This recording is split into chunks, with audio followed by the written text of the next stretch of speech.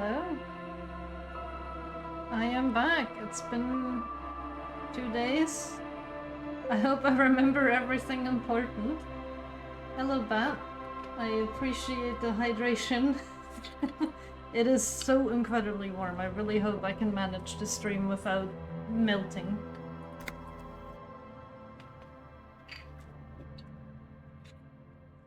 Right. I'm at the start of day 2. I am at the start of day 2, and I'm gonna go look through my journal because I don't remember everything fully. Find out who's in the union box. Oh, I can do this now because it's day 2. I can't do this yet because I'm guessing it's Tuesday. I am gonna attempt not to do that one. I am gonna try this one today. Investigate doomed commercial area. Oh right, the bookstore lady. I almost forgot about that part. The traffic hooligan. The lost bull. Find money and for rent. I am worried about that one. How about a cigarette? Find smokes and smoke them. Well, maybe. Maybe. If a cigarette happens to stumble its path towards me without any force, then I shall attempt to smoke. Still need to find my badge too, but I'm wondering if it's not just flushed down the toilet. Who put the clothes in the trash? Joyce's info on the lynching. Oh right, we have to investigate the drug thing for her. The tattoos. Who made the call? Okay, I think I have a good idea where to start. Okay, but Kim only smokes 1 cigarette a day. I would argue that's not as unhealthy. Is the girl still here? The door is closed. Nah. Maybe she would have been out, but I guess not. What time is it? 7 in the morning. Oh. That is a lot of people over there. And Kim is here already.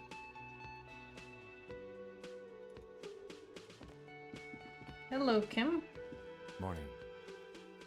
He gives you a quick nod. Looks like we can get to work at once. The union muscle turned up. They look rowdy. We should talk to them. Why do we need to talk to them? Everything points to the dock workers' union. The belt used for hanging him, tracks in the mud, the circumstances in Martinez, my preliminary information. Which may, of course, all be wrong. But we still need to talk to them, and it won't be easy. What do you mean rowdy? I mean ungovernable. Martinez isn't exactly enthusiastic about the RCM being here. They prefer to be policed by the union. These men here. Men who drink beer for breakfast?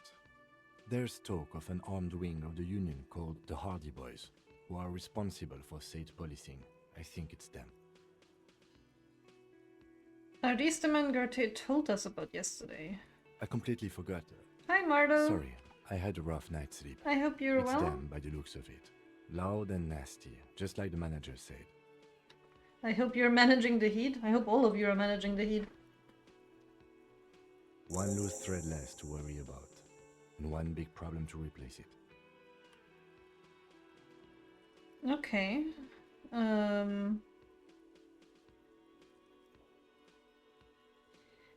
There's so many of them, maybe we should call in reinforcements. I don't think we're getting reinforcements. That would just escalate tensions. No captain would sign off on it. Solving one murder isn't worth a conflict between the RCM and the Debarders Union. In fact, even the death of 2 detectives might not warrant an all-out war. So let's keep a cool head, okay? Let's roll. One more thing before we do. We don't have to talk to them immediately. We can walk right past them, continue with our business. Good. A power move. Purposefully concentrate on something else first. Yeah, streetwise. Zoom right past. Do it on your own terms. Well, if Kim says that's how we should do it, then I will trust Kim. I trust Kim with my life. But aren't you curious to know what they have to say about the murder? You mean my gothic necklace? Thank you. I always wear it. I think sometimes I just wear shirts that kind of hide it a bit.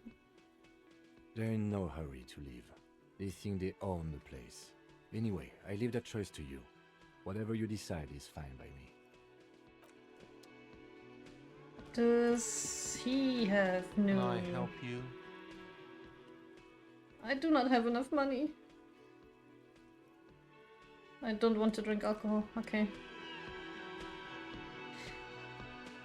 Yeah, I guess it's hard to kind of show it better if my shirts are just in front of it, but I do like it. I always wear it. I even sleep with it. Yeah, I'm a true sleeper follower, you know? Just a moment. The old woman turns back to the cafeteria manager. She's agitated, judging from the way she keeps pulling at the frayed edge of her blanket. And there's no public phones nearby? The closest phone booth is down the coast. Sorry for the inconvenience, ma'am. It's fine, I understand. Thank you anyway. I'm glad to see you again, dear. Doesn't Kim have a telephone in his car? Maybe he can use it for her. The lady is distressed.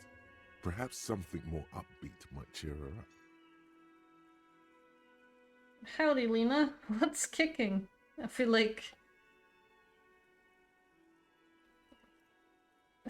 Is that insensitive? I'm not sure. Please don't trouble yourself about me, sweetie. I was just hoping to make a call, but the Whirling's phone line isn't working. No, it's a radio. Right. A faint smile tells you she appreciates the effort, but at the moment her mind is on more serious matters. The union office probably has a phone, but I can't really get there. Or to the phone booth down the coast. And Gary's phone is dead too. What is wrong with the phone line? The manager was vague about it. She frowns. Why would he be vague about phone problems? This is something to look into later. Ask God, maybe. Why did you need to use the phone anyway? To let the young woman who's house-sitting for us know that we may be delayed. Morel, my husband, and our friend Gary were supposed to get back by Monday night, but they're still missing, and I haven't heard from them. Empathy does seem nice, yeah. I am curious how this game differs if you put your points into more of a physical body type build. Because I'm guessing you won't get as many like empathy and volition and stuff checks like that, and more just like body related ones. And it's... If I ever replay this game at some point, which I'm sure I will, it's going to be very interesting to see all the changes and differences. I was also hoping she'd heard from Morel. Has your husband gone missing before? That's just it. This isn't like him at all. He always plans his expeditions so carefully. But you have more important things to worry about. What is this expedition your husband was on? Just some field work, sweetie. Morel is a highly trained scientist. He and his assistant Gary are studying an extremely rare species of insect. Oh. But they should have returned by now. They were just going down the coast across the water lock to set a few traps. He said they'd be back on Monday. What could be keeping them? The water lock, that was broken. Could this be it? Who's this? Well, yeah, if my logic is already telling me, then it's probably not this Gary person, but I might as well ask. Who is this Gary person? Do you trust him? Oh, sweetie, it's nothing like that. She smiles. Gary's as loyal as they come. I trust him with my husband's life any day. The waterlock to the other side of the coast is broken. They're probably just stuck over there. Oh my. What happened to the water lock? Do I know? What's the car, right? That drove over it, and yeah. Wouldn't you know, it's blocked by a big butter billboard. It fell right into the water. You may not believe it, but it looks like some maniac crashed his motor carriage into it. Oh, sweetie, if it weren't for you, I'd be looking forward to another sleepless night. Thank you from the bottom of my heart. Thank you both. She's so sweet. You're welcome, ma'am. I hate to ask, but if your investigation takes you to the other side of the coast, please do keep an eye out for my husband. This will surely lead to a cryptozoological mystery with that extremely rare insect. That sounds fun. Yes, some left-field scientific research is exactly what you need right now. Funk up that vanilla murder investigation.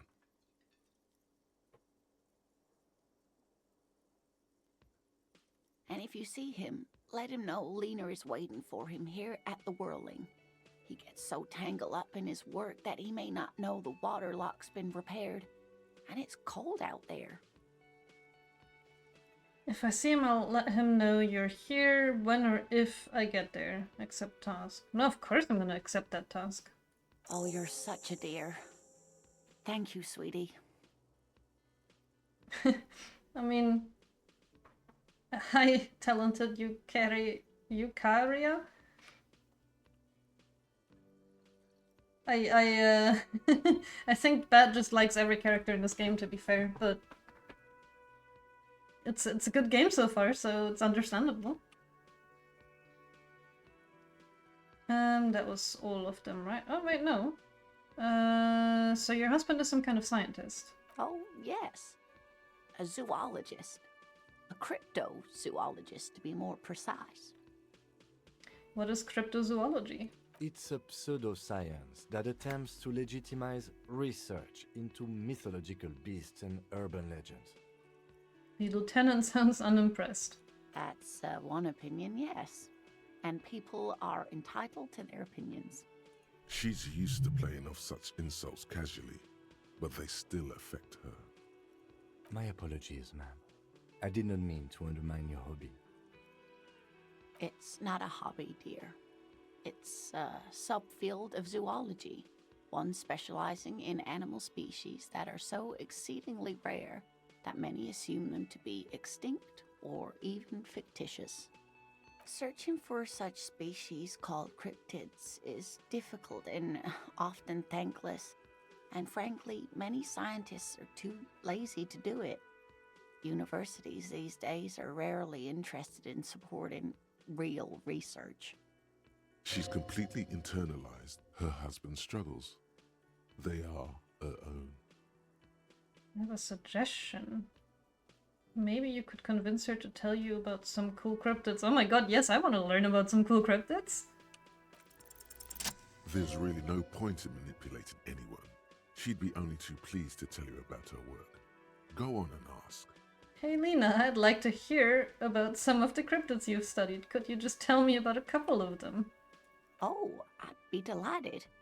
Truth be told, I could really use the company too. I used the first hour of my day just listening to her tell me about cryptids. One cryptid, not a couple. One. This won't turn into some kind of cryptid extravaganza. Cryptid extravaganza, I like the sound of that. But also, I guess we do have a murder mystery to solve, so just one little cryptid. Just because it's you asking him. He nods and assumes a waiting posture. Cryptids, cryptids. Let's hear about all the interesting cryptids. Ooh, tough choice there. Oh dang! The biggest, the tiniest, the most dangerous. Are there any invisible ones? Let's go with the tiniest one. Yeah. Cryobacter catlensis. That was quick. Cryobacter catlensis? Yes, a unicellular bacterium that was discovered in one of the northernmost points of Kotla on the Boreal Plateau by renowned geologist Caitlin Mijanou some 70 years ago. What is so special about it? The bacterial colony Mijanou found had remained alive while frozen in ice for longer than anyone could reliably estimate, certainly from before recorded history. Mijanou disappeared shortly after injecting herself with the bacteria she had brought back to study, no doubt in hopes of prolonging her own life. You mean there is an immortal geologist wandering the world? That would be fun. I don't understand, why would you prolong your life? Being alive is terrible. I guess that is the more canon thing he would say. I intend to live forever too, as a symbol. She was preparing for end times. She wanted to witness and record the Twilight proceedings. Well, just, she injected herself? Yes, the bacteria had survived in the ice since times immemorial. It is not hard to see where she could have gotten the idea. It's actually a little hard to see. But do go on. Why would you prolong your life? Being alive is terrible. I'm not sure I would tell that to her, though. I intend to live forever too, as a symbol. Everything has a price, sweetie. After Mijanou treated herself with the bacteria, she stopped aging, but also became increasingly eccentric and irascible, so that even her oldest friends were forced to pull away. We can assume that she has been living somewhere in the wilderness for decades now, all alone except for the Cryobacter catlensis coursing through her bloodstream. So she is still wandering the earth. I can still ask about more. But I promised Kim I wouldn't. Is he gonna stop trusting me if I ask about more? I will come back. I will come back for you, and then I will talk more about cryptids. This has been educational. Sadly, we need to discuss something else. Of course, dear. I would really like to hear about more cryptids. Tell me more about moral, looks, character, your relationship. Oh dear. I'm not sure where to begin. What does your husband look like? Well, his expression is slightly grumpy, but his eyes are always bright and curious, like a small boy's. And his palms are quite coarse from all the field work, but he's quite gentle. It's always a challenge to describe the person you know best in the world. If I were trying to meet him on the street, what would I look for? Oh, well, he's a bit shorter than you, but with a larger frame, and he has longish white hair, usually a bit uncombed. You might say wild, even. The lieutenant pulls out his notebook and begins jotting down the woman's description. One other thing, he'll likely have all kinds of field gear on him, even if he's not out in the reeds, you know, just in case. How long have you been married? We'll be celebrating our 16th anniversary this autumn. Not the most numerically satisfying anniversary, but I like the less obvious milestones even more somehow. That's very sweet. How did the two of you meet? Via dating agency, I'm ashamed to say. I was looking to get back into the scene after recovering from my accident, and he'd just divorced. We hit it off, and, well, here we are. There's nothing shameful about that. She's skipping over some important parts. Perhaps you'll find out more later. I think I have all the information I need. Let's move on. I hope I've been useful. Yes. Tell me more about this rare insect. Oh, sweetie, it's fascinating. But I shouldn't bore you with entomological minutiae. Yes, you should. The lieutenant gives you a sideways glance. No, I want to hear about the insect. Well, it's a phasmid, technically, but... Oh, yeah. Here comes the interesting. Where other phasmids imitate sticks or leaves, this one's a living reed. It disguises itself among the reeds here on the Insulindian coast. Hence it's named the Insulindian phasmid. Perhaps you'll end up co-discovering the phasmid with us officers. She looks you in the eye and nods thoughtfully. I knew it. We're gonna be chasing made-up insects with cryptozoologists. It's not made up, officer. I can assure you. It's simply elusive, so much so that most establishment zoologists doubt it exists at all. Does it have cool powers?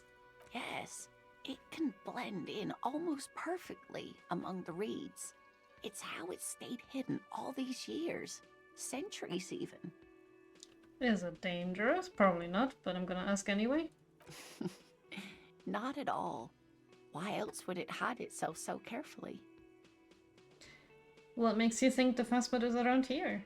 Well, some teenagers making out in the reeds saw one. They didn't know what it was, of course, but there was a brief article in a local newspaper about their encounter with a ghost insect that looks like the reeds. Gary sent us the clipping. So newspaper clipping is all the evidence you have?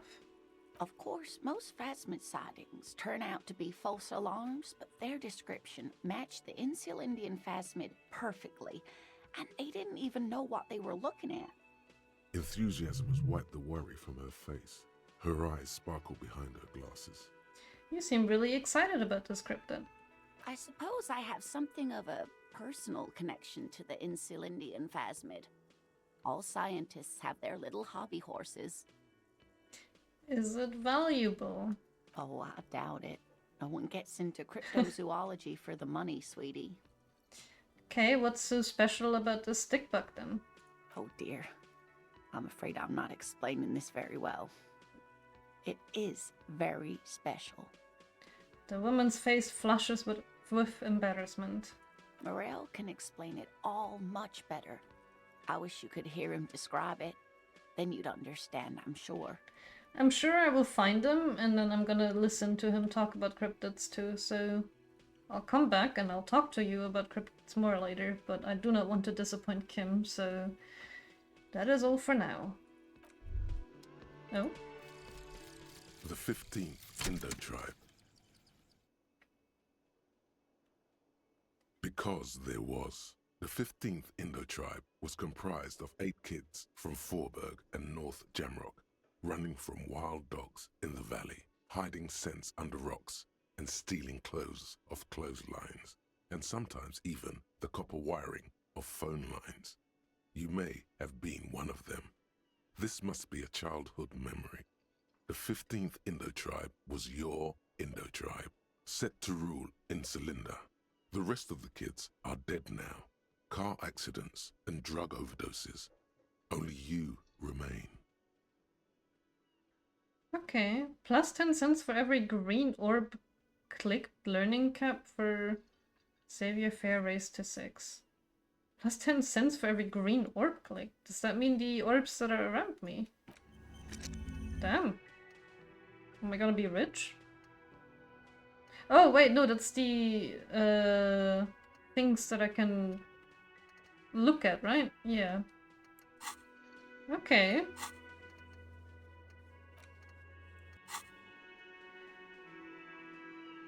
I'm gonna go click a green orb. I clicked the green orb. Oh, the gardener is in here. Let me handle this. The woman says to the crowd in the mess hall before turning to you. Detective disorientated. Are you still wondering where you are? This is Martinez, in case you've forgotten. I advise you not to overstay your welcome. Her entire character. I was has gonna shifted. say. This young woman is cold as ice. She was so friendly yesterday.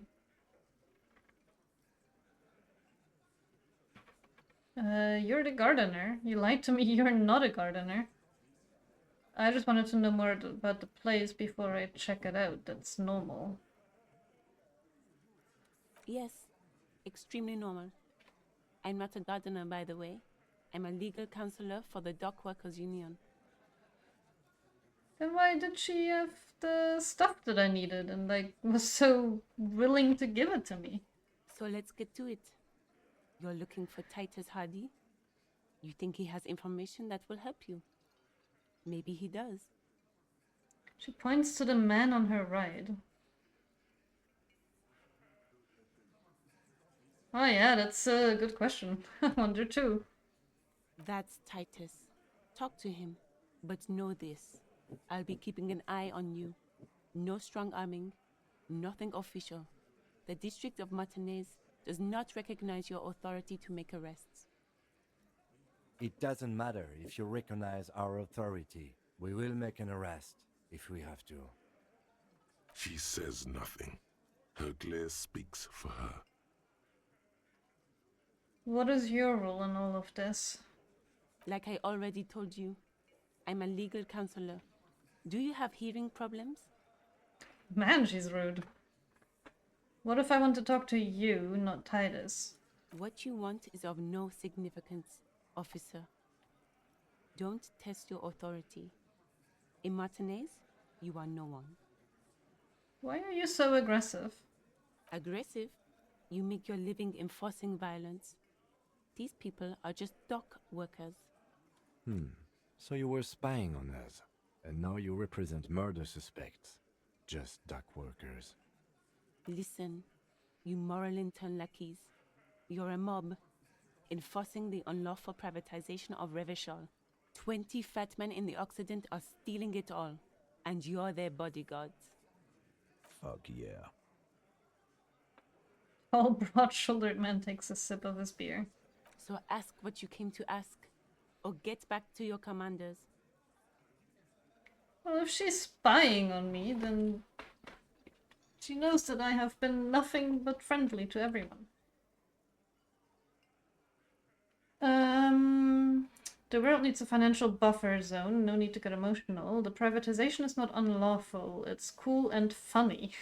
Maybe you're just not historic individuals. I don't know where you heard that, but it's wrong. The RCM is principled and strong, unlike you socialists. I like that. Good start. Let's take it a step further. Armed uprising. What are the union's plans? Yeah, let's do that. Let's ask those questions. I can't really speak for the RCM. I feel like my character doesn't really remember a whole lot about them. I'm gonna... Let's take it a step further. Look, a comedian.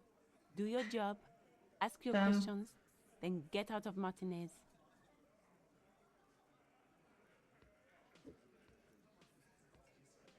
Alright, let us know what your findings are about day 2 with her. But also, I cannot imagine playing this game without voice acting. Like, I'm sure it's the same game, right? But like, the voice acting has been adding so much to it. It's crazy to me that it wasn't part of the original release. Strange. It's as if people don't believe a cop could be a socialist revolutionary. I wonder why that is, huh? I guess I should talk to Titus then.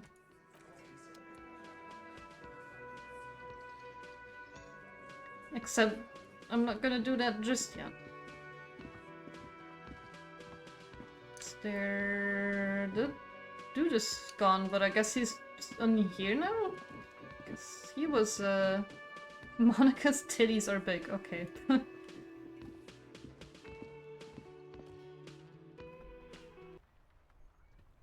I'm gonna have a quick look over here just to see if anything has changed. No. Kuno is still here, the body is still here, everything is still here. Characters had voice acting for their first line. Oh, okay, that's at least something then, yeah. I will say though, I do appreciate the full voice acting.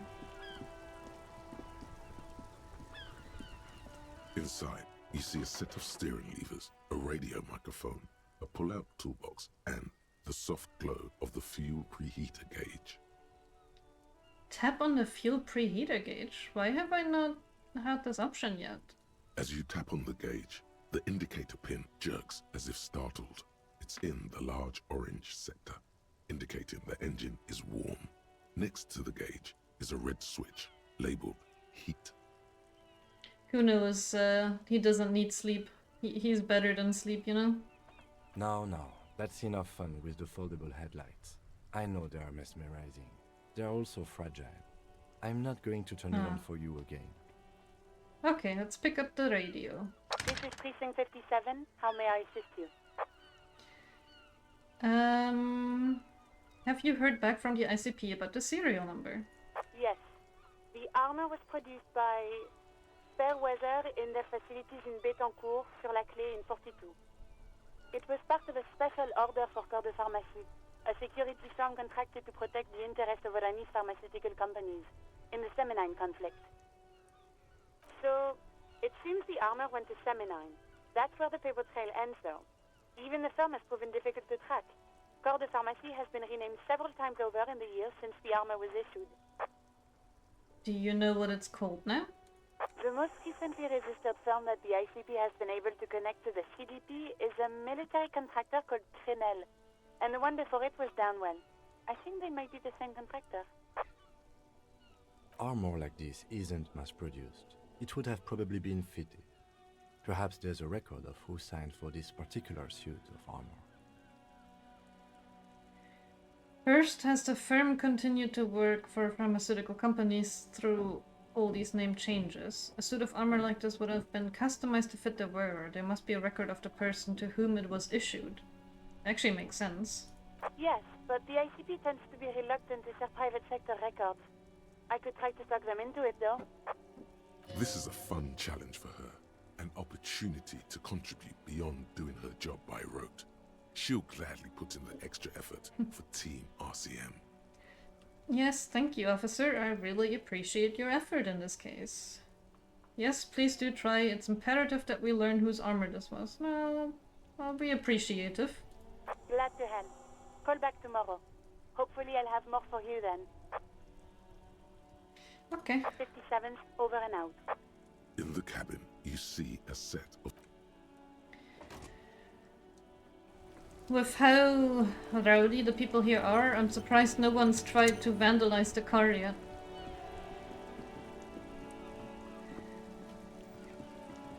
I guess I can talk to Titus now. I did not go in there first straight away, so... It's a bowl. There's a spit in it, reeking of tobacco.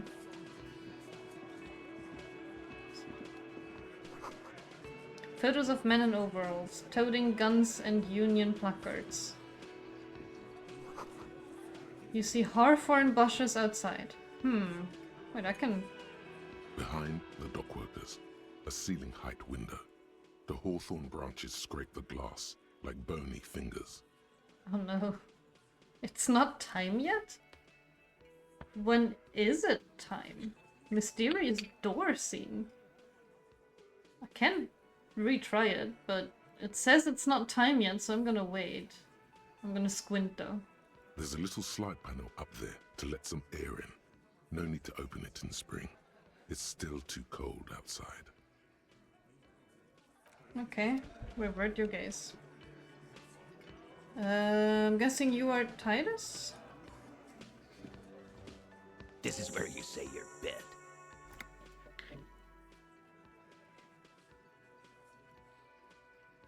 A broad-shouldered man points at you with a beer can. Detective. The lieutenant acknowledges you with a sharp note. He's leaving it to you. Don't say anything yet. First, we need to talk about your attitude. We need to talk about the man hanged out back. Oh, this is about him. A real looker, that won't. Damn. You're sure taking your time, waiting for him to get ripe and pretty for you, huh? Oh, he was a real pretty boy by now. Real hot stuff. Letting out that pretty boy smell. These people are a little disgusting. Time to go to work in the shit factory! Easy, boys. These janitors have a hell of a job cut out for them. I mean, I wouldn't go in there for a million. He slaps his forehead. You might want to start asking your questions now. It's not going to get better than this. These guys are so macho, they're ready to confess to first-degree murder. Ask if it was them. Do a head count first. Connect these men to the tracks you saw in the yard. Chances are they're going to match. It was 8 tracks, and there's 7 people sitting here. 1, 2, 3, 4, 5, 6, 7, yeah. Scan the room. Starting from the right. Boot size 44. Blonde man, in his 30s. Overbearingly masculine. Sitting on his right. Standard working boots. Size 45 or 46. Eldest in the room. Probably mid-50s. Smoker. Quiet. I find it funny that by just scanning the room, I know what their names are. No one's told me their names. Across, at the other table, hobnailed working boots, size 43, gang tattoos, Mesk or Sarah Mauritian, in his late 30s, early 40s. And then, standard working boot, steel reinforced toes, size 46, the big dick, wide at the shoulders and lean at the hips, rugby cap, fingerless gloves, and numerous scars, a little under 40. The emblem on his vest says Rowing Club. A little patch below it reads T. Hardy, Captain. In the far corner, standard working boot, steel reinforced toes, size 44, 40-something, non-alcoholic beverage in hand. You squint. Is that a plectrum? Where? On his neck. Forget it. It's not important. Let's call this one the musician. And the little guy? Size 41, with the light step. Not a child, after all. An older man with a rat face, mean, watery eyes, and 2 front teeth missing. In the middle, heaving and wheezing. Big guy. Boot size 46, deep marks. Probably carried the victim over. He alone is 130 kilos. Add the man in armor, and you could easily exceed 220. In conclusion, these 7 are the actors on the crime scene. The footprints were theirs, but there's a discrepancy. One of them is missing the odd sole. We could have just put on new boots, right? Exactly. You've stood there for about 4 seconds, not saying anything. Hit them with questions. Where's the 8th Hardy? The fuck is with you, fella? All of this just took me 4 seconds. My god, my guy has like some intense mind capabilities.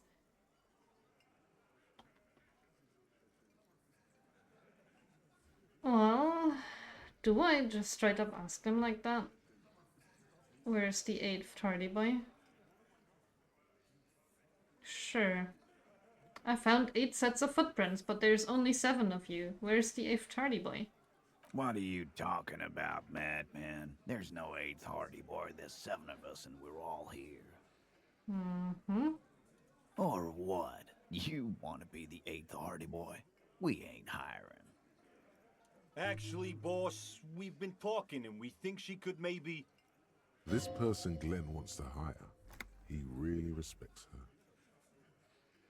Okay. She? So there's an 8th Hardy, and it's a Hardy girl? Who might it be? Elizabeth? The gardener? Shut the fuck up, Glenn! I do the talking here. Now what the fuck do you want, cop? So let me get this straight. There is an 8th Hardy boy. It's a she, and you don't like us talking about her? That's right. We're not talking about this.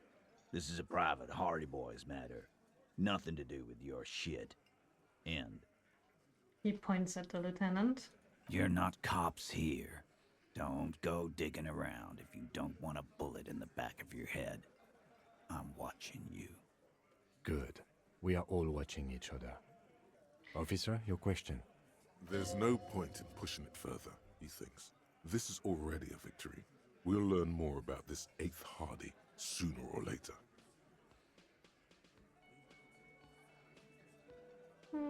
But I might as well ask, right? The hanged man in the backyard, did you do it? The pretty boy. You guys really love talking about that pretty boy. It's disturbing how often he calls a dead man a pretty boy.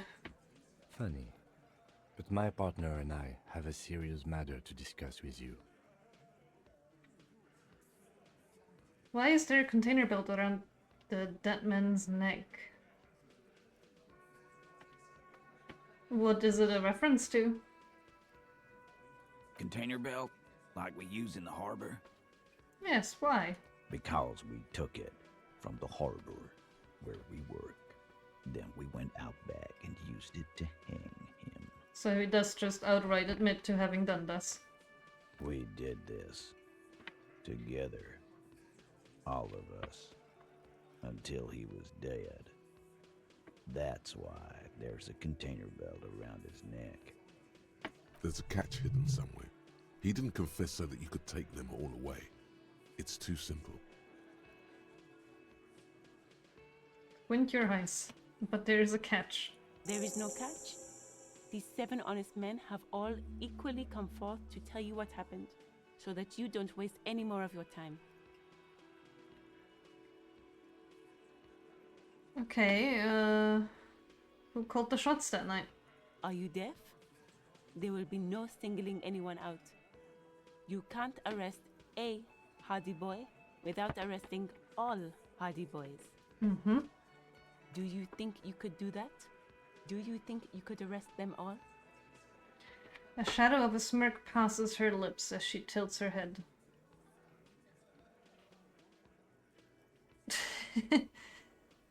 Well, that's kind of a disrespect. I don't have to. One of them was more complicit than the others. No, but seriously, who calls the shots around here? It's a series of children's books involving teenage sleuths, the Hardy Boys solving mystery, kind of like Nancy Drew. Oh, I think I've heard it be referenced in other media too, but I've never actually seen or read these books. That's really cool. I like references like that in games and movies. I don't have to. That's for the courts in Les Jardins to decide. Not for the officer making an arrest. Which we all know you won't be. What you can do right now is go back to your station and write a report. No. We'll stay here and discuss what happened that night. Yeah, Kim, you tell her. You murdered him just like that, no remorse. Wait, the Hardy Boys are also wrestlers? Like in the book they're wrestlers? Or is there a different group that is just also called the Hardy Boys that happen to be wrestlers? How many people have you sent to the Shays? Ever felt remorse for them? Or send them to Reunion to rot. For 20 years. For life. He says it as if it was not worse than dying. Look, I am just doing my job. Yes, but they were all bad people, criminals. What we do is different. Honestly, I drank so much I can't really remember anyone I've sent behind bars. I mean, it's not wrong. Doesn't remember them. He just forgets. Are you hearing this, Titus? Oh, maybe that wasn't a good thing to say. Ain't no use keeping a stiff catalog in your head. That's for sure. When did this hanging incident occur? You don't have to keep answering his questions. The fixer turns to remind Titus. I know, Lizzie. Relax. We killed him last Sunday night. Seemed like a good way to end the week. How long had you known the victim? Known him? We don't associate with scum like that, asshole. Yeah. Who do you think we are? Quiet. He came around about 3 weeks ago when that Pines cow first sailed into town. Happy? By the Pines Cow, you mean Joyce Messier, a representative for White Pines? The same company you are striking against?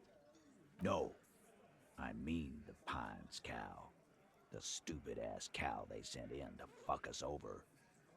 But you know what? Why don't you ask her about the pretty boy? I'm sure she has interesting things to say when you ask her hard enough. That's enough insinuation for today, Titus. Officer, your interview is drawing to an end. Don't waste your last questions. I'm guessing that means I can only ask one more question. And I don't think why did you kill him is as important of a question than how, considering. So, how did you kill him? We hanged him up by his neck until he got real still. Wasn't that obvious, Copper? I don't know, maybe you killed him before that and then hung him? Didn't they teach you anything at the cop school, idiot? Can you give us a few more details? Did you muffle him? We haven't heard any reports of screams. Titus, you don't have to clarify anything. We overpowered him, dragged his unconscious body to the tree, put a noose around his neck, and hanged him till he was dead and steady. Then we left him for seagulls, maggots, and you fucks.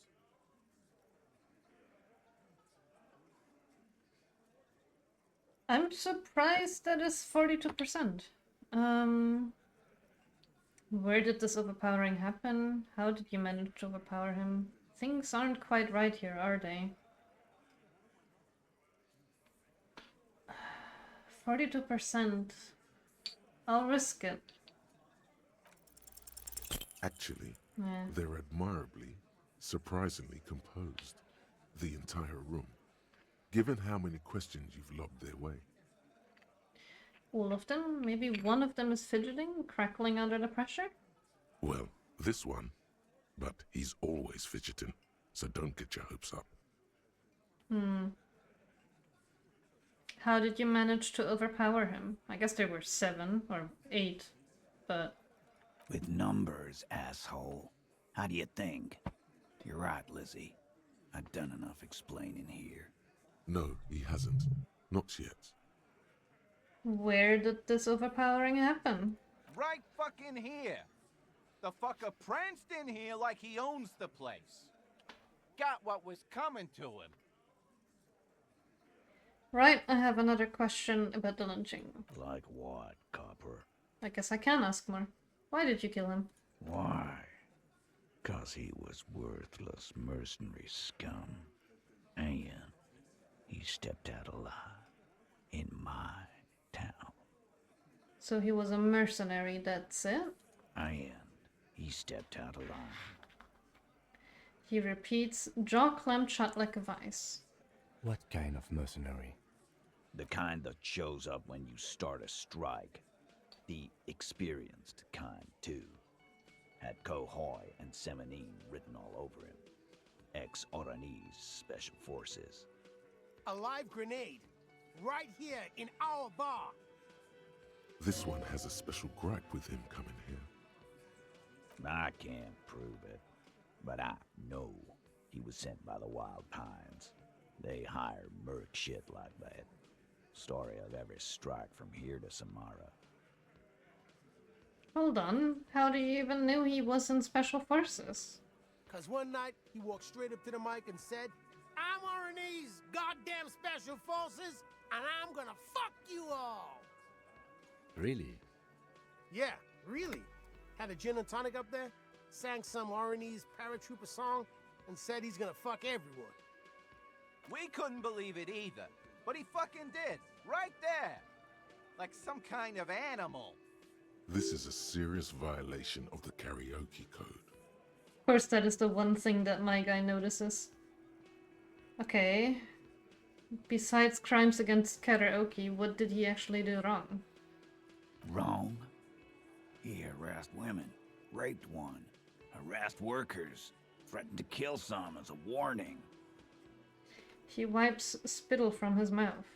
There's slight unease in him suddenly. He regrets mentioning the rape. To kill us all, if we don't open the gates, if we don't let the scabs in, if we don't bend over. That was before he started coming here. Yeah, he said it was his favorite joint now. Started coming here every night. Drinking, grabbing girls. Grabbed one of ours mid-karaoke, right there on the stage. He grabbed someone? The lieutenant is trying to make sense of this flood of information. Yeah, this girl's on the mic. A beautiful girl, young. Gets into the second verse of Lover Lake. The fucker grabs her legs, starts screaming. Show me your cunt! Why don't you show me your cunt? Then, he gets knocked on the head with a wine bottle. Doesn't even fall down. Was this the same girl who was sexually assaulted, you said? Aren't you fucking listening? My man is talking to you. He took care of it. They got the girl out before anything else could happen. Yeah, me and Eugene got her out. Aren't you fucking listening? Okay, but who did it then? This is a very serious allegation. No, you're not getting the name. That's a Martinez matter, and I'm not discussing it with you clowns. Despite the stonewalling, you can slip one more question in.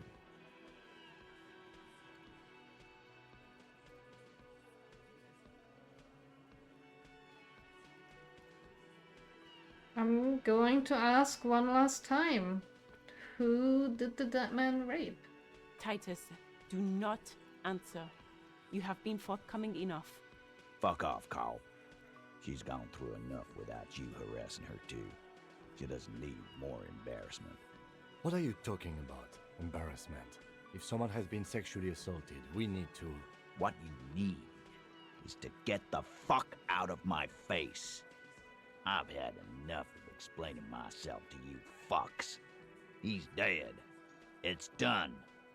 As you can see, these men can only take so much baseless scrutiny.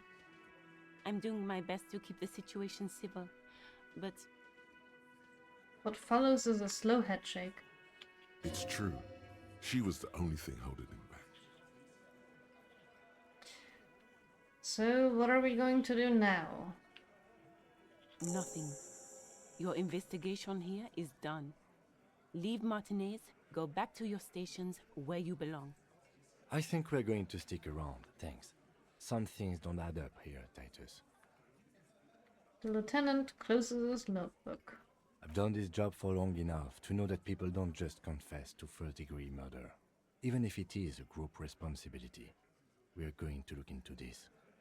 Good luck with that. You've heard everything a rent-a-cop is gonna hear from us, real law officials. You're lucky you didn't get a beating. Rent-a-cop? So that's what this is about.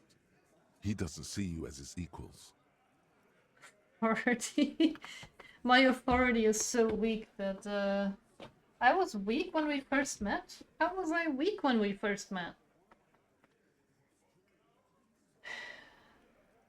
There's a very low chance, though. Is it white? It's white. I can retry it. I'm gonna do the 3% chance to establish authority. Establish authority. Yes. Nah. Authority. Feverish thoughts race through your mind. I guess I failed that one, but that was pretty much clear. Oh, I thought I didn't speak to them first by going to the radio. But I guess I misunderstood how to do it. Kim, I need your gun. Damn. Stomp your feet. Yeah, stomping your feet is classic authority. That's what little toddlers do, after all. That's it. That's all I got. Did you already try the gun thing? I hear the gun thing is excellent and has great results. You're probably right. The others are only there for filler, to make the gun thing pop.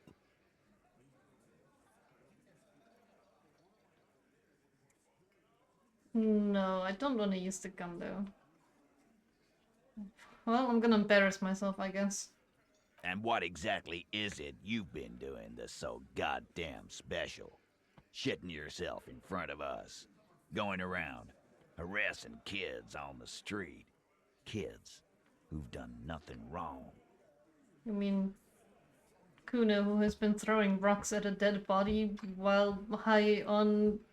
what was it? Speed? No. Ecstasy? I don't remember. It's pretty funny. All the while talking racist shit. Don't think we aren't watching, fascia. People here trust us. We're getting complaints. I'm not shitting myself out of all the allegations. Of course you are. E, didn't Carly work in a diaper shop? Yeah. Carly said you've been hanging around the adult diaper shop, browsing the aisles.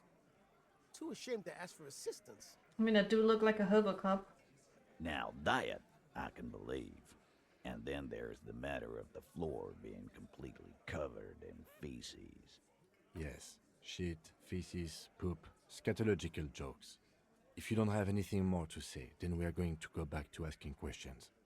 You don't have to be the butt of every joke. You're making the lieutenant look bad. Just stick to what you know. Guns.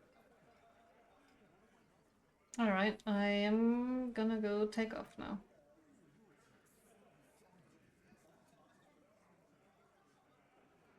I'm guessing they'll be here for a while.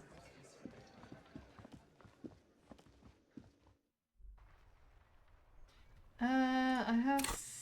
oh, right, I have skill points.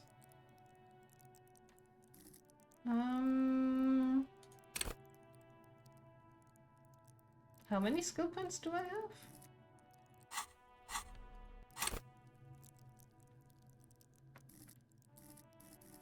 Two, right. But I'm gonna keep them for now still, because there may or may not be a check I want to redo later. Okay. Oh, the tasks are written in the days now. I didn't realize. Call Alice back in a day. I can do that. And I have 2 things on Wednesday. Find Morrill, the cryptozoologist, and prove your authority to Titus Hardy. Yeah, because that worked so well the first time.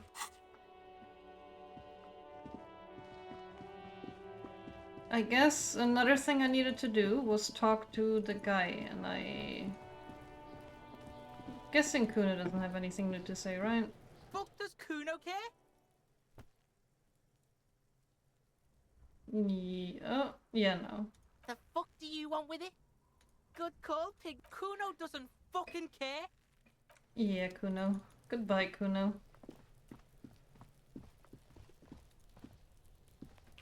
I guess you're right, I should have done the gun option. I feel like if I had done the gun option, they would have just killed me on the spot.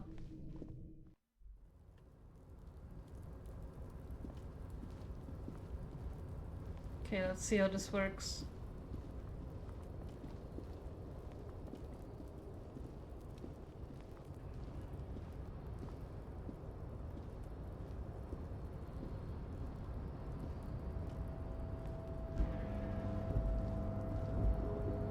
Looks like someone left his tarpaulin cloak hanging on the railing here. Yeah, okay. I clicked on this code the last time I played too, but I guess I hadn't talked to Kuno then, so this was not an option coming up, but... Look, Lieutenant, point to the flapping cloak. Someone left this cloak behind. Yes, it's probably yours. It bears the RCM insignia, and you have a habit of being careless with your equipment. Oh. You could probably make the jump. You look like you've done some track and field in your day. Look around. What exactly are we doing up here? Do you really think this cloak is mine? Should I go for it? Jump? Go for it. Jump over the edge. Only 17%?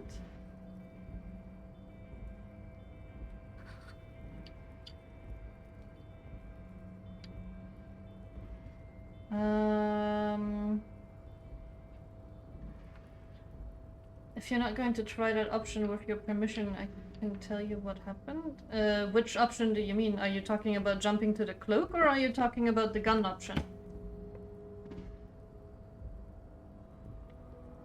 I don't think I will be using the gun option.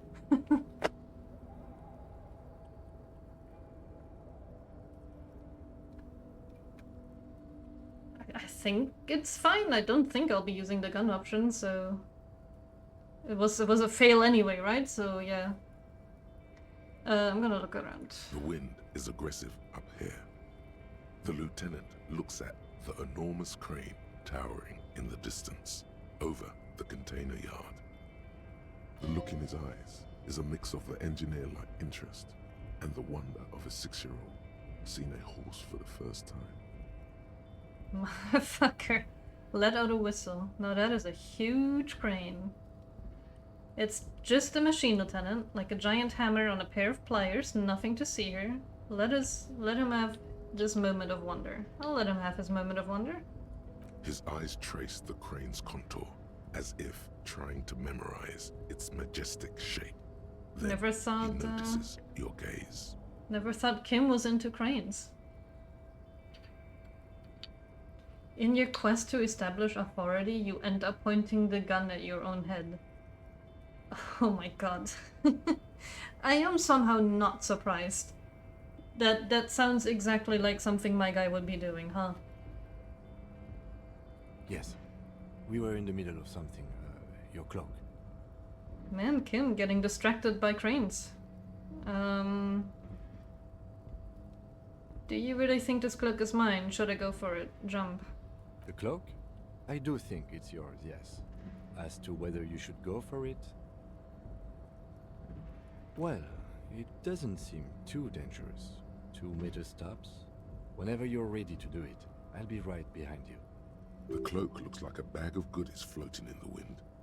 Who knows what its pockets may hide? What exactly are we doing up here? I was under the assumption we could ask the leader of this union to help us get this body down. This is why we're here, right? Or it could be that we are just exploring. He looks around, wind rustling in his hair. He's thinking you've forgotten where you are again. Oh no. No.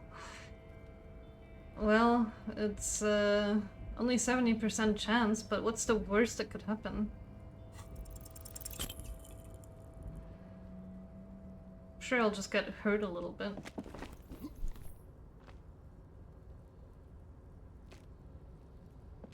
Nope, no. That's still too high. What were you thinking? You're not a gymnast. You're a boxer. And you've climbed way too high up here. Wait, Wait, 1 second.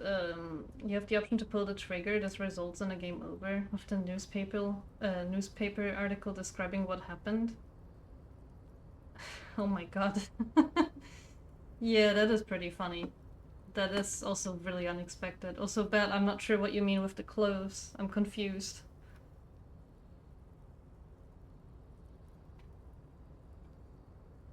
Oh!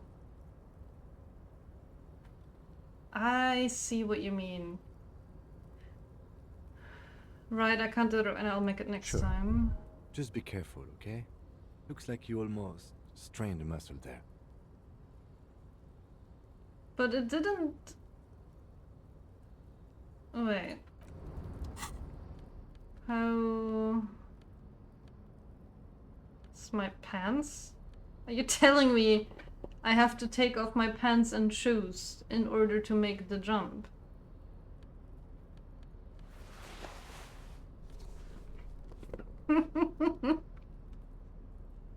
Oh, Kim, he must think he's with some sort of special person. Where is it? There. Sure, that's what I saved my skill points for, so... The one bodily thing I have some points in. Well, I guess reaction speed is pretty good for me too. Let's do it again. A tarpaulin cloak is still caught on the railing. Oh wow, No that made one has a claimed it for huge their own. difference. Crazy. As you leap in the air, a chilly breeze engulfs you, sharpening your senses. Close your eyes, let your sense take the world around you in. Continue the voyage through the salty air. I'm not sure if closing my eyes is that smart. I'm gonna continue the voyage through the salty air. As the concrete floor welcomes you, you realize it's been a while since you felt so alive, alert, capable. Must be the adrenaline. I knew you could do it. My climbing down might not have been as disco as your jump, but at least we can explore the harbor now. With your feet firmly planted on the concrete, the noise of the harbor rushes back in. I did it. Can I take my coat now? I can. I should put on my pants again, first of all. And my shoes. +1 shivers. What does this give me? Half... I don't know. +1 suggestion. Well... Look at me. I almost look like a cop now. The head and the gloves aren't really helping, nor does the trash bag, but I mean... We're getting there.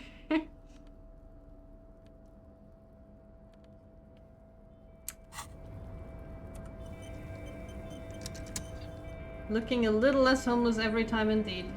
So, is this the door to the harbor guy? The radio is emitting strange buzzing sounds.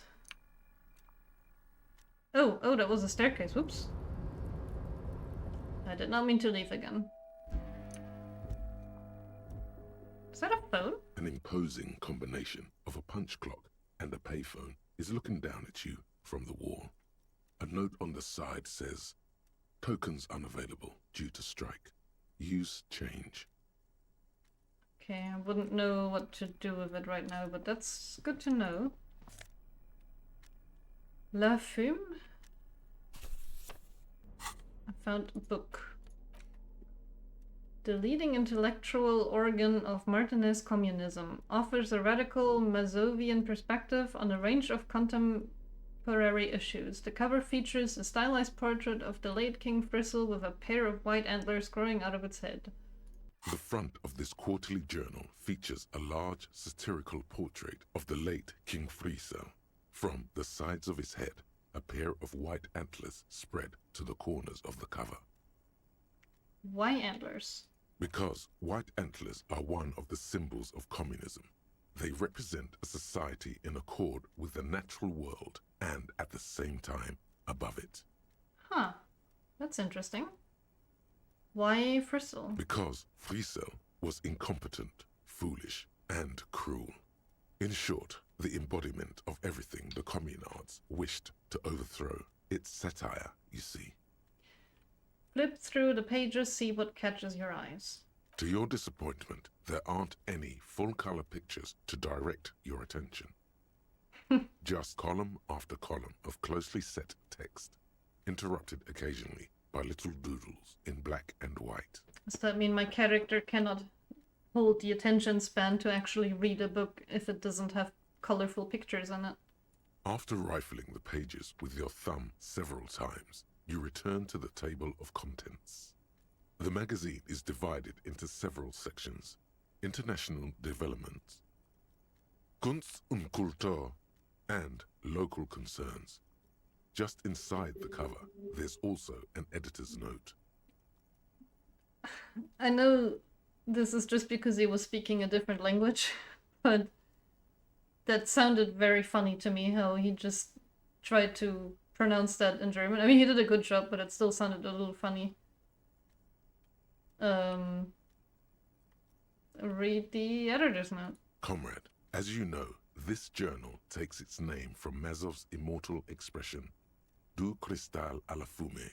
This was his way of describing the way the rigid, crystalline structures of capitalist ideology turn to smoke under communism. But, like the structures of capitalist ideology, we too are at risk of going à la fumée, unlike many publications which are content to spoon-feed their readers reassuring drivel. La Fumée is committed to telling the radical truth, even when that truth may drive away potential subscribers. Communism has lots of Germany-sounding words and names on account of it coming from Germans, even fictional communism, it seems. I mean, that wasn't just a Germany-sounding word, that was actual German. Kunst und Kultur just means art and culture. But yeah, I see. So please, if you value our radical Mazovian perspective on contemporary politics, culture, and international affairs, please consider subscribing today. Yours in struggle, the editors. Whisper. Kim, I think this is a communist magazine. Play it cool, pretend everything is in order. I'm gonna whisper to Kim. What do you expect? It was laying around the office of the Debarders Union. They're probably bankrolling the thing. You flip back to the front of the magazine. The table of contents unfolds before you. I want to catch up on international developments. This section includes a long, tedious critique of the latest round of free trade negotiations between the EPIS nations and the Free State of Semenine. You also skip over an article about heavy fuel oil smuggling along the Messina border, something about bear wrestling in Samara, book riots in Yugograd. Whoa, whoa, whoa. Bear wrestling. Now we're back to talking. that. Alright, let's see what this bear wrestling is all about. It seems to be part of a new public fitness initiative in the People's Republic of Samara, SRV, devised and promoted by none other than President Kanajinsky himself. According to this extremely credulous account, Uncle Sport, as he's affectionately known to his people, has recently decreed bear wrestling the national sport of the SRV. When it says bear wrestling, does that mean two bears are wrestling each other, or...? Of course not. The article makes plain that this is man on bear, or in some cases, woman on bear competition. Dang. 2 competitors, 1 ring, 5 rounds, or until incapacitation. Your copy of Das Kapital would protect you. According to the SRV's Ministry of Information, the program has been a tremendous success. Public support stands at 87%, and youth obesity and alcoholism rates are down 12% and 7% respectively. I feel like it is probably harder to fight a bear if you're out of shape than when you were drunk. That's very much the idea. President Kaczynski has long maintained that a strong body is the best defense against capitalist aggression. Kim, do you think there's any chance our case will take us to the SRV? The Samaran People's Republic? No, I should expect not. Why do you ask? I was thinking it might be fun to see a bear fight. I was thinking it might be fun to partake in a bear fight. Yeah, let's partake. I suppose that would be something to see. The lieutenant seems amused at the thought of you wrestling a bear. You flip back to the front of the magazine. The table of contents unfolds before you. What is Kunst und Kultur? It takes a moment, but gradually it dawns on you that Kunst und Kultur must mean arts and culture. As you leaf through this section, you come across several reviews of recent radio plays, as well as a brief artist spotlight featuring a local artist identified only as CS. The main feature, though, is a long essay titled Tip Top Tournée, a critical Mazovian perspective. Read the profile of CS. This so-called artist spotlight is really just a brief Q&A. made all the briefer by the subject's evident hostility to her interviewer. Just a moment, what is this tip-top tourney? The actual article is surprisingly light on details, but after skimming a page or two, you gather that it has something to do with motor carriage racing. If you don't follow it, you only ever hear about the ludicrous sponsorships and obscene death toll. Alright, let's see what these communists have to say about Tip-Top. You think you're settling in for a relaxing recap of the most recent season, maybe sprinkled with some nice anecdotes about a few of the more colourful drivers. Instead, you find yourself skimming a 10,000-word feature about all the politically problematic aspects of Tip-Top Tourney. What is wrong with Tip-Top? Where to even start? For one, there's the crass commercialism of its sponsorships, and then there's the practically criminal emphasis on deadly motor crashes. I like that it is almost 10 in-game already, and like all I have done so far is like talk about cryptids and read a communist magazine.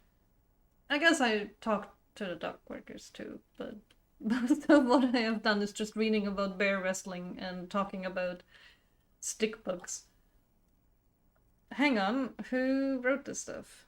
Oddly enough, this article has 2 bylines: Nasteb Encolada Bernal and Exilus Buka. There's no way those are real names. Why aren't they real names? Have you ever met anyone named Exilus? Come on, they're plainly pseudonyms.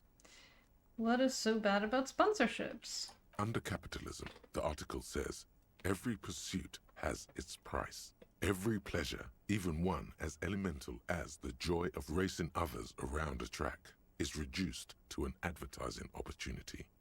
Thus, the so-called tourney becomes a competition between increasingly meaningless brand signifiers. Your discount laundry detergent racing against a pack of Astra cigarettes, or even a fritter. Right, but then you get to see them crash. And that precisely is what's problematic about it. Were it not for the promise of random, spectacular violence, audiences would quickly lose interest. At the end of the day, it's the destruction of these 750,000 real races that you're really watching for. Wow, you're right, I really am just in it for the violence. No, I'm pretty sure I like it for the racing. No. You see, one cannot avoid the conclusion that Tip-Top Tourney is simply the apotheosis of spectacular entertainment under capitalism. I like that the Twitch chat has just been discussing the bear-eagle fight metaphor now.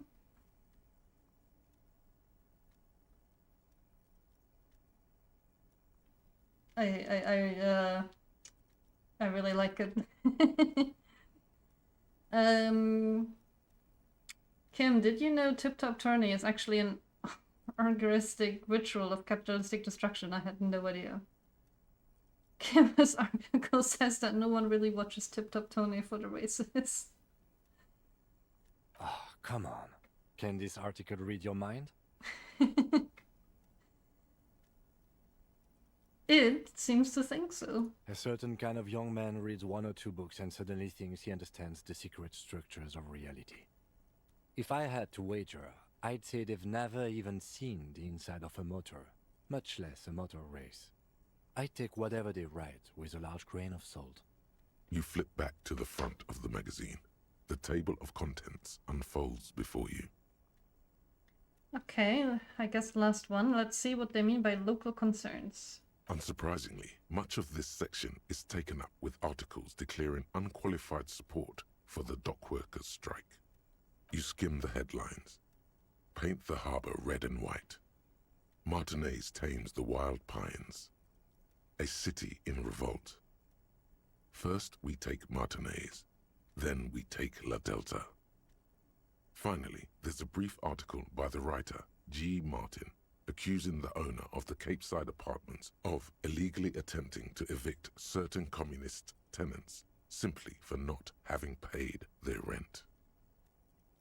Damn communists should have killed a lot of them when they had the chance. If it weren't for Wild Pines, all those moochers would be out of a job. Charging rent just to live somewhere is pretty outrageous. Yeah, I agree. Wouldn't it be better for everyone if labor and capital could reach some reasonable accommodation? Why should I care? This has nothing to do with me. The writer G. Martin remarks dryly that capitalists love wealth redistribution, so long as it's only redistributed upward. You flip back to the front of the magazine. The table of contents unfolds before you. Okay, I guess that was the magazine. Also, beating a panda in a fist fight was what I imagine. That I don't think that would end bloody, but not for the panda.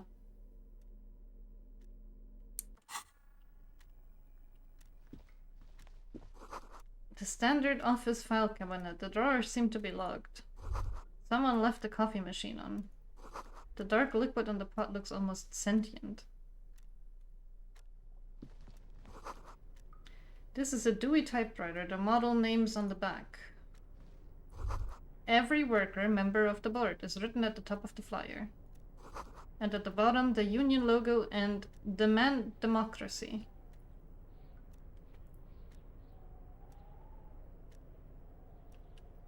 People think humans can win against chimps. Chimps are brutal. Chimps are freaking scary. I would not want to fight a chimp. Pandas too, though. Like, both of them. In fact, most animals, you probably don't want to fight. Even a rat, which is like very small, can mess you up pretty badly. The door is locked and cannot be opened from this side without a pass card. Guess you have no choice but to talk to the union leader. Oh, I thought I could maybe do that from here. What is this? Is this a postcard? Oh yeah, I got another postcard. This laminated postcard offers a glimpse across the river. A little more than a decade after the war, the eastern bank is already fully renovated. The hillsides are lush with gardens and residents. Someone's parked a small beige airship by the fountain. This postcard will sell for a pretty penny. Visual calculus -1 drama. Is this... Oh, it's good. Don't I look chipper now?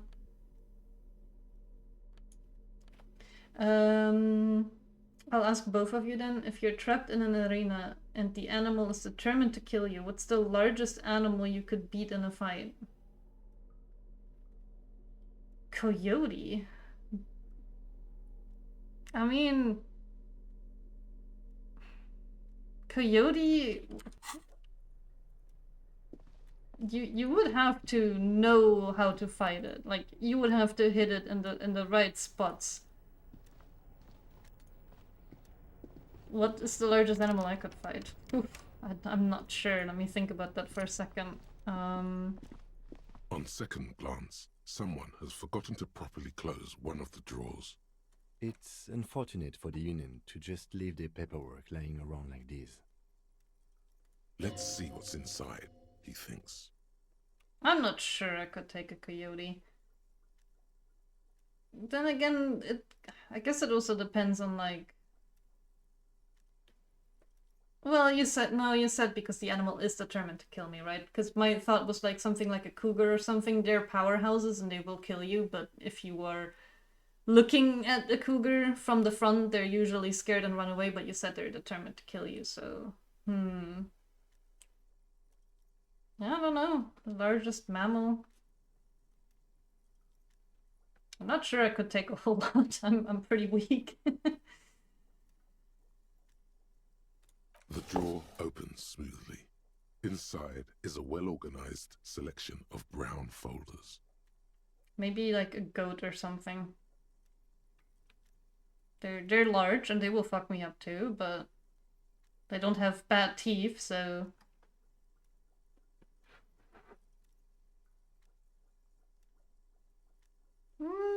I guess sheep and like goat, like I just said, they have horns and they're strong, but they don't have teeth that are designed to kill you. Hundreds of documents containing logistical data. Two kinds of transactions stand out. Materials coming into Revachol from the outside world, from Muindi, Grad, and even Ilmara. And the same materials being handed over to companies inside Revachol. Kuron, Coal City, La Delta, and Jamrock are listed among the many districts where the imports are being sold. Anything interesting? It's hard to make sense of this thicket of company names, dates, quantities, and percentages. You try to focus, but the lines are getting blurry. Okay, well, my volition has a pretty high % chance, so... Is there a way for me to see what clothing I have on while I'm in a skill check like this? I mean, it doesn't matter for this, because the chance is pretty high. But I guess for stuff with, like, lower chances? Whatever's hidden here is hidden well. Concentration isn't enough. Only a trained accountant with a background in logistics would be able to really make sense of it. However, there is a little handwritten note stuck on the side of the drawer. Oh, okay. Yeah. That's, I guess I wasn't sure if I leave, if it stays or not, but it actually makes sense since it's a white check. It appears to be a to-do list written in large, uneven capital letters. Remember, Leo, Everart's shoes, special whirling borscht, water Everart's plants, sweep office floor, more banners. All items on the list have been crossed out and the note itself is crumpled. I'm sure it's important. Look him, a to-do note with a list of errands for Evrart. Evrart Claire, probably. The head of the Debarders Union. One of his aides must have left it. Nothing incriminating here. What is so special about this borscht? Code for drugs? Booze? Blood? Take another look at the note. Remember, Leo, Everart's shoes. All items on the list have been crossed out and the note itself is crumpled. Close the drawer. Slides shut smoothly. Okay, I thought I could talk to the guys through here, but I guess not. This was locked, right? Yeah, and I'm guessing if I put on a crowbar, that doesn't change anything. No. Good. I am gonna go back out and see if I can walk around it. Ooh, 10 cents. Collecting rainwater.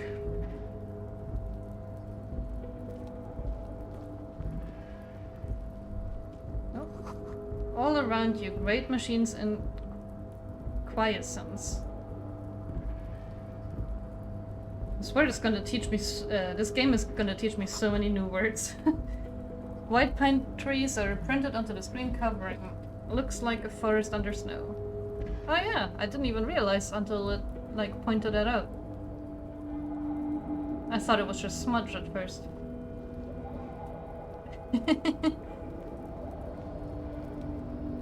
I'm looking at things very intently. I'm earning my 10 cents every time. You see faded industrial lettering on the platform. Kvalsund. Kvalsund means whale fjord in Arden. Okay, can I go over here?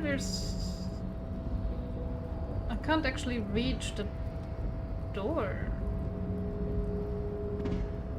Oh, wait, is he not in? Do I have to walk by this?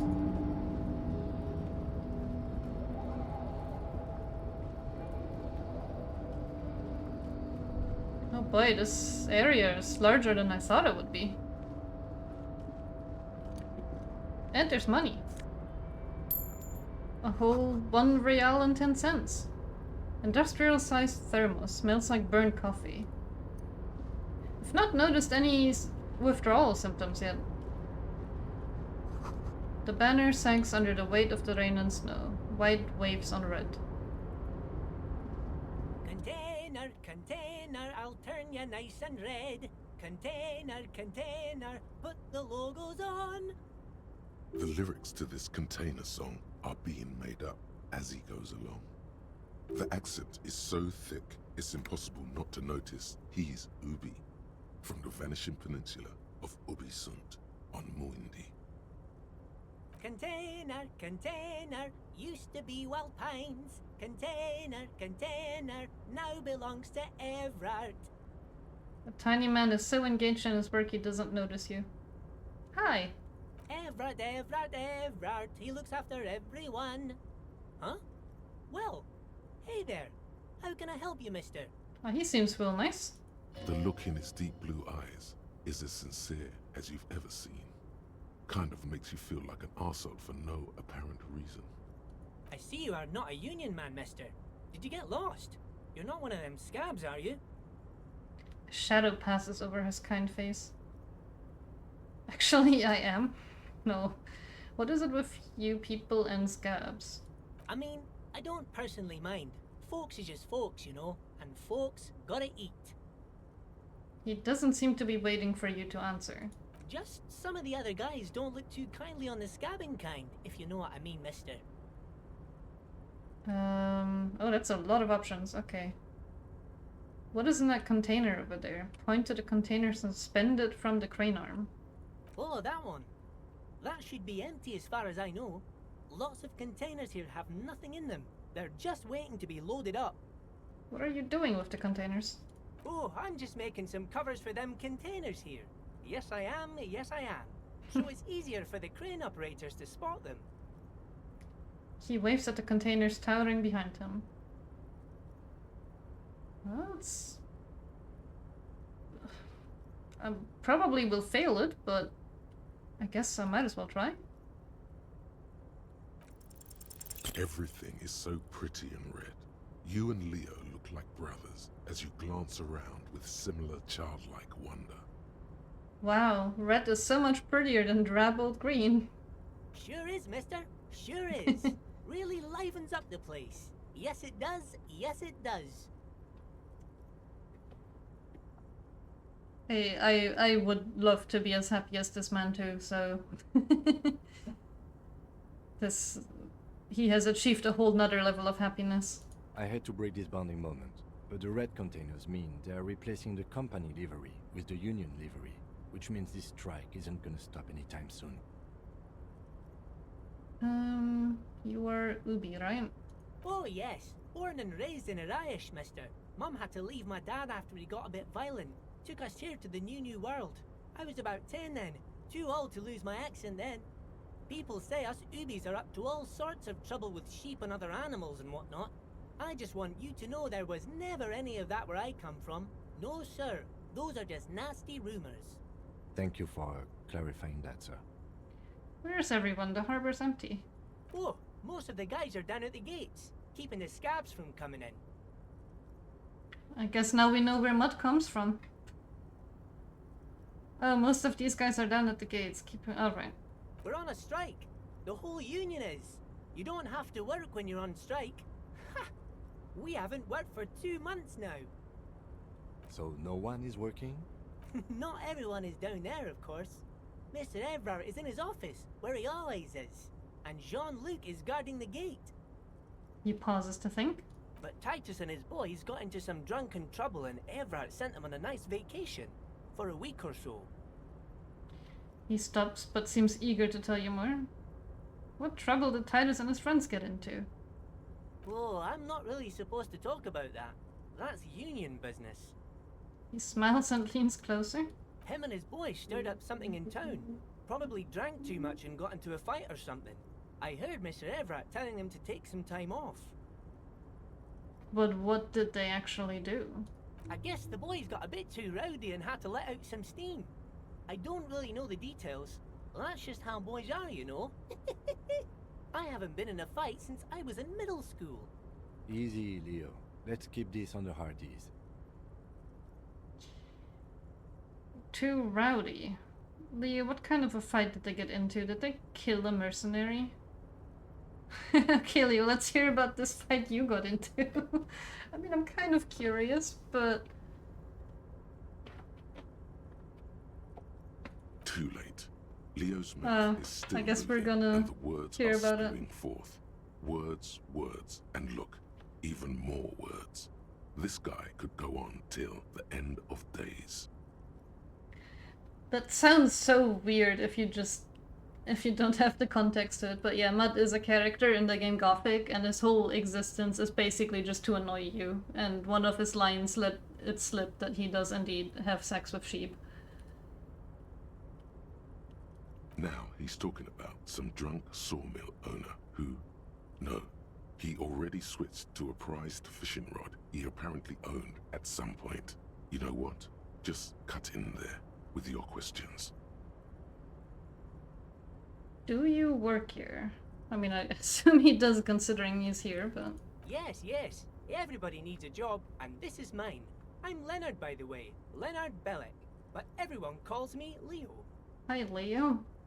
The little man raises his hands in a welcoming gesture. I'm like Mr. Everart's right-hand man when Mr. Edgar is out of town, and Mr. Edgar's right-hand man when Mr. Evrart is away. Actually, Miss Beaufort is the right-hand man, but she's a lady. Who is this, Miss Beaufort? The lieutenant looks up at Leo. A real pretty lady with a skin like those Douai Sucre candy bars my missus likes so much. Them are real nice to suckle on once the dinner is done and me and the missus sit down beside the radio. But I can't listen to the radio all the time. There's so much to do around here, and I'm always busy keeping things running here. Yes, I am. Yes, I am. Stay on this Miss Beaufort topic. I wonder if she's got anything to do with the woman who was sexually assaulted. Hold on, who's this Miss Beaufort you mentioned? Oh, Lizzie. She is a real sharp tool. Mr. Evrart put her through some fancy school and everything, east of the river. 4 years she was gone, and when she came back, she was all fancy and lawyerly. But she's a real nice girl. Grew up in this here neighborhood, knows everybody and gets along with everyone. Real pillar of the community one day, I'm sure. Did the ground just change color? I swear the ground was just changed from white to yellow. For a fraction of a second, there's Oh sadness yeah, in his eyes. it's white again, what the heck? Is that because of volition? Oh, empathy? If me missus and me was to have a Oh, child, it's the I'd be real snow! happy if she turned out like I her. didn't realize it was But snowing. she can't have kids. Aw. Dr. Lemaitre said so, and she knows about such things. Been a doctor for almost 50 years, she has. Law school? Could she be talking about the union fixer, aka the gardener? So is this the union fixer? The gardener? How would he know about the gardener thing? But Looks like it. I'm not sure what a fixer is, but she is a real nice girl. Smart as a whip, too. are you the Leo who wrote the note to make more banners? Oh, yes, yes. I leave all kinds of notes for myself. That old head of mine ain't so good at keeping things in no more. I almost forgot about the borscht. What was that about the borscht? Oh, yes. I've been taking special whirling borscht to the men every day since the strike started. The little guy chuckles merrily. It's very, very good. Makes a man feel so warm and happy. I feel like I could take on Mr. Renadan's boar dogs every time the lunch is done. Power borscht, huh? Never heard of a borscht that turns little guys into dogfighters. Alcohol, however. What do you mean by taking this soup to the men? Is it for striking? Yes, yes. I'm taking it to them. The borscht keeps them happy and in fighting spirits. Makes you all warm inside. They brew it in the whirling in rags. Uh-huh. Looks like the borscht is spiked. I'm gonna look into it. That's it. I just wanted to know who wrote the note. I am gonna look into it. But hold up, who makes it at the Whirling? Oh, the Whirling's cook. He makes it. Them is always talking with Mr. Manana in that weird language and laughing together. He doesn't speak what we speak. He's from Grad. I'm gonna accept that task. Oh, sure, mister. Sure. You do that. Yes, sir. He didn't actually understand what you meant, and now he's just nodding along. I'm looking for the leader of the Dockworkers Union. Oh, you want Mr. Evrart then? He's an awfully nice fellow, he is. Him and his brother are both nice fellows. They've lived their entire lives in this here neighborhood. He coughs and continues immediately. Guys like Mr. Evrart and Mr. Edgar, his brother, are real good guys. Made Martinez what it is today. Mr. Evrart and Mr. Edgar and I went to the same school we did when we were boys. Easy now, Leo. I just want to know where I can find this man. Oh, Mr. Evrart is where he always is. In his office, of course. He points to the 2 joint containers on your right. Okay, I am off. Bye-bye now. Bye-bye now. He sure is chipper.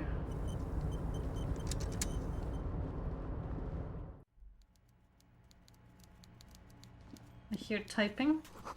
The coffee in the giant thermoses is still lukewarm. A stair made of pallets leading up. Oh, there's the man. Oh, is that a swordfish? A taxidermy fish that tells time. Wait, it tells the time? Oh yeah, there's a little clock on there, isn't there? Huh. Before you is a walrus of a man seated behind a large desk. He looks up from his work, not the least bit surprised to see you. With great effort, he straightens himself up in his chair, yet says nothing. He simply stares at you. Are you in charge of the dock workers? Welcome, Mr. Dubois, Mr. Kitsuragi. It's good of you two to stop by. Please, have a seat. I did not expect this voice. He gestures to a tiny chair opposite to his giant desk. I'm Evrart Claire, head of the Debarders Union here in Martinez. The man relaxes into his chair and continues. I'd offer you my hand, but unfortunately my health prevents me from getting up. You understand? He looks extremely comfortable. The tiny folding chair, on the other hand, looks like a torture device. You go ahead, detective. The lieutenant nods at you, then the chair. Whatever he has in store for you, it can't be good, he thinks. I'll do my best. Forget about that. What's with this Dubois stuff? You're getting some seriously bad vibes from that name. I'm gonna take a seat. Excellent, Mr. Dubois. I can see that you're a reasonable man, and reasonable men can be of great use to one another. He gives you a sly wink. Is my name Harry Dubois? Try to wink back. Damn, this chair is uncomfortable. So tell me, how can the head of the Debarders Union help a representative of the Revachol Citizens Militia today? That it was so uncomfortable, it damaged my health. What kind of chair is The this? chair you're sitting on is Oh my got to be god! the most uncomfortable chair in the world. Is it zapping my It's health the entire time? violating your backside. By the way, I heard you got a rather rude reception from a certain Lawrence Gart. Some people have no manners, it pains me to say. Could I have died from sitting down on the chair?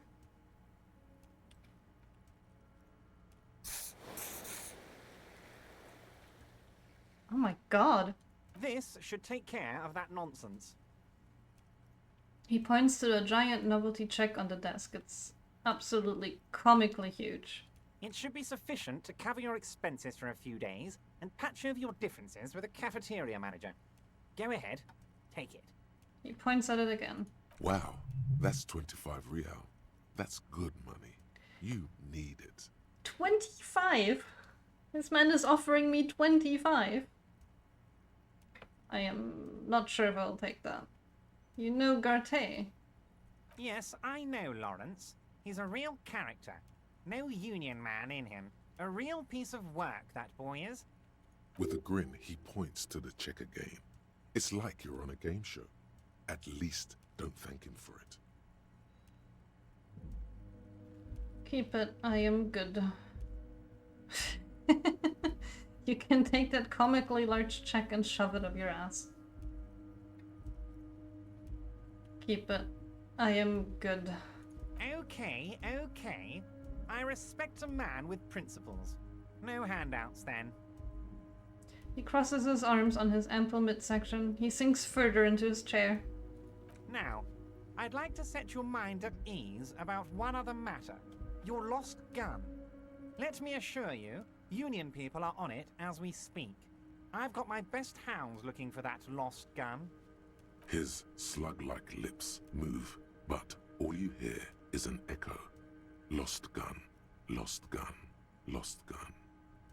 The world is swallowed by a black hole of fear. Is this a boss fight? Only 2 words escape its gravitational pull. Lost and gun. How do you know about my lost gun? I'm not worried. I got this. How do you know about my lost gun? I know everything, Harry. Right now, I know that you're worried. Don't be worried. Everything's going to be all right. I guess my name is Harry. Harry Dubois, huh? It's not like you left it loaded. You didn't lose a loaded gun. Local children aren't out there playing with it right now, pointing it into their own mouths. It's in a safe place. I just know it. I have a feeling everything's going to be all right. It was loaded. There were 2 bullets in it. You always keep at least 2 barrels loaded. The chair's killing you. Oh no. This is not a high chance. I'm gonna turn to Kim. Officer, we will deal with this later. We don't need Mr. Claire's help with this. I wouldn't be so sure about that. I can't. Oh my god. Well. God, you're sweating. Your knee is jerking. You're about to cry, aren't you?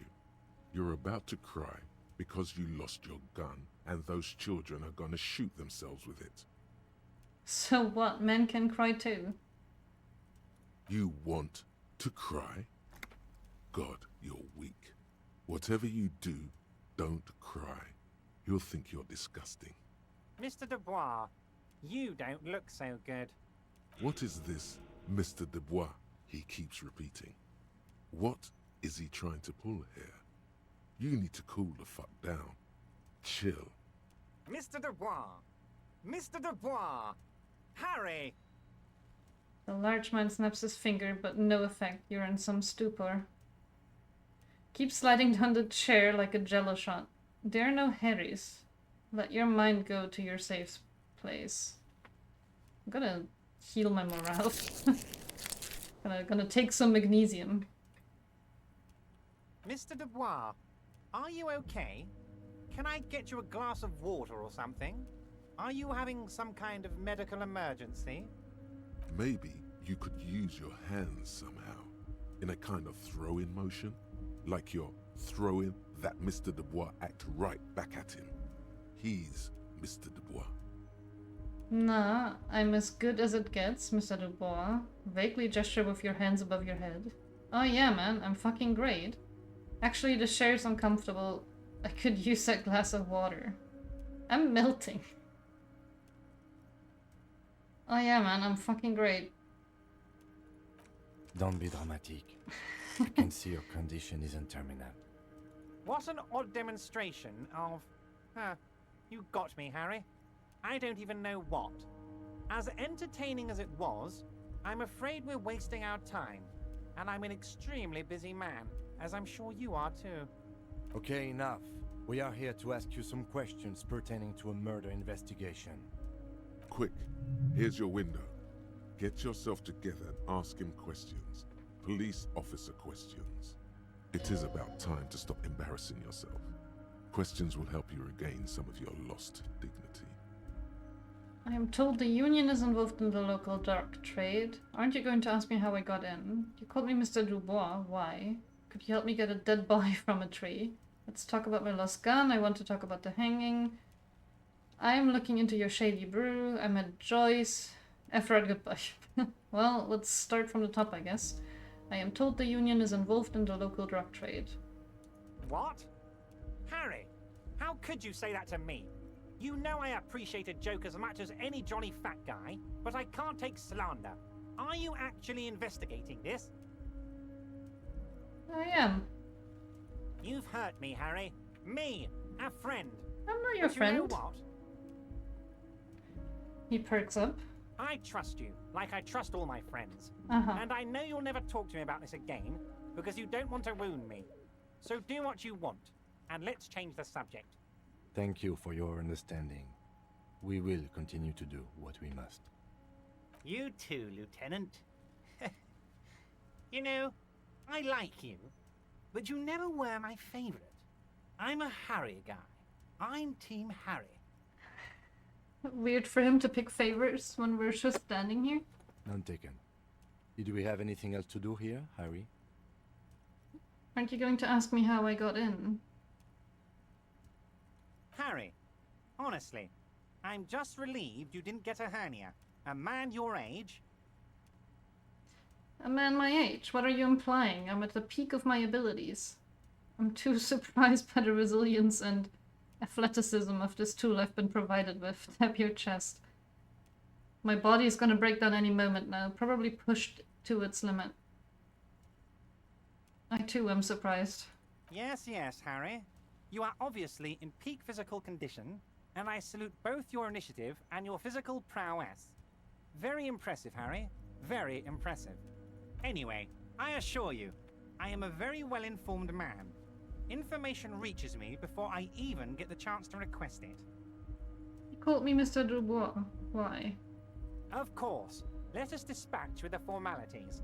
You call me Evrart, I call you Harry. That's what the hanged corpse called you. Harry. So that's really my name. My God, so it's true. I didn't want to believe it, but you are a fantastic science fiction amnesiac cop, aren't you? What are the odds of that? I think the odds of that are very low. My memory is fine, I am just testing you. So good to hear that, Harry.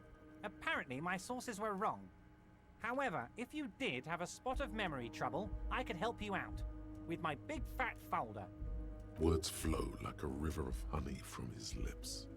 Are you trying to tell me you've gotten hold of some of our documents? The lieutenant inspects Evrart over his spectacles. Mr. Kitsuragi, would you mind? Me and Harry are talking about his lost identity right now. Let's get this straight. What is my full name? Do you know anything about my family? Do I have a wife or kids? What kind of cop does it say I am? Where did you get that folder? Where did you get that folder? Ah, this? My friends in your organization gave it to me, Harry. I find that very suspicious. May I have a look? I'm afraid this is meant for Union eyes only, Mr. Kitsuragi. I'm sure you understand. Please continue, Harry. It's so rude to Kim. What kind of cop does it say I am? Well, Harry, if I were to sum you up in one word, it would be apologetic. I guess I was a sorry cop before that too. I'm sorry? Yes. You seem to be. A lot of the time. But right now, there's no reason to be. Let loose a little. Be you.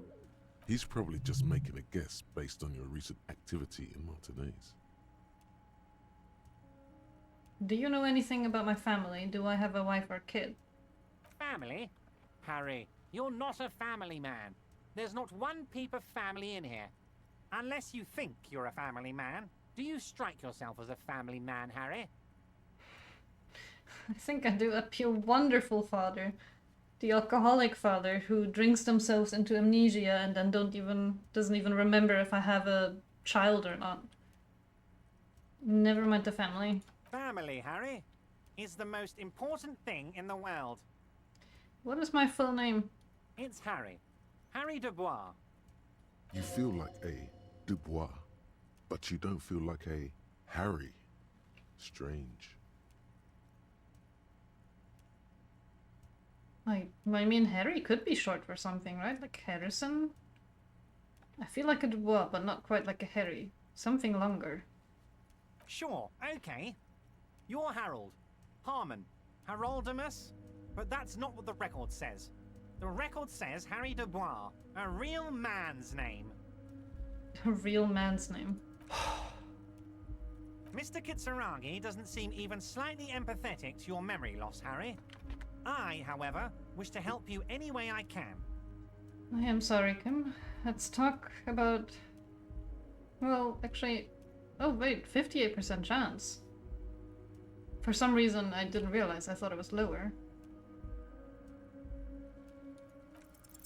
Everart's large hands are covering the folder, but the look on his face says, I know everything about you, Harry. I've got nothing to hide. Oh, Harry. Oh, wow. This is really something. He turns away from the mysteries inside. I'm sure it's not that bad. At worst, he has an old RCM folder, and I very much doubt even that. So how about it, Harry? You need assistance, I presume? Let's talk about other matters for now. Of course, Harry, of course. Let's not linger on personal details and amnesia. You wanted something from me.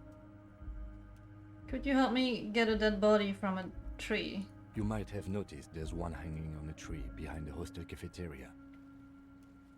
Oh my. Don't take this question personally, but why would I get involved in this matter? Wait, Harry can be short for Henry? But Henry is already short. Like, Harry and Henry is like the same length to say it out loud. Mr. Claire, the man was hanged with a cargo belt. A steel-reinforced cargo belt. It's safe to assume the Union had something to do with the murder. Besides, getting the body down would benefit all of us. It's a stain on the neighborhood. Also, I studied the footprint at the crime scene, worker boots. I mean, we already know it was them. Yeah, the belt thing. Say nothing, you're a community leader, help your community out. I can certainly see how having him up there might start affecting some real estate values. But of course, all joking aside, I am going to help you. He picks up the handset of a radio phone to his right, then clicks a button. Jean-Luc, my boy, I'm sending 2 police officers down. They have a dead body in a tree problem they need help with. Namely, they need it to be taken down. And Jean, please take it easy with the race science. That's a yes to getting the body down, no to the race science. He hangs up and turns back to you.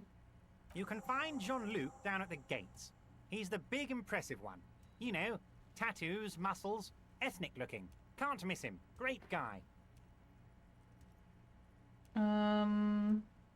Let's talk about my lost gun.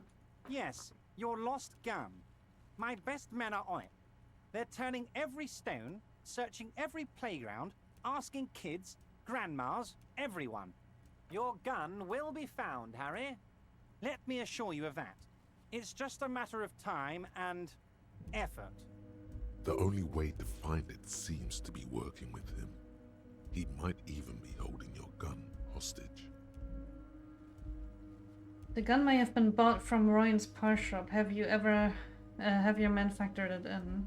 I will not be blackmailed. I don't care about my gun, keep it. Does this mean if I do things for you, I will get my gun back?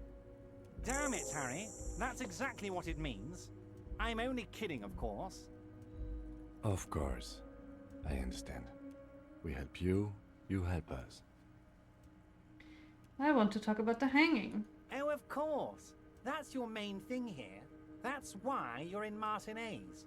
I know everything that goes on around here, and I would love to help you like I'm helping you with the body and your lost gun. I mean, it's no secret that the lynching is connected to the strike. So much to talk about. Honestly, it's been weighing on me so heavily. I understand you need to interview me. I sense there's a but. Say nothing. I'm gonna say nothing. But there's a thing that's been keeping me up at night. I want to talk about the hanging. I mean, if we could just calmly talk, exchange information, we could blow this thing wide open. Yes, that sounds good. Let's do that. But I can't think straight with this thing weighing on me. You're police officers, aren't you? I have a crazy idea. You guys are basically door-opening machines. Incredibly talented at opening doors. Kim, is that true? Are we door-opening machines? I've opened a few doors in my life. Not sure. I've not really opened that many doors. I just looked it up. Henry was pronounced Harry in medieval English, and eventually that became represented in spelling. That's really interesting. I had no idea that that was the history. Or that these names were related in any sense to begin with. Yeah, I also thought Henry was like a French name, like originally from France, but... yeah, that's really interesting. And I'm sure you're going to open this one with flying colours, Harry. This really is very simple, and there's nothing shady about it. The stars aligned into a cosmic frown here. He has your fate decided. Bide your time, however, and let the stars continue their course, and that frown shall turn into a smile. Only if you play along. Why don't you just open it yourself? Whose door is that? Oh, no one's. It's just a weasel. A weasel lives there. Nothing for you to worry about. What do you mean by weasel? A loud blabbering weasel. When weasels feel no one is watching, they start acting foolishly. He removes his glasses and rubs his nose. Just go there, unlock the door, and leave it open. It's been such a burden on me, Harry. I just want this to be over so I can discuss business with you. Why don't you just open it yourself? Harry, I'm a very busy man, and more importantly, I don't have that extraordinary physique you do. You look like you could run around all day. I guess that is kind of what I do. You want to send someone a message that the police are working for you. I repeat, I'm a very, very busy man, Mr. Kitsuragi, and therefore I must occasionally enlist outside help. So what will it be, Harry? I bet you don't even know anything about the hanging. I'm gonna hurt his feelings again.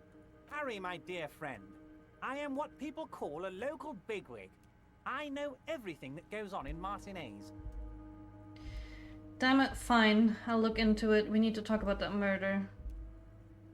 Fantastic, my friend. Just let me know when it's done and we can take our friendship to the next level. You can get the key from Manana. He's down by the gates.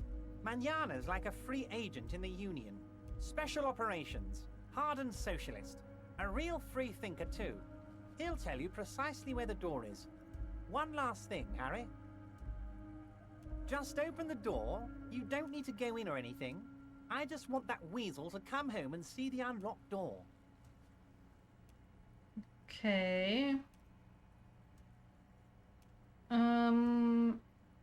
Looking into your shady brew. I met Joyce. I'm not sure I should tell him about that. I'm gonna leave for now. I'll have more conversation with him, so... Wait. Oh? You need this to get in and out through the gate. He pulls out a plastic card. You need this to... oh, yeah. Great. Wouldn't want to get stuck here. Here. You're one of us now. A real red and white Union man. Take care, Harry.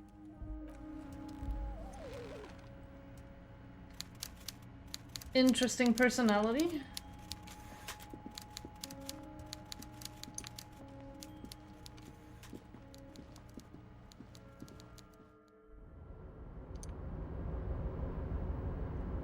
And I guess now we can go the regular way again. The mask of oil and rust comes from that chasm in front of you. Smells like blood. Wait, can I pry this open with my pry bar? Yes. Ooh, I've got fancy gloves. These ones give me electrochemistry, these ones give me half-light. What is half-light again? Let the body take control, threaten people. I mean, I only have 2 in it. And that would be 3.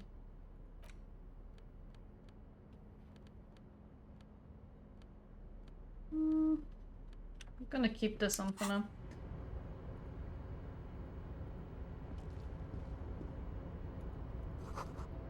The speaker tower is silent. There's no work to organize in the yard below.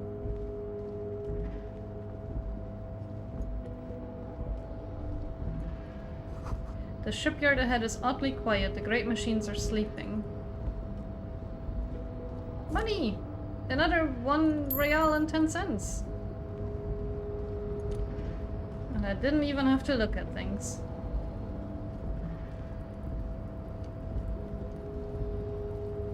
I wonder if Kim is admiring the cranes and stuff. Oh my god, and more money! I'm gonna have my 20 real in no time.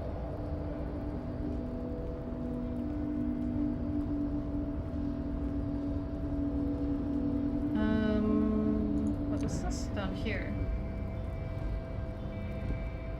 A rusting control panel with several knobs. 2 buttons marked Marsh and Arret are faded with use. It seems to control the large crane above. A container is attached to its hook block. Marsh. On. Arret. Off. With a loud grind, the crane shifts overhead, moving a massive metal container through the air. Did I break it? Well, I guess I'm just putting it down.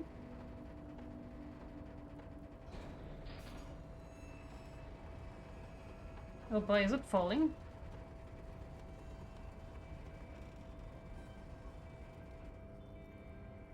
And with a surprisingly quiet thunk, the crane places the container down. This crane was built with a purpose, which has now been fulfilled.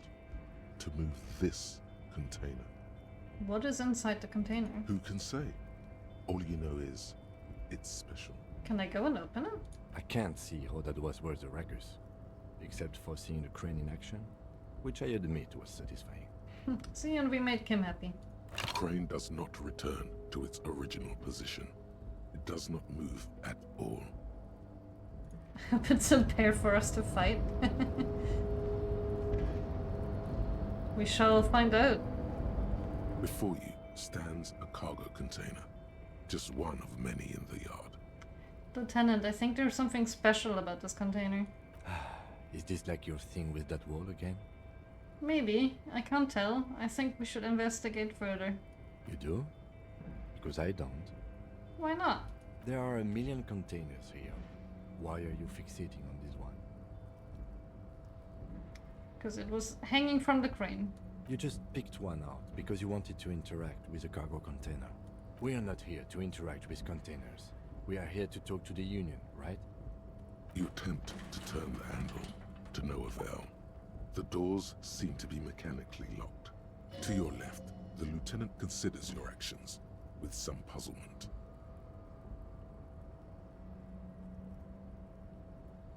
Knock on the door. No reply. Persuade the door to open. Could you even win this? Been in the world for 2 days.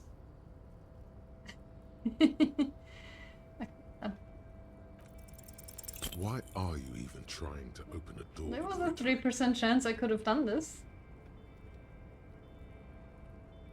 Yeah, why am I? Why are you what? Anything at all. Now is not the time to get philosophical, detective. You can do that after hours. Nothing more for me to do here. We'll never know if there is a bear inside or not. It shall remain a mystery for the time being. Oh, I'm back over here now. I see. And I can go this way still. Oh, and there's money and bottles, which is also money. There's so many bottles. Okay, but clearly there's more bottles. Why can't I pick up those bottles? Oh wait, I can pick up this one. Oh no, I can pick them up. I guess it was just a little finicky. At least 3 packs worth of cigarette butts. Numerous empty bottles of Commodore Red and potent Pilsner.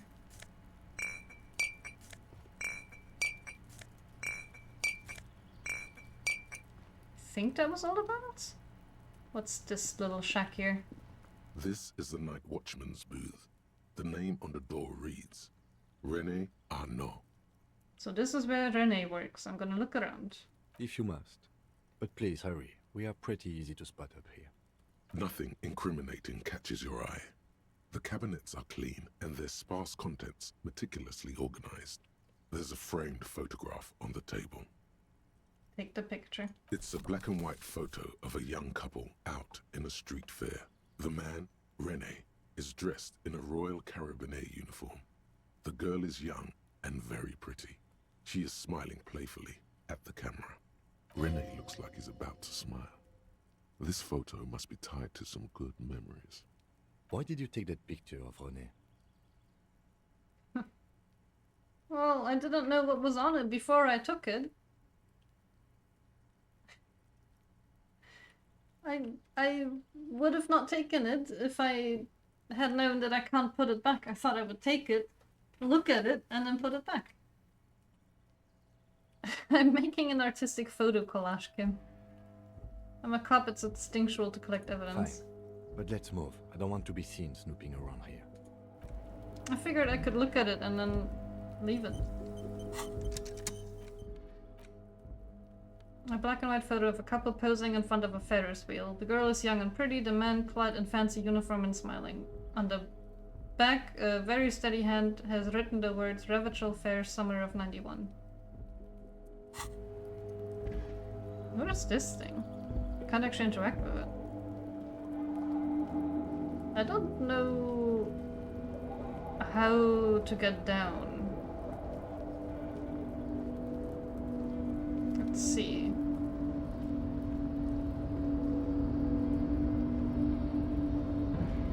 Do I have to do like a loop somewhere?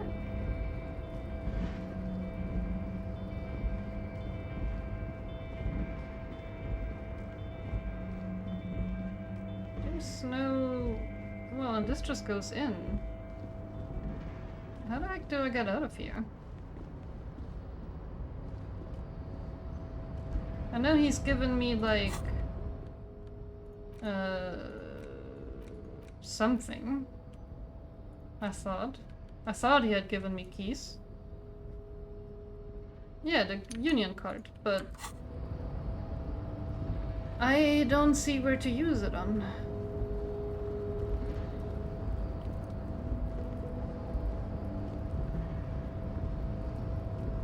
Oh, right, this door. Of course.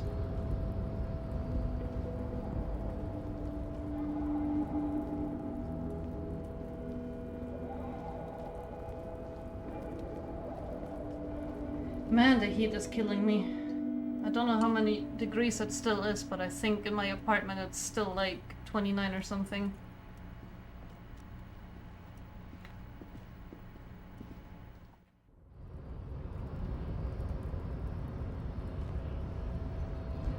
Was he talking about Measurehead? Your race descent Yeah. has only worsened since I last saw you. You have really let yourself go. You saw me yesterday. Not that much happened since then. Why are you not with the Hardy Boys? I am not the first line of defense. I am the last. In addition, these so-called Hardy Boys are an effeminate clique of bodybuilders. Their company is spiritually degrading. But you're all part of the union? The Hardy manlets are on the pay of the company. I answer to the union alone. And I do this out of Race heroism. Finance is an alien concept to the Simonians. Now leave me be. I must luxuriate in the company of my woman. Get over that funky race qualification again. What are those tattoos of yours supposed to mean? I guess I never asked them about that. Racists are generally not very good examples of their race. He gestures towards the lorryman down the street. I am not like them. I am craniometric perfection. I have taken the trouble to permanently draw a phrenologic grid on my skull and features. This should dispel any doubt. Say nothing. Your silence betrays your inferiority. You do not have a reply. You should enter a deep race slumber. Perhaps in 4,000 years, there is need for a servile homunculus. Measurehead speaks with such a mix of biological facts, half-truths, and outright errors. I do think it is very interesting how the characters are written, and I also think it's very interesting in general how this game will portray like one side or one view and then immediately flips to another view and have everyone somehow sound reasonable because they just like they're just so confident while they say it. Is there anything else we can... Kim? I think this racist is better than the last, but the next racist will be the really good one. Yes. That will be the... Well, oh my god. How do you know there will be a next one? There always is. Race is reality. Mm-hmm. He nods approvingly. Evrart told you to help us get the body down from the tree. So it was. You surmounted the harbor wall in a display of athletic prowess to reach my superior. Then had him give me an order. I salute your cunning, and I will remove the body from the tree with my bare hands. With your bare hands. You're so noble, Measurehead. But while I am gone, someone must stand guard on the bridge. That someone needs to be you. Both of you. Lieutenant, what if we don't want to do that? This is the uncomfortable result of not taking it on ourselves. I can live with a compromise. Listen to your little friend. He is wise in his childlike way. His mysterious race may yet prove fierce competition to my heroic haplogroup. Yeah, I agree, but, well, from what I've seen so far of the game at least, I very much agree. Everyone seems to be convinced of their own reasoning, and they write that really well. Babe, see that they stay here the whole time.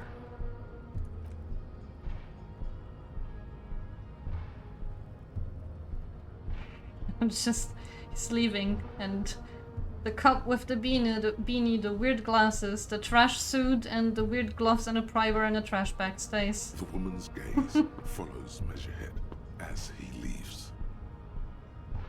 You should put on an expensive redeem that makes you play with the Plague Doctor mask. Oh, that's a really good idea. My current Plague Doctor mask is broken though, like I can't really keep it on, so I'm looking to make a new one. But once I have one again, that is a really good idea, and I will definitely do that. That is, I appreciate the suggestion. So, you guys are like cops or something? Actually gives me a reason to work on my plague mask faster. I was trying to find someone who could make a cosplayer who could like build it for me, but I cannot find anyone, so I guess I have to make one myself. Why are you with Measurehead? Look at him. His craniometric perfection. Are you cops or what? Apparently so.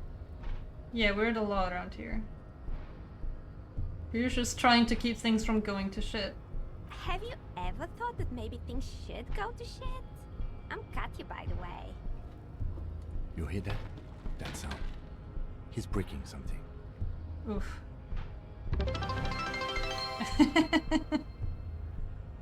Thank you, Galaxy. I will work a little faster now, I promise.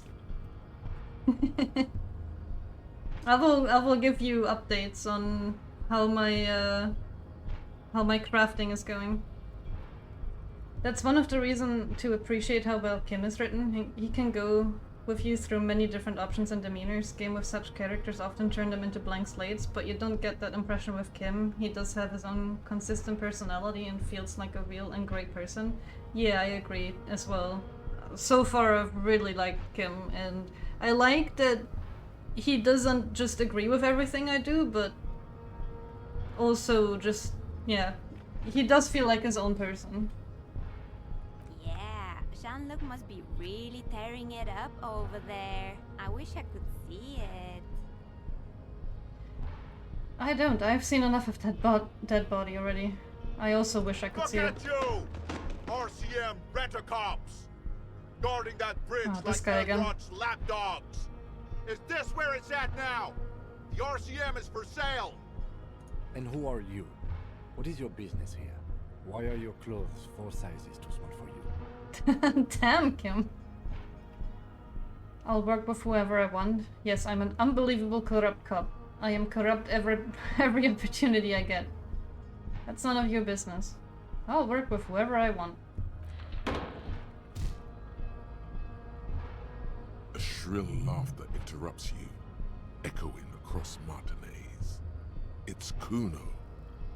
Then, the man turns to look behind him at the behemoth appearing around the corner, approaching him, walking past him.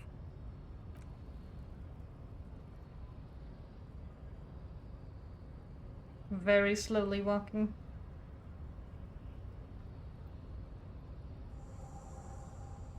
The corpse has been removed from the tree. Stand down and congratulate yourself. You have sided with Ray's victory today. Also, I find it very interesting that everything Measurehead is saying is written in all caps. There has been no side choosing. We did what we had to do to keep order. Thank you for your cooperation. Well... And what you had to do was to become a Union man for all to see.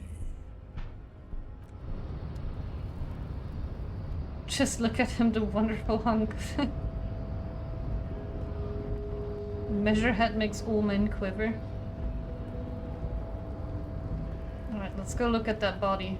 I know I have to talk to him as well, but I want to have a look at the body first.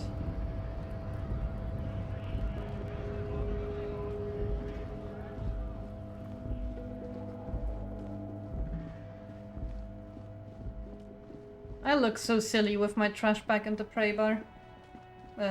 Pry bar. Prey bar. That's a different thing. Wait, what is up here? There's a roof.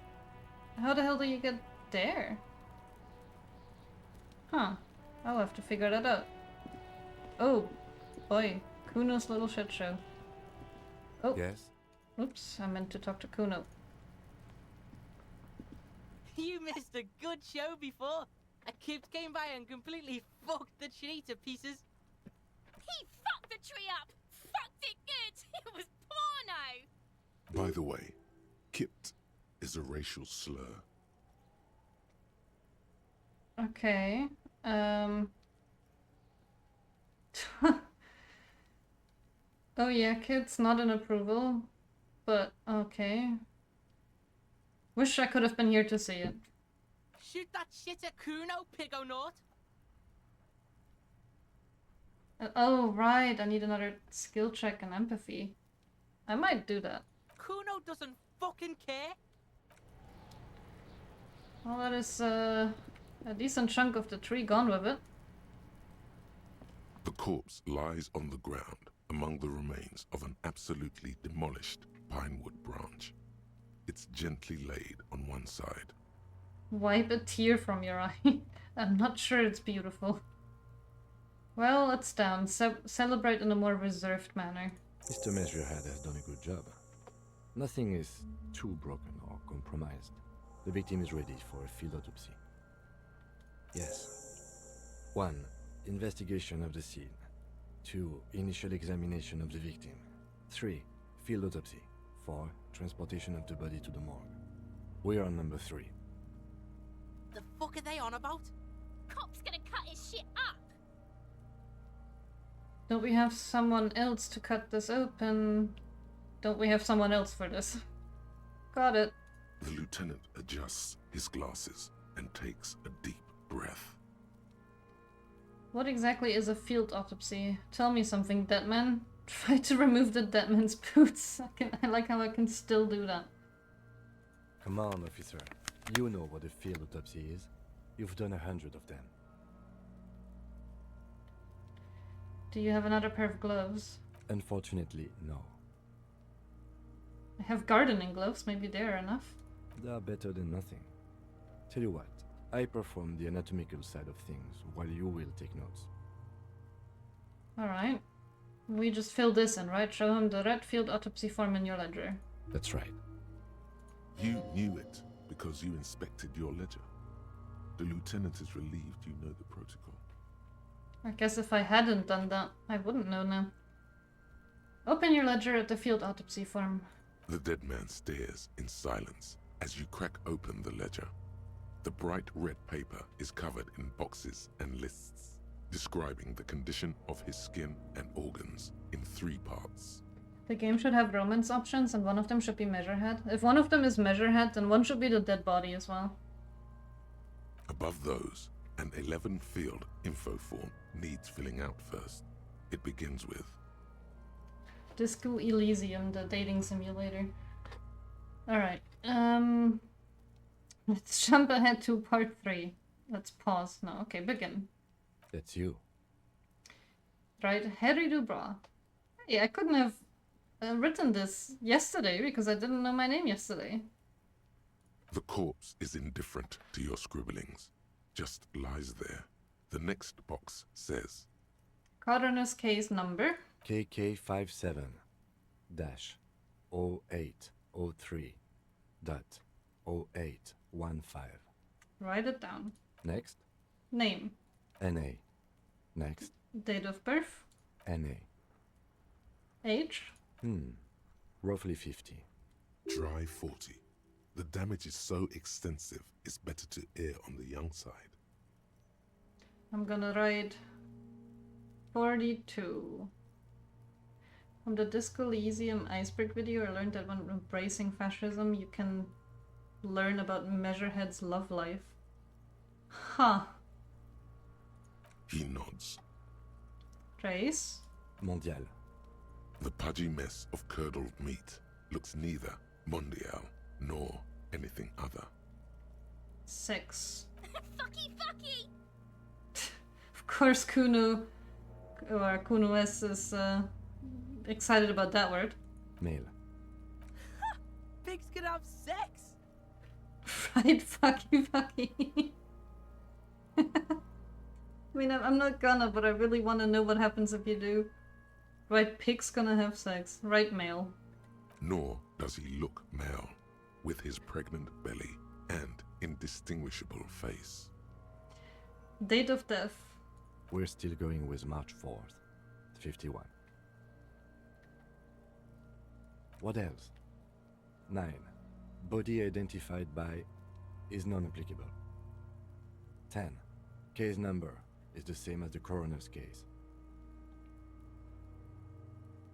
KK 57 0503 0815 listens motionless, with the cargo belt still around his neck. Only one box remains. Evidence of treatment. None. At least not after the initial examination. A strange word. Treatment. What exactly is treatment anyway? I'm not sure. Didn't the footprint look like he was carried over? Well, what exactly is? Interfering with the body's position or wounds post-mortem.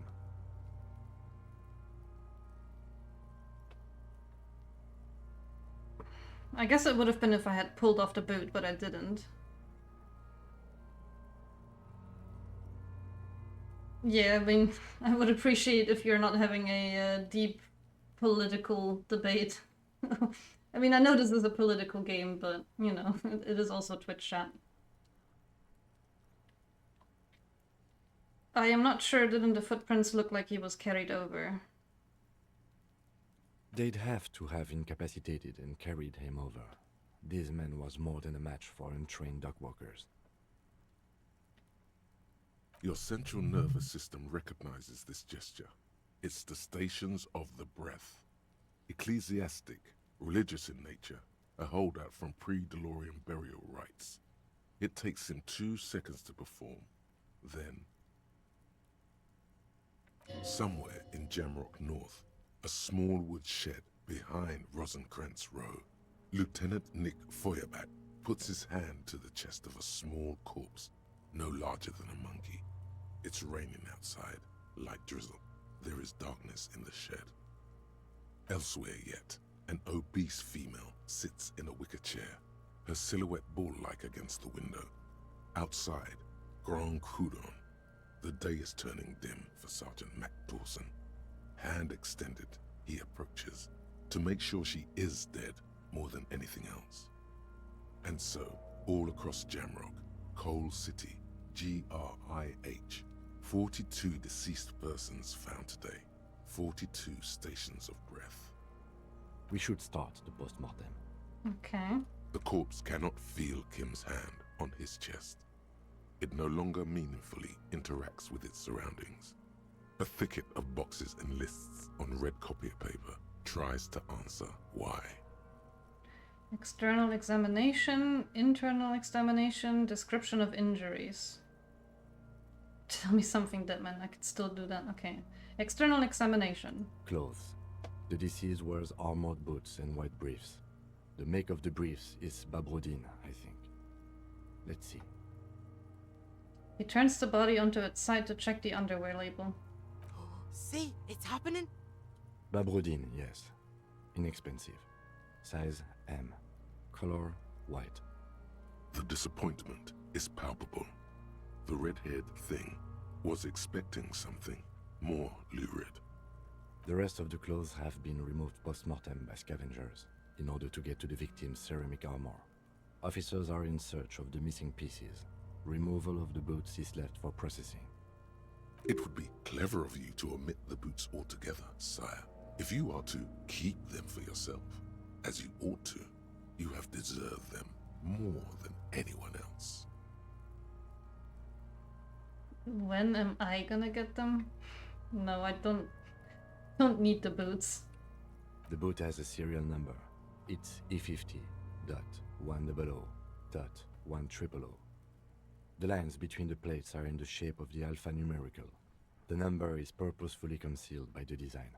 Really wonder how a playthrough of this game goes if you just choose the silly option every single time. Tattoos. He stands up, feet planted on either side of the body. The upper torso is covered in a single, continuous tattoo, resembling a map of the night sky. It reaches from the right shoulder to the heart. The ink is blue and white. The assistant has a color photograph of the markings, to be added to the case files as document A1. The photo is taken on the scene, using a Trigat Mini. The deceased has a belt for airlifting cargo around his neck, tied with a hangman's knot. Color yellow. Length 3 meters. There is a buckle on the other end. Well-nourished, athletically built, measuring 1.8 meters. Generally consistent with age 42.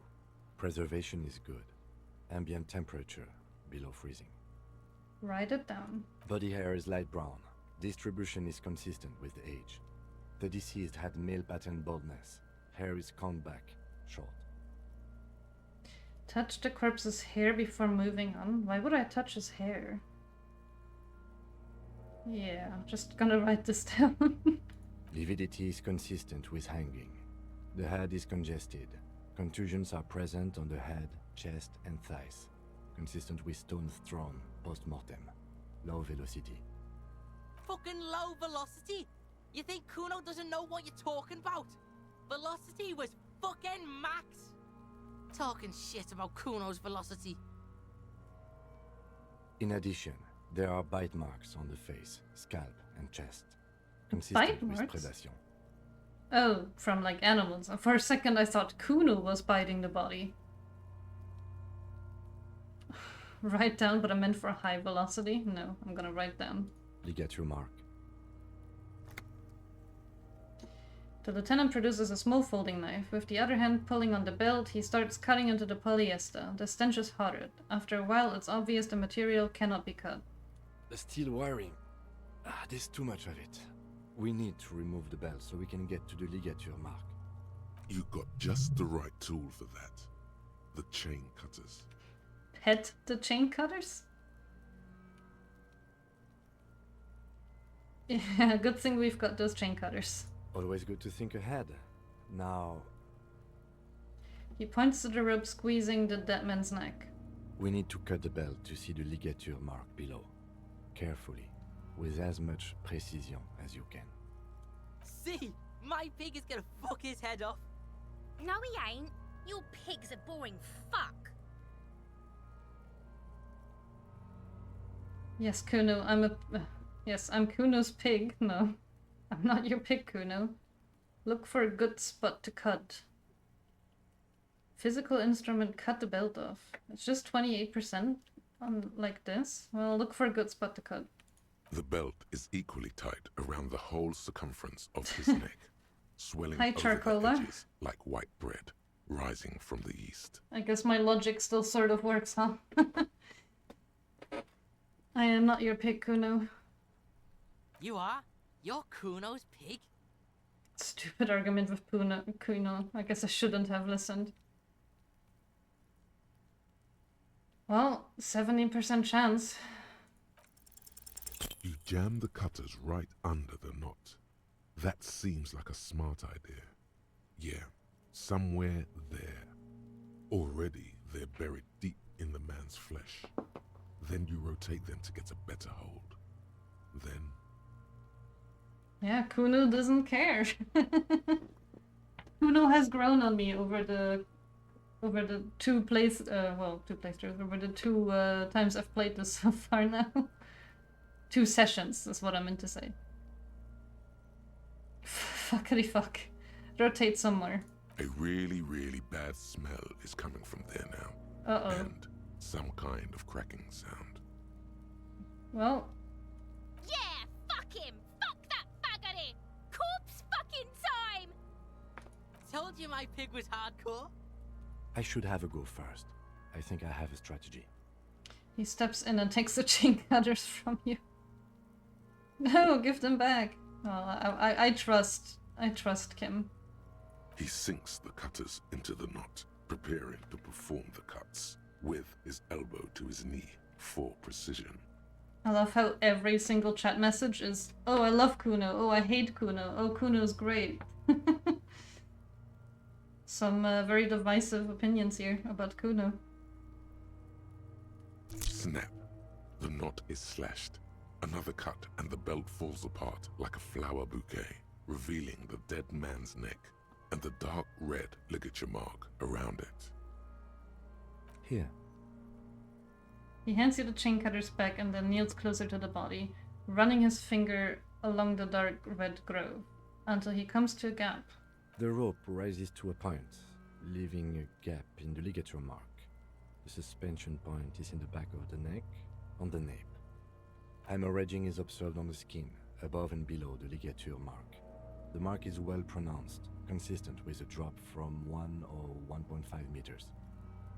Chest is intact, normal contour. Abdomen is protuberant, pelvis intact, genitalia...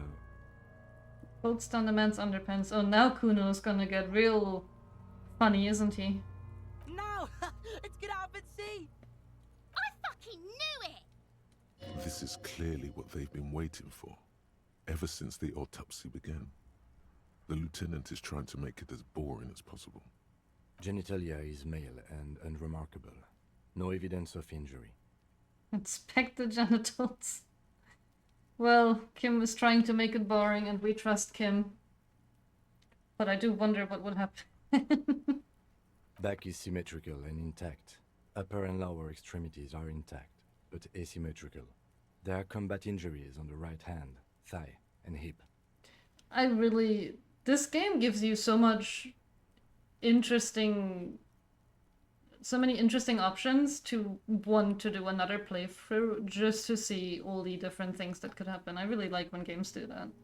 In addition, I see smaller, residual scars, too numerous to count, covering about 30% of his skin. From wounds sustained over 2, maybe more decades, dispersal and accumulation indicates long and active combat duty.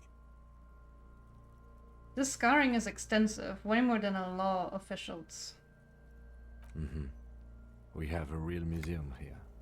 Of battles, wars. Write it down. Last item. Hands. He takes the man's right hand in his, inspects it, then moves it on to the other hand. Pick up the hand. Let the lieutenant work alone. I mean, he has the gloves, I don't. Hands are clean. No sign of a recent struggle.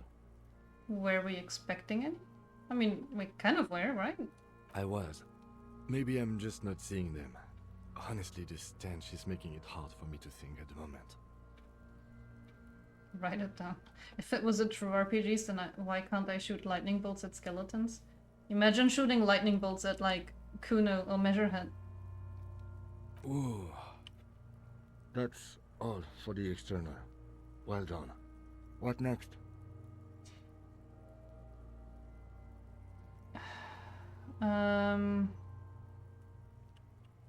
I guess internal. It's gonna smell way worse though. Central nervous system. I have nothing. Do you have anything on this man's central nervous system? Of course, there is a moral to be drawn from it. A moral to this story. If I may add the moral of the story. Nope. Musculoskeletal. Purge fluid is coming from the mouth. Not injury related. Eyes and tongue protuberant. Hyoid bone. Let's see. With his eyes almost closed, the lieutenant puts his hand on the dead man's throat and begins to massage it, gently. A rotting smell erupts from the mouth. Purge fluid runs down his lips, black and viscous. Yeah, jack that fucker off! On his throat? The hyoid bone is fractured. The rest of the musculoskeletal system is intact. Unremarkable. Write it down. Respiratory system. Back hunched as if in prayer, he begins to pry open the dead man's jaw. He stops to exert more force. Both hands are used. Oral cavity shows no lesions. The victim has received dental implants, possibly after a combat wound. Mouth swollen. Hemorrhaging present in mucosa of the lips and mouth. From here, it looks as though the clown-faced man is screaming. The tendons of his jaw are torn apart. Hyoid ripped from the force of the lieutenant's hands. Look inside the dead man's mouth. I can look, right? No scream. No sigh of relief rises from the darkness inside. It's humid there. Sickly sweet air, unlike anything living. You feel like you're about to throw up again, straight in that mouth of his. Look deeper inside. It's hard. Oh. Once more, you taste stomach acid in the back of your throat. A contraction. Your throat pumps a little something from your stomach and into your mouth. You're forced to swallow, just to keep looking. Oof. Inside, you see darkness. Just a mess of meat and darkness. There are ancient mysteries down there, Kobo. Ask me later. Why does my inland empire suddenly sound like my reptilian brain? Hemorrhaging present in mucus. The lieutenant repeats impatiently. He lets go of the jaw. The mouth snaps shut before you. Write it down. Hepatobiliary. NA. Why, don't we have anything? Are you a hepatobiliary expert? He looks at the corpse's stomach with a mixture of tiredness and disgust. Right, NA. Same for toxicology and serology. NA. Right, NA. Cardiovascular. The body exhibits lividity in the lower extremities, feet, hands, and neck, visually consistent with the hanging. Write it down. Gastrointestinal. He breathes a sigh of approaching relief. This is the last field on the list. He looks around. To the ground, the pool of feces there. Digested semi-solid food in stomach. Voila. He touches the corpse's bloated lower abdomen briefly. Write it down, omit the voila. Write it down, keep the voila. I don't want to disappoint him. What's next on the list? A description of injuries. Let's see. We have bite marks, contusions on the head and chest, and a ligature mark encircling the neck. You'll need 3 fields. Leave a 4th one too. Be thorough if you want maximum results. Okay, what about the injuries we have inflicted? Oh, so we inflicted them? Okay, Okay, so there's an incision on the thorax from a chain cutter. I wouldn't mention it. Better not to muddy the waters. Keep it minimal. So, back to the injuries. Injuries. Bite marks. Head, chest, and scalp bite mark injuries. Predation by birds has caused damage to the body. Odontologist does not need to be consulted. Write it down. And your opinion, officer? Beneath the description, there are 2 boxes waiting to be ticked. Opinion, fatal injury, non-fatal. I mean, no, not fatal. Postmortem. Agreed. Next injury? Contusions. So, the scalp bleeds from a post-mortem head injury, a stone. The injury does not have the rim of an early inflammatory response. The perpetrator on the scene has confessed to causing it post-mortem. At maximum velocity, fucko! Has confessed to causing it at maximum velocity. Write it down. Coagulated blood sticks to his scalp and chest, where the countless stones have hit the dead man. Beneath, the description of injury. 2 boxes. Non-fatal post-mortem. Right. Next. Ligature marks. Oh wait, what's the 4th injury field for? Nothing. Just in case. Okay, well, finish the autopsy. A dark red abraded ligature mark encircling the neck, with a gap on the nape measuring, let's say, 7 centimeters. The hyoid bone is fractured, the cervical column intact. I see hemorrhaging on the skin, above and below the ligature mark. Depth of the mark, 1 centimeter. No signs of clawing on the neck.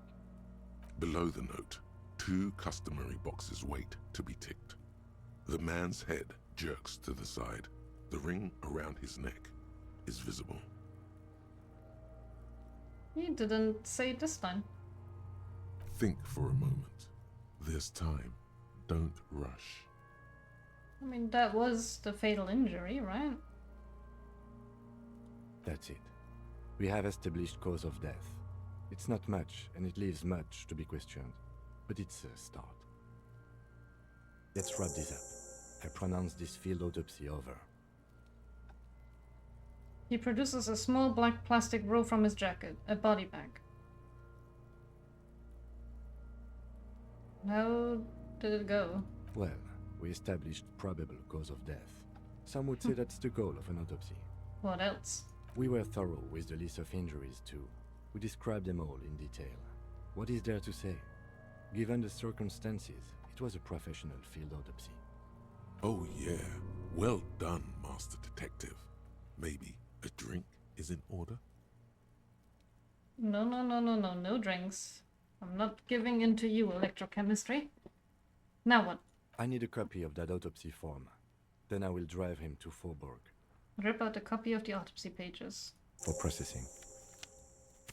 He looks at the dead man one more time, then at the slip of red paper in his hand, then at the corpse again. He's thinking, did I miss something?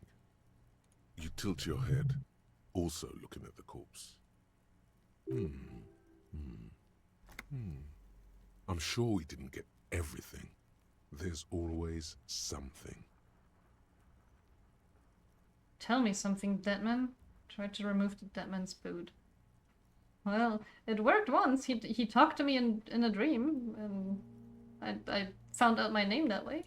Shoot, Looney Rooney. At the autopsy, you said you have ancient mysteries. Oh yes, Kobo mi Lobo.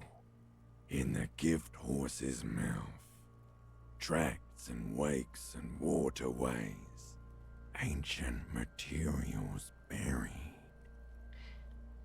Yeah, but to where, brother? Just a small gulp away. My beloved Kobo. I guess he doesn't really have anything to say then. Gulp away. Come back later, Kobo. Amuse yourself with my frank manners and my memento mori features. If possible, also see me in your dreams. Well, 8% isn't high, but... You run your hands over the victim's cold body, his limbs, No. his torso with its swollen organs. Maybe you should be more thorough. Look in his pants again. Well, look under his fingernails. His fingernails have turned dark. They're chipped and quite long. There is dirt under them. That's all. Do you think we missed something? You can't shake the feeling that there are more secrets concealed in the flesh before you. I've got a gut feeling that there's more to this corpse. Okay, well, we are in livor mortis here. He is disintegrating. We need to refrigerate the body if we want to conduct another examination, and we need to do it fast. Can't you just hang out here for a while longer? Okay, where do we find a fridge for the body? It would have to be industrial in size. Let's start by asking Gart at the Whirling in Rags and the Fritz store down at the gates. If they don't know, but only if all else fails. Damn. Fuck are you looking at, Beano man? You want a piece of the Kuno? Wanna get fucked? Only if all else fails. Well, let's hurry then. This is one task we cannot sideline. With every hour, whatever we are looking for will become harder to find. Let me go speak to Gertie then. Still rocking my pry bar.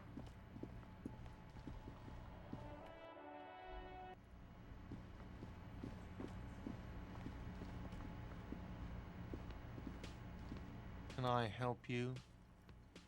I seem to be in need of a fridge. Yes, yes. For the dead body.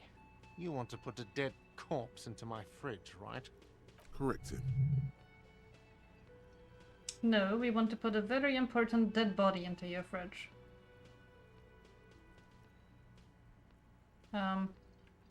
Yeah? Well... I don't care. You're not putting a dead body into my fridge. Why? Because this is a culinary establishment, not a morgue. I can't believe you even asked me. It would only be for... Lieutenant, you too? You're asking too? No. The answer is no. I will not turn this place into some kind of macabre circus. Let's go talk to the Frit clerk. Okay, maybe we'll have more luck there.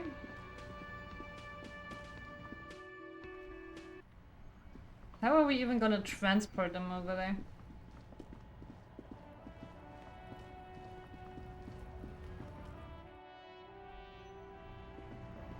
It may be obstruction, but at the same time I'm thinking, what is,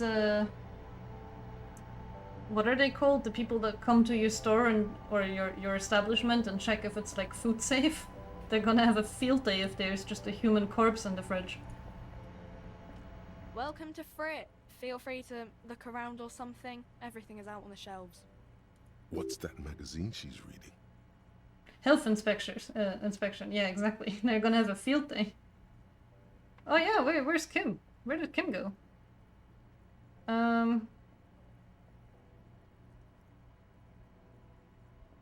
What magazine are you reading?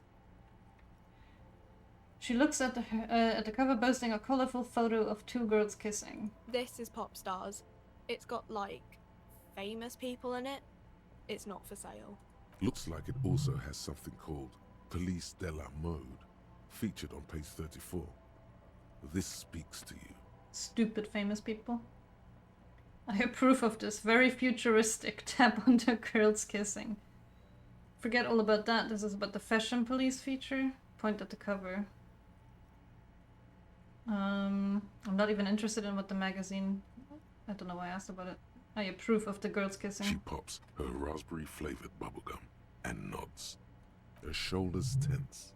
She shuffles back, only slightly. Bewilderment and repulsion root her in place. The lieutenant frowns at you before turning to the clerk with an apologetic half-smile. I have some questions. Okay. I'm not really supposed to be chatting to anyone, but...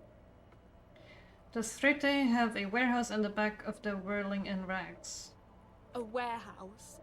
I don't know. Maybe. I don't really care what Frit does. This is important. She scrunches up her face into an expression of consummate adolescent skepticism. Fine. Frit doesn't have a warehouse. Just a little back room here. Okay?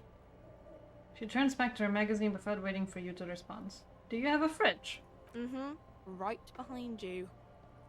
She nods towards the buzzing machine on the corner. You're right, this is a fridge. Wicked. You need to store a corpse here. You're joking, right? Measure the fridge with your fingers, one eye closed. Never mind, it would never fit. No, I'm not joking. I need to store a corpse of the Hank bed in your fridge. Okay. It wouldn't even fit, you know. Now that I'm looking at it, maybe a glass-doored fridge in a public grocery store isn't the best option for storing a corpse. Pity, it would have been so beautiful. I guess you're right, plus the fridge is very small anyway. Well, thanks, straight to clerk. You missed it looking at chat, but the game glitched and he walked through the wall. Oh, I thought he's just standing like over here where I can't see him. I guess I'll see you in a second. Okay. Can you tell me anything about the dead body? I assume she can't though. I don't really know anything. I mean, I know it's there, but I haven't seen it, so... Did you know the man who died? I guess not. Not really. Does this mean you knew him a little? No. I didn't know him at all. How long has it been there? I don't know, really long. What do you think happened? I don't know. Poor girl. No need to worry. It's just standard procedure for us to ask around. If you hear anything, let us know, okay? Okay. She scratches her nose. Thanks for your help. Uh-huh. Can you tell me anything about this reality we're in? I'm leaving. Oh yeah, he really is just gone, huh? Well, let me deposit my bottles and hope he comes back when I leave. The tear machine stands. Your bottles clunk into the... Do you know what you should do with that money, kiddo? You should buy more alcohol. Enter the endless cycle of consumption. No electrochemistry. I shall stay strong against the... Oh no, there he is. Welcome back, Kim. Yes.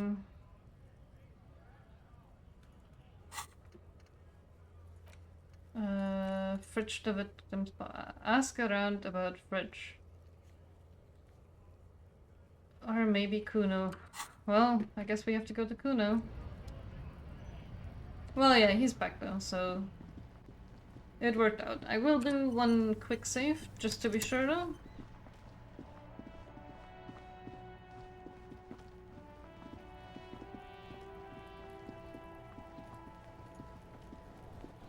Fuck does Kuno care? Kuno, I need a fridge to stash the body. For the fuck him. Good thing you asked the Kunmeister. Kuno knows a fridge. Perfect for freezing. Really? I don't believe it.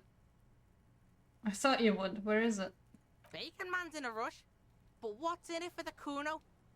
What's the return on Kuno's investment?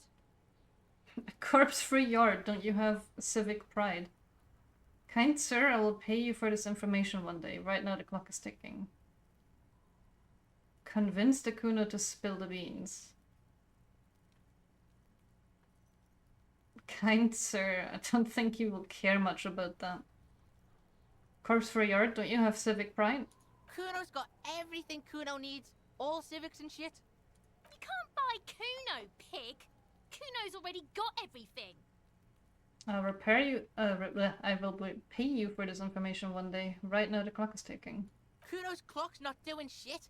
Kuno's got a fuckload of time. There's nothing on his wrist. Don't believe him, Kuno. He just wants to use your fridge.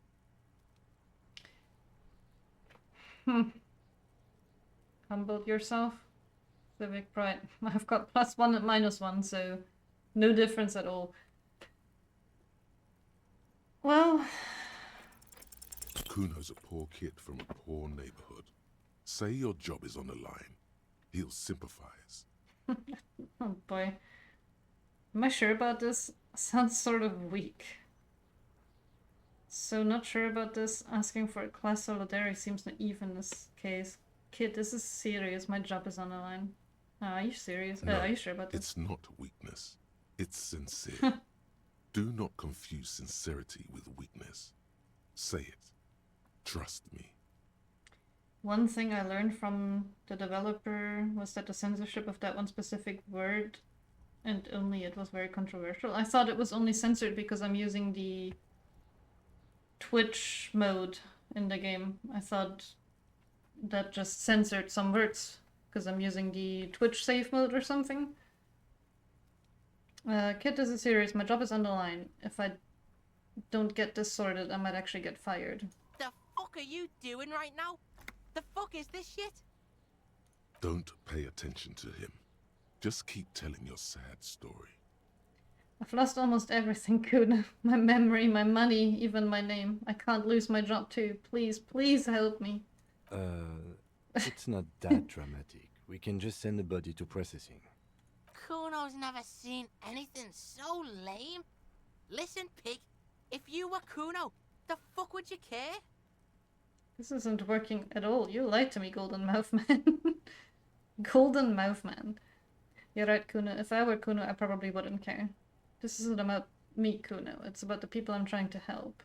You don't tell me I'll have to go ask other people and that will take too long.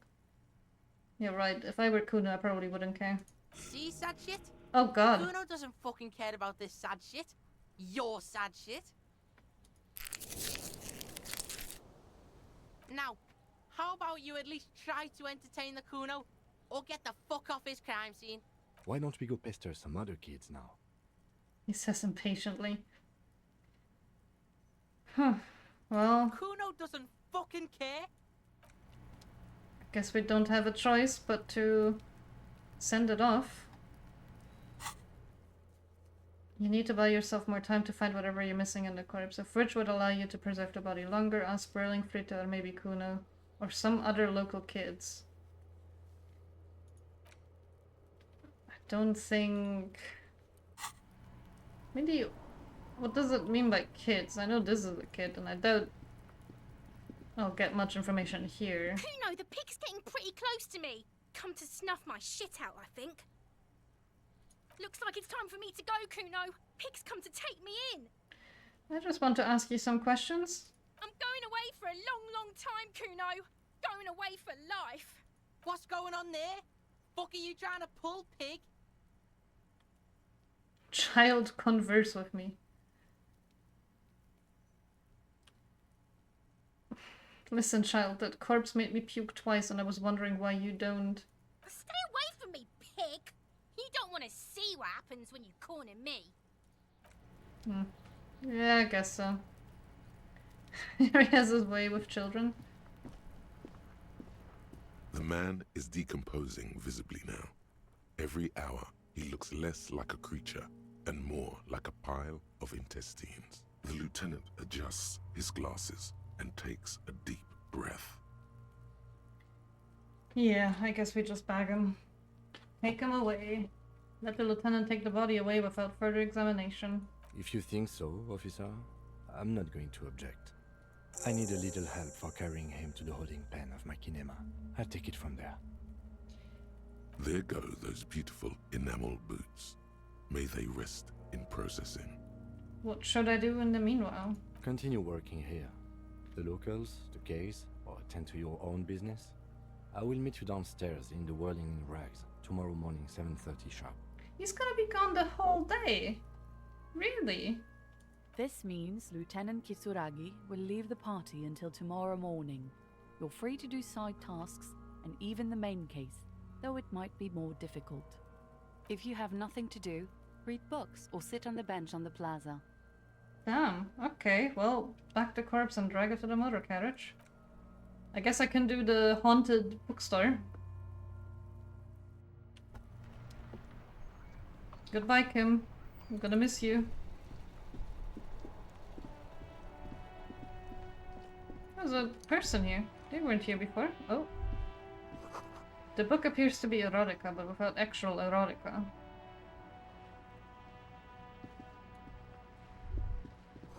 This book is titled Men from Helmdall and the Wildfire. There's so many Men from Helmdall books. Who's this?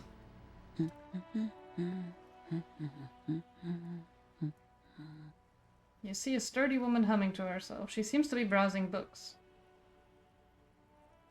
A good one? Yes? Hello? She nods, her attention fully focused on reading. Who are you? Me? No one. I'm just a working class woman. She doesn't really want to be disturbed that much. If she's such a working class woman, why isn't she working? Logic. Shouldn't a working class woman be working? Not all the time. Right now I'm browsing books. Even a working class woman needs something to read.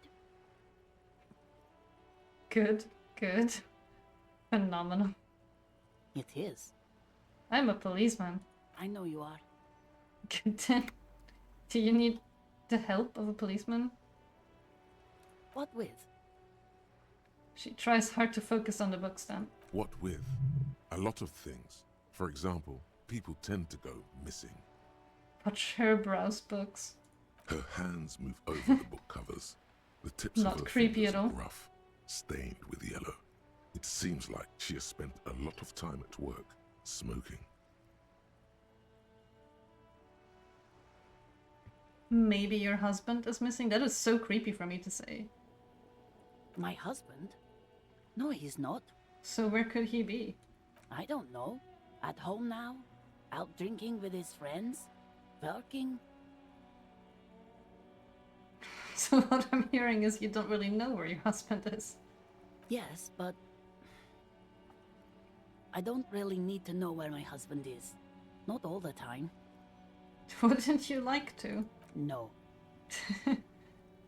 Her right foot is tapping nervously.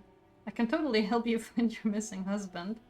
Suit yourself, then I don't really care if your husband's missing. Maybe you're right, maybe he isn't missing. Of course he's not. It's not like he's a pocket watch. I wouldn't just lose him. She has, though. The husband is totally lost. You should tell her that it's okay. Hush, baby. It's okay. What? It's alright not to know where your husband is. Nothing shameful in that. Who said anything about shame? Stop talking down to me. My husband is not missing. But he is. You can feel it. Or maybe it's something else then. Maybe your children are missing. Maybe your cockatoo is missing. It's a very strange option. No, absolutely not. Okay, so where are they? Are you a policeman or a nanny? I police whatever I want. Nanny, where are they? They are not missing, sir. You know where they are. They're at home, smoking, giving the ladder of vices a chance. What if something horrible has happened? What if they're dead? That's the bad vibe you got before. What if something awful has happened? What if they're in the sewers? What? That's just... My daughters are perfectly fine. They're with their friends down in Jamrock. There's nothing to worry about. They're almost grown up now anyway. They're past the age they need me protecting them from everything now. Maybe you're right, maybe they aren't missing after all. Tell me something else. Maybe your cockatoo's missing. I don't mean to disrespect, sir, but you are being a bit of a cockatoo here. Ma'am, I was asking about your cockatoo. Is it missing? I don't even have a cockatoo. And guess what? What? Even if I had, it wouldn't be missing. Alright, cockatoo not missing. I just wanted to make sure. Just one more question. What did you mean by me being a cockatoo? Nothing. Go read up on them if you're so interested. There's a great book in the bookstore. I'd love to read about cockatoos. Maybe you should. What if the cockatoo is your astral captain? Or your heraldic bird? Actually, that's exactly what I'm going to do. Thanks for the tip. Get task. Yes. Wonderful. The store is open. Gonna read about cockatoos. That's all for the moment. I'll let you read. The woman before you nods and returns to her reading.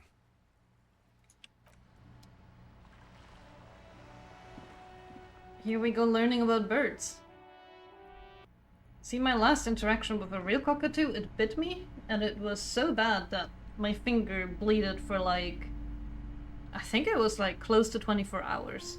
Their beaks are awfully sharp. Okay, where am I gonna find a book about cockatoos? A sulfur-crested cockatoo sits on Hell the cover, yeah. its beak slightly open. It looks as if the bird is calling out the book title, From A to Zurich, a guide to a well-behaved cockatoo. Flip through the pages. Turns out that there are so many different cockatoo species, and they all have behavioral problems. You don't have behavioral problems. That's garbage. You're cool. I feel like I have a lot of behavioral problems. What about this guide to cockatoos, storekeeper? It's a must-have if you own a cockatoo. I've heard they're quite capricious. It costs $4? I can steal it. Wait, I have interfacing gloves. Let me put on my interfacing gloves. Do I have anything else with interfacing?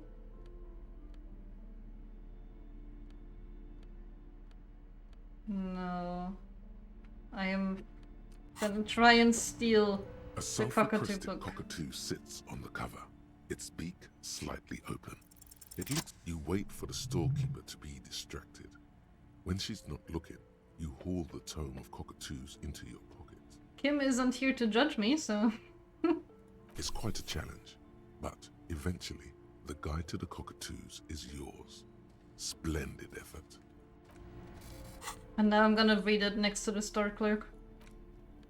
A book about different cockatoo species and their behavioral problems. Perhaps it could also offer some insight into your own often problematic actions.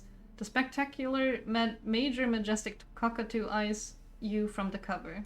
A cockatoo is a parrot with an erectile crest, found on the Seminine Islands and in southern Fas a la Mer. Known for their intelligence and general precociousness, cockatoos are popular birds in aviculture. However, they often exhibit various behavioral issues.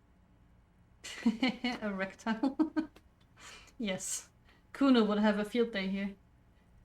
Okay, what more? This book talks about the delicate nature of toos, as well as introducing some of the most popular species among the bird enthusiasts. The funeral cockatoo, the major majestic cockatoo, and the most common bang bang cockatoo. It's colorfully illustrated. Alright, what problems do these birds have? Where to even begin? All cockatoos are known for their needy natures, requiring attention for at least 2 full hours a day. They love to talk, and have been described as lovable clowns who just don't know how to wrap up. 2 hours isn't that much time. I could handle that. It could be nice to have someone to talk to when feeling lonely. Pet owners also report moodiness, loudness, and hostility as recurring issues. If left unsatisfied, cockatoos may scream non-stop, pluck their feathers or become aggressive. Right, that's pretty bad. Anything else? It is not recommended to get a cockatoo if you're not able to cook them food every day and give them the full care that they need. These birds will never understand that you have a life of your own. Yes, but there has to be something great about cockatoos as well. You're right. Cockatoos are magnificent creatures. They love to perform, cuddle and show off, and will even scream for fun, often as loud as up to 135 decibels. See, when I was working at the bird rescue place, they had a lot of cockatoos there, and we had to wear hearing protection every day when we were working with any birds in that place, because they are in fact incredibly loud. I mean, this is pretty spot on with cockatoos. Cockatoos are very needy birds, and very loud and very engaging. If you do have a cockatoo, you should be spending a lot of time with them. They are also very intelligent. I know in Australia, where you have cockatoos here, they have to put like locks on their garbage cans because the cockatoos can just figure out how to open it up all the time, and then they steal the garbage. Read about the funeral cockatoo. This is a yellow-tailed black cockatoo. Its specific name, Psittacus venereus, relates to its dark and somber plumage. This bird looks as if dressed for a funeral, 24/7. There is something indisputably ominous about it. Cool. And then the fucking ibis will get in there too and drink the bin juice. Yeah, I think they call them bin chickens too. Read about the major majestic cockatoo. Perhaps the most impressive of all the species, the endangered major majestic cockatoo, is often described as the most flamboyant bird in the jungle. Its pink-colored wings and flowing crest embellishing its proud and bumptious nature. In the words of poet-explorer Sir James Fournier, few birds more enliven the monotonous hues of the verdant forest than this big, bold, and beautiful species. Read about the most common bang bang cockatoo. Despite its banging name, the bang bang cockatoo is actually the shyest of the species, common in almost all Seminoles forests, as well as zoos and homes all over the world. Its plumage is mainly grey and white. The Seminoles name bang bang is thought to be of onomatopoeic origins. I swear I'm gonna come out this game knowing so many new words. Honestly, this bird does sound a little bit like me. Yes, but all those cockatoo species are so different. Which one are you? The grey and common bang bang? Only the funeral cockatoo in its darkness can truly grasp the depth of my doom-laden soul. Isn't it obvious? Major majestic, here I come. But what if I'm just a fuckapoo? A fuck-up and a cockatoo? I'm gonna go for major majestic. You're right. Your Majesty embodied. This big, beautiful bird belongs on your heraldry. Put the book away. What, did that do for me? Oh, it's done. Getting the body then? Oh, right, that's the... Where's the, bird one? There, find your heraldic bird. The working class woman said that you're a bit of a cockatoo. What if it's true? Go read up on cockatoos in a bookstore, maybe you'll discover something new about yourself as well. Well, I am a cool bird. I'm a majestic cockatoo. That was fun. I like that. Can I go tell her now about it? Can I be like, hey, I found my cockatoo. You were right that I am a cockatoo. Excuse me? I went and read up on them, just like you said, and I even decided on what kind of cockatoo I am. Want to know? I don't know. The most talkative one? She's ready to put that question aside. No, I'm the major majestic cockatoo. The what now? The major majestic cockatoo. It's the most impressive one. You truly are one strange cop, aren't you? She says, slowly shaking her head. I can't believe she doesn't want to talk more to me about my cockatoo experience. The woman before you nods and returns to her reading. Well, time to investigate a ghost.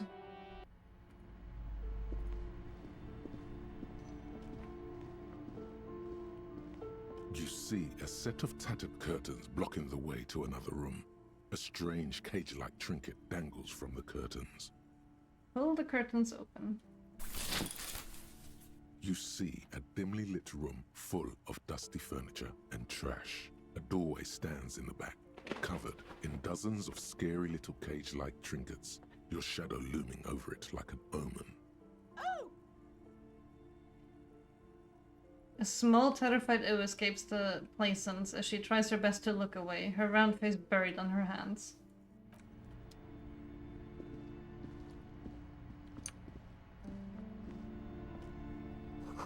Ghostly silhouettes of hair dryers. A vaguely androgynous portrait of a man. Looks like Guillaume Le Million, that hair poster. A heavy door with a missing handle stands before you, covered in dozens, if not hundreds, of little oddly shaped trinkets and charms. It appears to be locked. Unlock the door with the key. After exerting some force, you manage to turn the key. It's eerily silent. The door slides slightly open, letting a draft of cold air into the room.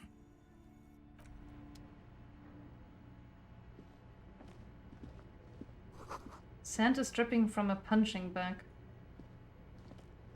This doesn't look bad. Hey, what is this? Is this a bull? No. Cup bull.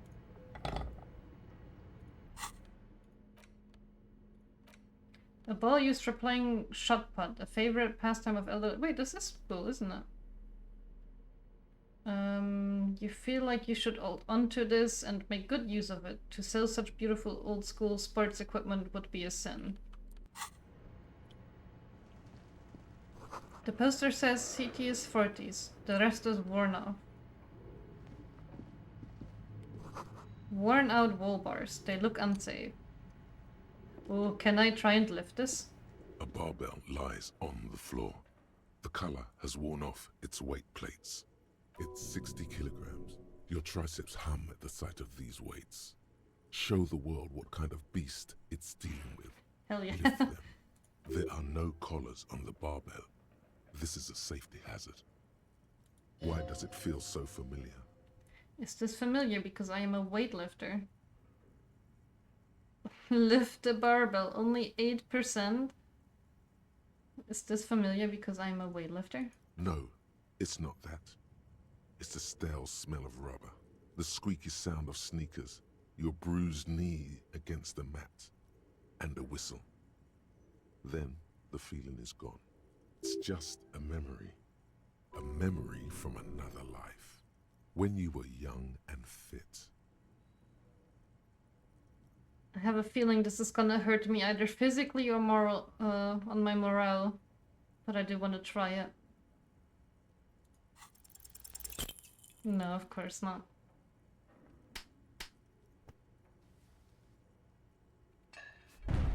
Yeah, I could have seen that coming. You I thought maybe something else would happen. Ground, but the barbell feels wobbly and dangerous. Your hands slick with sweat. Turns out you're no beast, just an old man with bad form. See? See? This place is cursed. I should go to the freight and get some health. I don't want to die. I'm worried about that now. I'm gonna do that quickly. And before there really is a ghost in there and the ghost is trying to kill me or something, I gotta be prepared.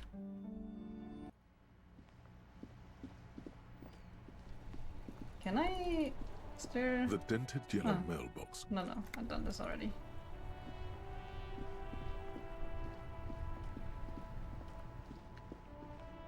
Can I use my hard-earned money to buy some medicine? Where was it? No, it was this thing, I think. A small cabinet on the wall is filled with various medicine bottles, nasal sprays, and blister packs. They Okay, here. I hope Saint Baptiste makes you feel better or something. Thanks. Okay, here. I hope Saint Baptiste makes you feel better or something. Well, there goes 2 Real. Don't forget your booze and cigarettes. I will refrain from giving into my withdrawal symptoms. I am better than that. I will stay strong. I am the majestic cockatoo after all.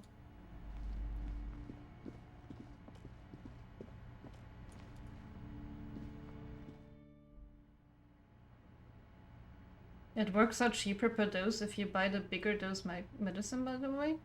I thought that was a 3 health. I don't even have 3 health. Or does it just give me the charges? Because the way I understood is that it would be a waste to get it. The hallway is blocked by old window panes and debris.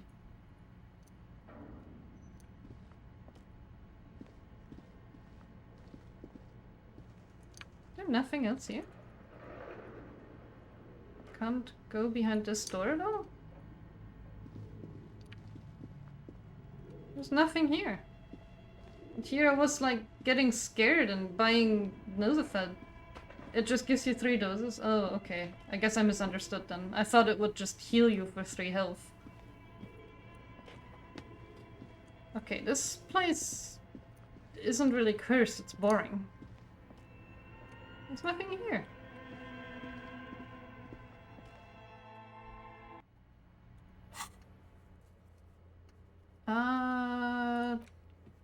Search for the malignant entity. Pleasant said she lives inside the chimney. Find a way in. There's no way to get to a chimney from here though, is it?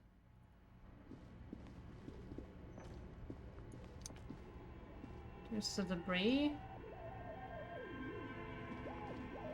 And whatever this is, yeah. I can see that there's more stuff here, but...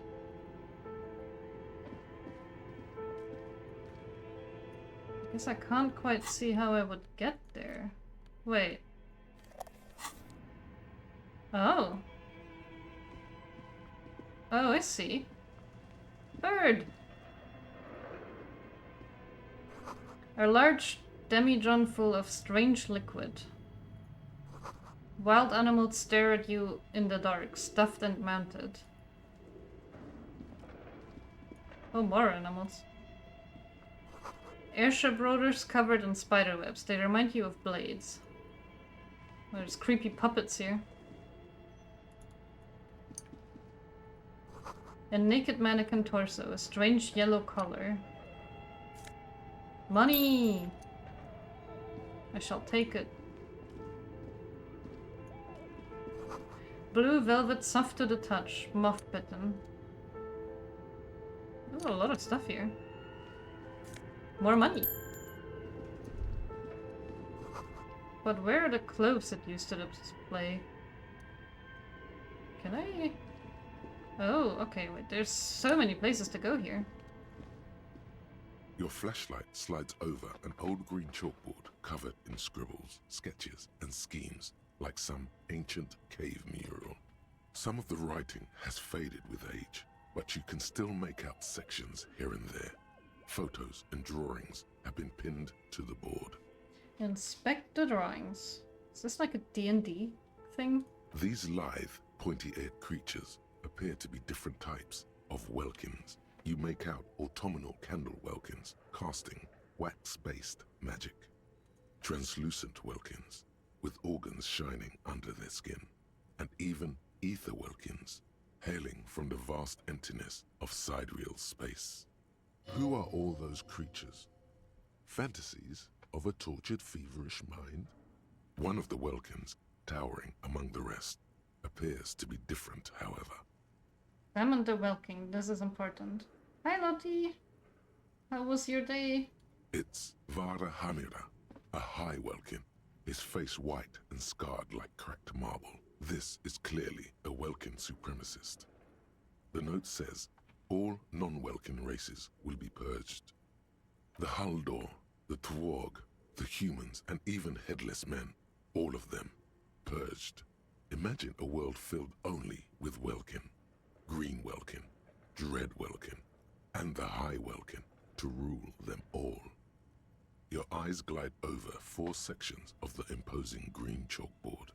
I am really glad to hear that. The photo collage depicts barren, icy landscapes wrapped in perpetual night. You see permafrost and glacial landforms, dead trees grown in under the snow. Entire oceans have been frozen from shore to shore. There are pictures of settlements on dried-up riverbeds, abandoned in a storm. Animal corpses in the dark, carcasses and bones. You didn't miss too much. I only left Kim to go bring the body away. And the rest of the day I've kind of just spent talking about cryptids, becoming a majestic cockatoo, and what was the other thing that I did? I got hurt by a chair. Oh my god, Pat. You see primitive oil rigs built into glaciers, boreal dvorg, yurts under the snow, great mammoth-like beasts of burden. Albeit dark and cold, this vision also feels cozy in its own way, like eggnog or morphine, a much-needed respite from our own world. A pinned postcard reads, "The heat death scenario, a desperate fight for geothermal energy engulfs the world as Wirral becomes untethered from its sun, drifting through the universe." Inspect the schedule. This is a monthly calendar from the year 50. Cryptic words like sprint, daily minimi, and GPI span the marker-drawn grid, the grand scheme of production and money. Keep reading. What happened? As time goes on, the numbers in the boxes grow rarer and rarer. The board becomes an empty snowfield in the final days. Only failure and regret dwell in this region. A note in the bottom left corner of the chalkboard says, "See the prod schedule filament for details." Inspect the notes. The handwriting is only partly legible, but you can still make out 3 slogans: Call in, Tune Out, Wirral Untethered, and Heat Death of the Universe. Okay. What is this thing? Appears to be some kind of machine with a cube-shaped heart and a wired framework. The keyboard has a rectangular on-off button. A piece of paper still hangs from the printer. This is the Ream Civic radio computer, model RC5120, equipped with a Feld mainframe and a Ream-compatible printer. Let's turn it on. The machine lights up like some prehistoric animal stirring from its slumber, revealing fluorescent play and print keys on the keyboard. The hatch on the machine's central compartment is wide open. I like the sounds it makes. Look inside the compartment. It's empty, like a beehive without its brood. Some cables have been left dangling, disconnected. This is where the machine's memory should go. Press play. Nothing happens. Something's missing. There's no tape in the player. Press print. Nothing happens. Press play again. Nothing happens. Something's missing. Yeah. Okay. I can't use this tape, can I? It's empty, right? Yeah. This old fireplace is covered in lines drawn in blue and red marker, the mesh spreading over the stone like blood vessels on alabaster skin. It looks ghostly and strangely ancient. A diagram for summoning some time-forgotten being. The symbols seem very esoteric. The whole thing resembles Kadran mosaic tiles. Very pedantic. Hold on, how do I know what Kadran mosaic tiles are supposed to look like? History classes, students with their textbooks open, studying the roots of our civilization. Those aquarelle blue tiles looked beautiful in the sun. What am I looking at? Radio frequencies, it seems. UKV 123.6, UKV 123.7, UKV 123.9. Some written notes, too. Sparse and cryptic. Radio frequencies for what? Unclear. It looks like a cardiovascular system split into veins and capillaries. Very advanced. This must be an elaborate piece of art. So we're dealing with something medical here. You think so? The web is comprised of radio stations, all lead back to one red heart, titled the Game Master Frequency. A note says, this one can listen in on any station it wants. They must have had massive airwidth. These things don't come cheap. This is a game, then who is playing? Whoever decides to call in to a call-in station, it looks like. All of this is gone, left unrealized. There's no way a little basement studio working here could pull anything like this off. What else? Nothing. It's just lines on marble. An echo from times long gone. No one has used the fireplace in ages.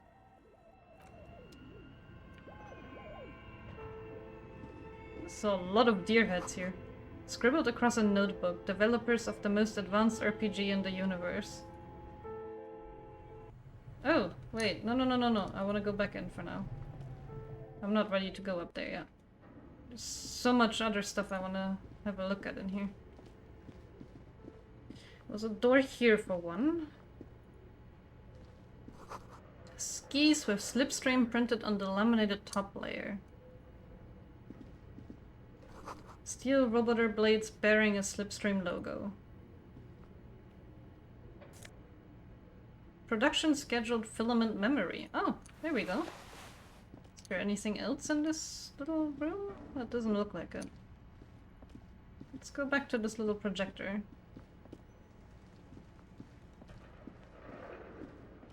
Tiles on the cube are still smoldering. Insert Casting the production like a schedule. smooth draw, the filament slides into place. On the keyboard, the play key starts blinking. Press play again. A bar of fabric right above the keyboard starts producing a soft hum. The sound of static seeps through the machine's planar magnetic driver. Have you stirred the ghost of the doomed commercial area from its rest? Could this be its dismembered heart beginning to flutter? The static gets louder, slowly filling up the abandoned hall, until a voice speaks out, crackling and old, cutting into the air. Good afternoon. Fortress accident en rue de Saint-Ghislaine. This is East Insulindian Repeater Station 1.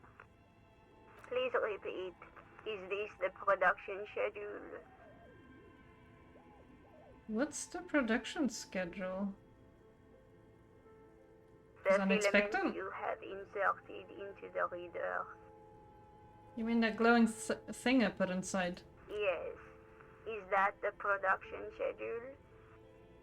I don't know. If you are unsure, could you please take a look? How do I do that? Open the hatch on the compartment. Don't touch the wires. A current is running through it, but the core is safe. There's a filament inside. Oh. I need to know what it's called. Oh, I guess it is called the production schedule. Good. Please repeat the password. Can you give me a hint? No. This is the police. Please open this thing. I am contractually obliged to protect the privacy of the filament holder Fortress accident. Without filing a warrant with Intel, I cannot give you access to this filament. Now, can you please repeat the password? Is it my birthday? Still no. I don't know. Received. I will register this login attempt. Don't worry. Passwords have a way of turning up sooner or later. Fortress accident. Is there anything else I can do for you today? Why did you call me Fortress Accident? Fortress Accident is the company on whose name the terminal you are currently using has been registered to. Do you have any other information about this company? One moment. You hear her flip through a catalog before she reads out with studious care. Fortress Accident SCA produces revolutionary interactive call-in radio games. That's what the catalog says. That's not bad. And what's that? This interactive call-in radio game? Any other questions? Okay. What are you? Are you alive? Yes, I am alive. I am 74 years old and my name is Yvonne. Okay, but where are you? How did you know where I am? I work as a repeater at the East Insulindian repeater station. It's my job to know where you are, Fortress Accident. As for me, well, I am sitting in my cubicle, surrounded by a wall of radios. Doesn't it get lonely, sitting there all by herself? Doesn't it get lonely doing this job? Lonely? Why would it get lonely? I get to talk to people all day. That's why she does this. Now, please tell me if there's anything else I can do, Fortress Accident. I guess that's all for now. That's interesting, though. Thank you, and goodbye. Tiles on the cube are still smoldering, casting the framework in a soft glow. Fluorescent play and print keys shine on the keyboard. Guess I'm The gonna filament slides out of its glowing nest. keep it in my inventory because maybe I can show it to someone. I wanna have a look at the hallway too. I'm surprised that was even a thing at all, but yeah. I guess she's 74. How excited could she be over someone being on, like, a call, you know? What is this? Postcard. Found another postcard. The sunlight has made this postcard almost completely sepia-toned. Midtown traffic passes overhead, the ghosts of skyscrapers disappear into a beige midday mist, vaporizing from the delta on which the district was built. The postcard is prepaid. Oh. The cube-like crisscross of filament feels oddly fragile in your hand, its intricate structure covered in dust. Silver tape on the side reads production schedule. Note, this filament contains information that can be read using a radio computer. And also 10 cents down here. Shoes in a puddle of melting snow. Why would there still be snow here? That would mean that someone was here recently.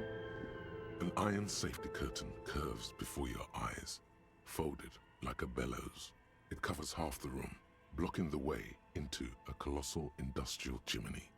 This must be where the entity lives. Knock. What an odd thing to do.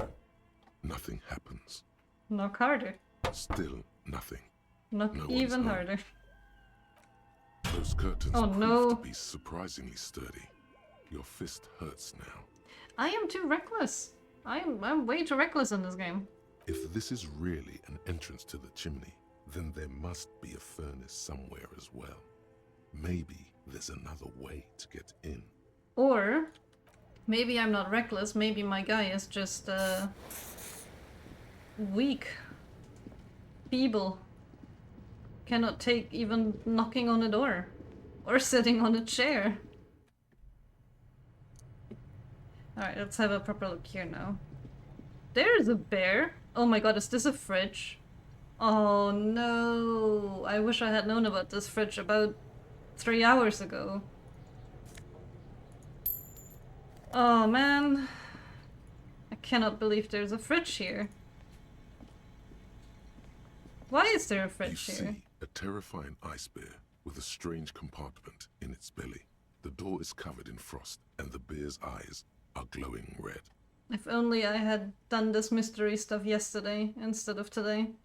The bear looks oddly realistic. Is it taxidermy? It's a bit large for a real bear. What is this thing? It looks like a giant ice bear. Your words echo in the empty chamber, ringing against the wet floor tiles. The bear keeps staring. A sharp slice of light shines out from its mysterious belly door. Crack open the door. A gust of freezing cold air rushes to greet you. You hear a low grumble as the bear regulates itself. This is the inside of a refrigerator. Look inside. The shelves are empty. All you see are crumpled ice cream wrappers with the brand name, Revachol Ice City. A handwritten note has been attached to the door. The fridge is huge. Take the note from the door. You pocket the note and the little fridge magnets keeping it on the door. Examine one of the ice cream wrappers. A friendly cartoon bear smiles back at you from a glossy cellophane wrapper. It looks nothing like the fridge.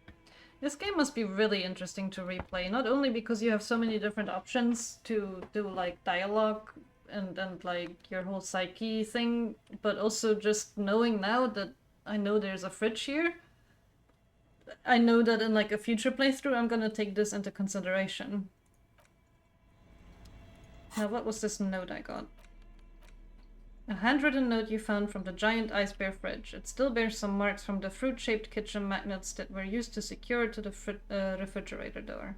The note is written with a blue pencil on a piece of lined office paper. The kitchen magnets have left spots on its surface. Someone has scribbled, S. I can't believe the off-site copy is still here. The illiterate ginger kid keeps stealing stuff from the studio, so I had to hide it somewhere safe. You'll find the filament memory with the off-site copy in the frozen ice cream maker.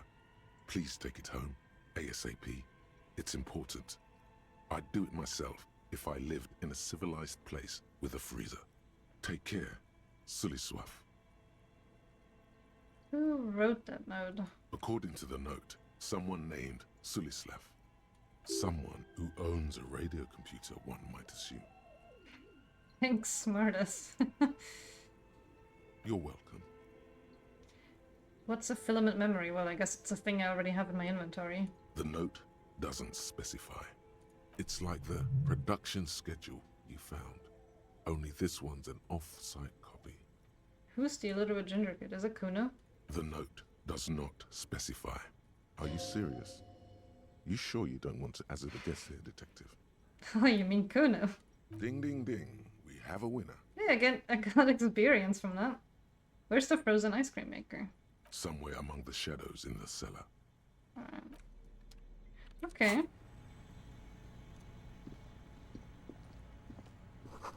An ice cream maker defrosted and unplugged. Why is this one yellow? Oh, the flashlight casts a strange shadow. There's a hidden doorway here. Okay, wait, I'm gonna go there in a second, but I want to see what this over here is. And how do I even get there? Oh. This place is big. A frozen ice cream maker that's still running. This orange machine is buzzing like an old submarine. It has a hand-cranked ice cream churner on top and an electric freezer that appears to be frozen shut. Try to crack open the lid. You slip your fingers under the frozen lid, is it gonna hurt but me? the ice is too cold for you to get a good grip. A pry bar would come in handy here. No, this is going to need something else. Some kind of super pry bar. Don't even try to open it with a regular pry bar. You're just wasting your time. If you want to try again, then you need to have the pry bar in your hand, detective. Equip the pry bar by going to the Tools tab in your inventory. Yes, From yes, there, yes. you Turn can the equip ice cream it crank. Turning the crank feels oddly satisfying, like stirring your childhood dreams. In the distance, you hear water dripping. I could really go for some ice cream right now. I don't have any right now, though, unfortunately. It's all gone now. You'll never become a poet or an entrepreneur. Let's switch this. Well, This orange machine is buzzing like an old submarine. Oh, It man. has a hand-cranked ice cream churner on top and yeah, this is not gonna work, is it? I will wait until I find a better pry bar. Yeah, that is too bad. There's Probably ice cream that doesn't have as much sugar, right? But I bet that doesn't taste as good. Someone has stuck some busted guns beneath the ceiling. 2 rusty rifles are hidden above the piping. They look inoperable. A few bricks have fallen off, revealing a compartment behind the wall. It's too dark to see in. Where am I? Inside, a secret room infested with rats, spiders, and woodlice. So there's a hole in the wall. There is. Inside, it's nothing but gloomy blackness. Better not stick your head inside. Is it gonna hurt me if I do? I'm like double guessing everything now.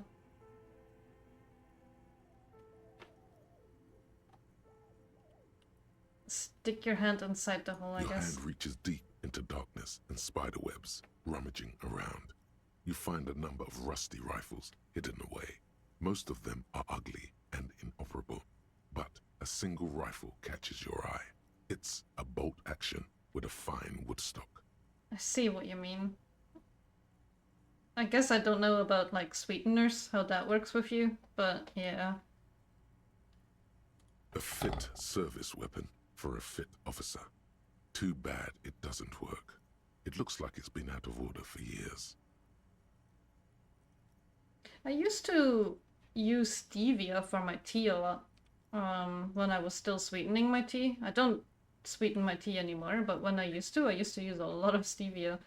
Although, for some reason, I did gain, like that was years ago, and I did gain weight from using it, even though it's technically like barely any calories.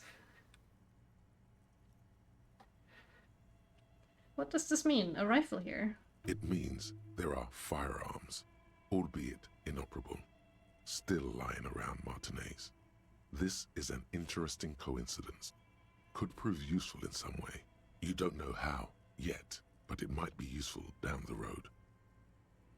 This is a good find. Really justifies coming down here and looking around.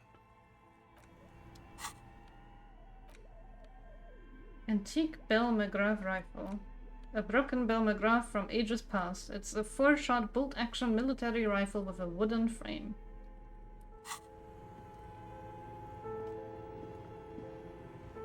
How do I get out here? Okay, let's... Oh, I never looked at whatever this is. Oh, money! And health. I will very gladly take health items. 2 cables are plugged into the breaker box. The red one leads to the ice bear fridge, and the black one to the ice cream maker nearby. An electric sizzle. The room, something close to you, dies with a soft electric purr. If I let this thing melt, then my pry bar might be strong enough. There's another bird here too. Insane mesh tank top. What makes it insane? Drama. I wanna put it on just to see. Beautiful. I'm gonna put on this again. Intercom wires running into a breaker box. Yeah, it's beautiful, right? Oh, I'm here now. An old call box with a matrix of push buttons lists all the companies in the East Delta Commerce Center. You hear static from the intercom speaker. It sounds as if someone has picked up the receiver but isn't saying anything. Yes, hello. This is Tricentennial Electric. This is a woman's voice, crackling and fragile through the static. Have you come to place an order?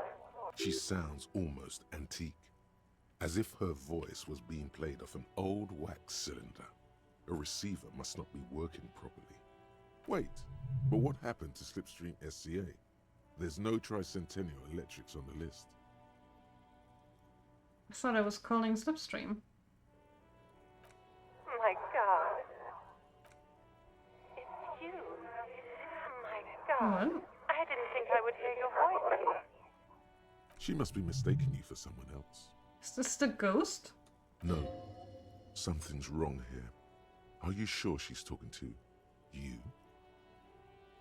Who are you and where are you? Come, stand up straighter. Yeah, it's me. I'm here again, crawling back into your life. Do we know each other? No, who are you? Where are you? Michelle, just please.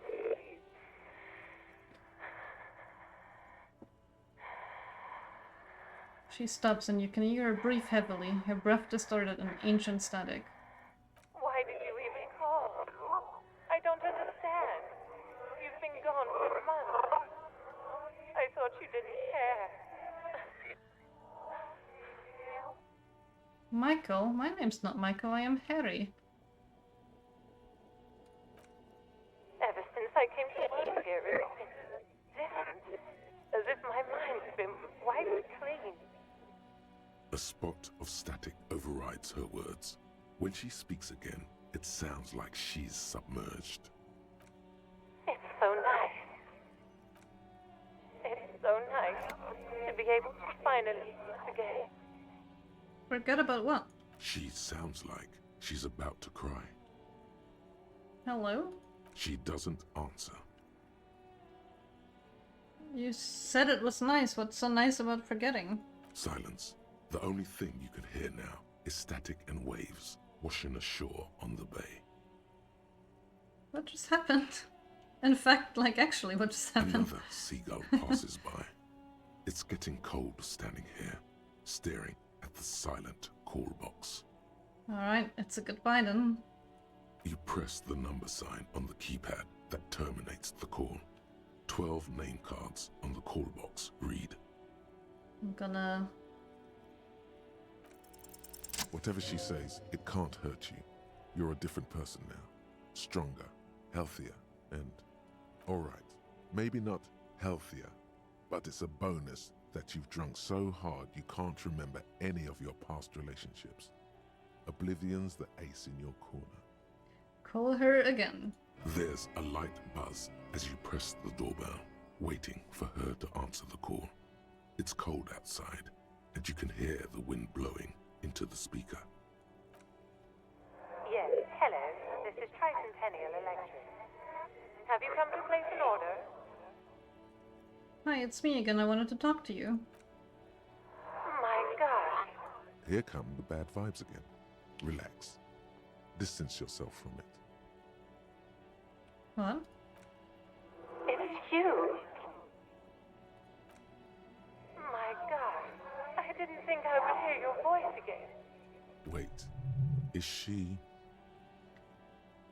Didn't you already say that the last time we talked? Michelle, just please. Even her breathing, the way her voice drops when she finishes the sentence, sounds exactly the same. Why did you even call? I don't understand. You've been gone for months. I thought you didn't care. It doesn't matter what I say, you're just going to continue, right? The voice from the intercom doesn't answer, but you can hear her breathing. Wind blows into your microphone again, crackling and echoing in the box. Is it over? Can we talk now? Ever since I came to work here, it's been different. As if my mind's been wiped clean. It's so nice. It's so nice to be able to finally forget about you. And then it hits you. You are a recording. She tries again not to cry, and still doesn't succeed completely. Her quiet sobs sound old and distant, as if her voice is being played off a wax cylinder. Real or not, your mirror neurons react. It feels painful to be listening to this. Just a recording, and here I thought she was the ghost. Why does it still feel like it's my fault? Go ahead, ancient recording, cry then. Her sound melts into the static from a long-distance phone call. From time to time, you can hear people talking in the distance, but can't make out any words. This is where you hung up the call the last time, but the recording is still going. Keep listening. A phone rings in the office with an old-fashioned chime, and someone walks by in a pair of heels. The static is like a warm blanket wrapped around the sounds. Why would I talk to it if I know that it's a recording now? No one replies, but the static grows stronger like rainfall. Then a female voice speaks out, completely different from the one before. Glorious and total somehow, crawling inside your head. Her words are too cold to comprehend. She smells of sodium lights and rain streaks on car windows. Eyes like pilot lights watch your shape in dark hallways, guttering. What is happening to me? The strange and alien thought pattern ends. You're left staring at the electronic doorbell. Are all of them gonna be like that, or did I just happen to click the one randomly that has this weird recording? I guess I'm gonna try the other ones. Let's try the 24-hour window. You ring the doorbell. Nothing but happens. Nothing happens. Who knows, huh? Revachel Ice City. Silence. No one answers the doorbell. Whirling in rags. Nothing happens after you ring the doorbell. They don't want to talk to you. Okay, well, they at least exist. Main hall building A. An off-key melody starts playing after you ring the doorbell. Then a woman picks up the receiver. Kuno, please stop calling here. Grown-ups don't have time for your stupid games. Oh. It's me. I am investigating the doomed commercial area, just like we discussed. Oh, I'm sorry, officer. I thought you were... There's a spot of static that overrides her words. But the doorbell is broken, and the bookstore shouldn't even be on the list anymore. So I can't help you. Please don't call here again. Thanks. A single beep indicates that the line has gone dead. What if I try it again? You hear the same waiting room music, but no one picks up the receiver anymore. Okay. You ring the doorbell, but no one answers. What an ominous name for a hair salon. Doesn't bode well for anyone's hair. All you hear is static, but no one answers the call. You wait for a minute or two, but all you get from the call box is silence. No one answers the call. Looks like someone has melted half the plastic off with a lighter. The doorbell doesn't work anymore. Silence. No one's home at Fortress Accident. Silence. Oh my god. No one answers your How call. is it that I happen to pick the one that just has the spooky ghost recording out of all the ones I could have picked? This button looks new, but someone has removed the name card. Nothing happens when you try to ring it. Okay, that's crazy. Is this This orange machine is dead still.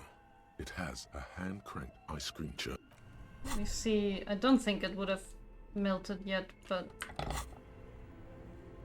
This orange machine is dead still. It has a hand-cranked Oh, ice man. cream churner and an electric freezer.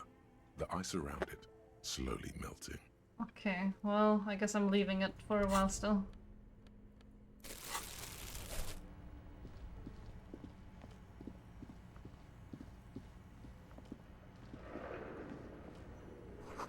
The wall collapsed. It's inaccessible now. Is it an oven? A thick layer of coal dust covers the furnace, coloring it pitch black. Looks like this furnace has a face, and it's a face of agony. Smear your hands with coal? Why would I do that? Kick it with your foot. No, I'm gonna look inside. It's dark and grimy here. In the darkness you can hear chatter. It's coming from above. A voice or several voices talking to each other. Near the smoke chamber, upstairs. What's happening? Maybe it's coming from behind those safety curtains you saw upstairs. You should investigate. This sounded real, not imagined. Yell hello into the furnace. I get +1 from having called the slipstream. You muster all your strength and yell. Hehehehe. Your dehydrated, hungover throat can produce little more than a dry croak. Oh, that was supposed to be a dry croak? That looks more like laughter. A lifetime of smoking and drinking will do that to you. The chatter from the chimney continues on as before. You seem to have made no impression on whatever's up there. I have bad dice luck, huh? Then again, maybe it's worth actually trying something up there. Well... A lush layer of coal now covers your skin, sinking into the wrinkles. Your hands look ancient. You feel the spirit of Ramut Karzai, ancient hero of Grad, pulsing through you. All that's left is to cover your face in war paint. Smear your cheeks black with coal. No, let's not express ourselves. I mean, Kim isn't here, so... 3 dangerous stripes appear onto your cheeks, telling stories of your wild soul. Am I gonna hurt myself if I kick it? A hollow Of ring course. goes through the furnace. Your toe hurts. Of course, I should have known.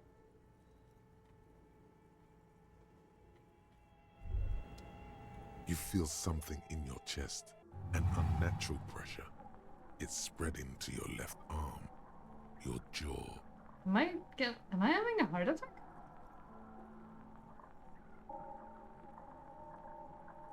No, it's many years of combined self-neglect and self-abuse. Oh god, and Kim isn't here. Try to remain conscious. All you feel is pain and weakness. You have to surrender now. We all do. It gets so dark. You don't even see her face. Like you always thought you would. You only see pain and fear. Cop suffers final heart attack. A detective lieutenant of the RCM passed away yesterday. His death, though abrupt, did not come as a surprise to those who knew him. He was the heaviest drinker I'd ever met. Captain Ptolemy Price, the deceased superior officer, commented, "That ain't easy on the ticker."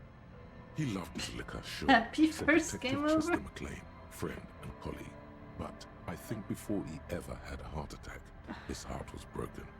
According Can't to an believe official this. statement given by the RCM, the officer was on the brink of solving a murder case. I can't believe I died of a heart attack because I kicked a furnace. What now? What is my last save? I guess my last save is me talking to the building? Man, I didn't think I would die then. I wasn't even on 0 health. I still had 1 health left. I cannot believe Old this. call box with I guess I didn't lose too much progress, but man. Unbelievable. I'm gonna do it all again, except I'm not gonna kick it this time. I guess it would have been different if Kim had been here, huh? Maybe I will get the 58% now though. furnace. Looks like this it's dark and maybe this sounded real. Not imagined.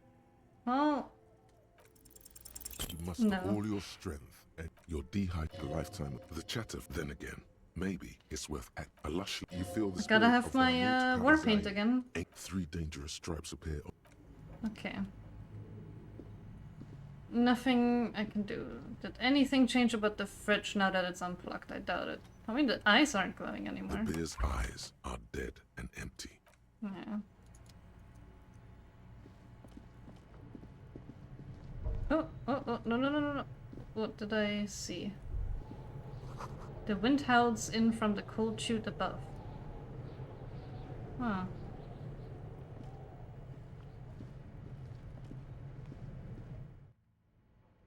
But is there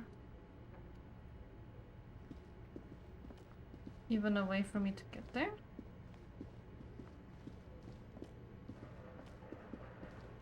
Because I couldn't use this. As before, this is directly above the central Oh, furnace in whoops. the cellar. Didn't realize The it was saying voices something new. probably came from here. Hello, I yelled, but it didn't work. Again, your voice becomes a raspy croak mid-sentence. It's silent in the abandoned office building. No one answers you. A sudden bout of self-pity comes over you. You took your shot and still missed. Well, you did your best, champ. Shame it wasn't good enough.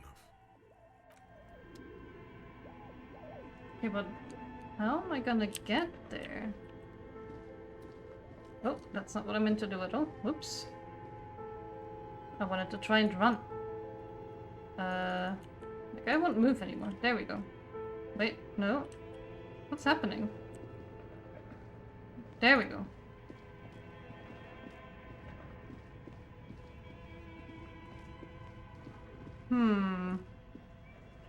Wait, was that open before? This old fireplace is covered in lines drawn in blue and red marker. The mesh spreading over the stone. A diagram for summoning some time-forgotten being. The symbols seem very esoteric. The whole thing resembles Kadran mosaic tiles.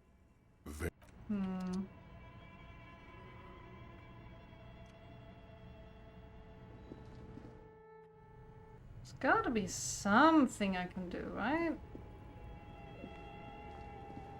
A thick layer of coal dust covers the furnace, coloring it. Oh, pitch black. I can scream again because now I have war paint on my face. Something breaks loose in you. A mighty bellow echoes throughout the chimney's depths. The chatter of tiny voices above suddenly cease. Then, Hello? You hear a woman's voice answer. Is that gonna be the same woman? you've awakened the entity. I summoned the ghost of this doomed commercial area. Answer me, spirit. Hello, are you there? Speak to me. Hello? Did you say anything? I can't hear you. Please come upstairs. There's a safety curtain on the second floor. I'll open it. Oh? You hear a low rumble upstairs. The sound of a curtain being pulled aside. Okay.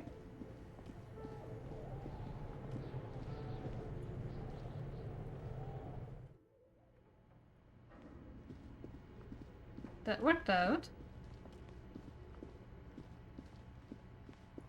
Oh. That's not what I expected. This tray is full of dice, colorful polyhedral dice, hundreds of them. The candy dispenser has been repurposed to contain thousands of dice. Hello, I'm Nia. A bird-like woman sits on a throne of tools with emerald light shining through her hair. Did you try knocking on my window? I must have missed you. I've been listening to my Melius. She taps on her headphones. So what kind of die are you looking for? Could this be the malicious entity? Perhaps it's wise to go along with this masquerade for now. It's just a woman painting dice. She's got a direct view to the backyard. You should interrogate her about the lynching. Hold on, what do you mean by milieu? Yes, Amelia is like a call-in station. You need a two-way radio to access one. That's why I have these. She pats the headphones on the table. Mostly, they just teach you to swear in different languages. But some of the stations can be quite interesting. I was so absorbed, I must have missed you knocking. I knocked hard on that door. I knocked so hard it hurt me. You must have me confused with someone else. I haven't knocked on your window. Well, I knocked on the door though. Then how did you get inside? By the south entrance? You know what? It doesn't even matter. What matters is that you're finally here. Let's talk dice. Did you have something specific in mind? Why are you asking me about dice?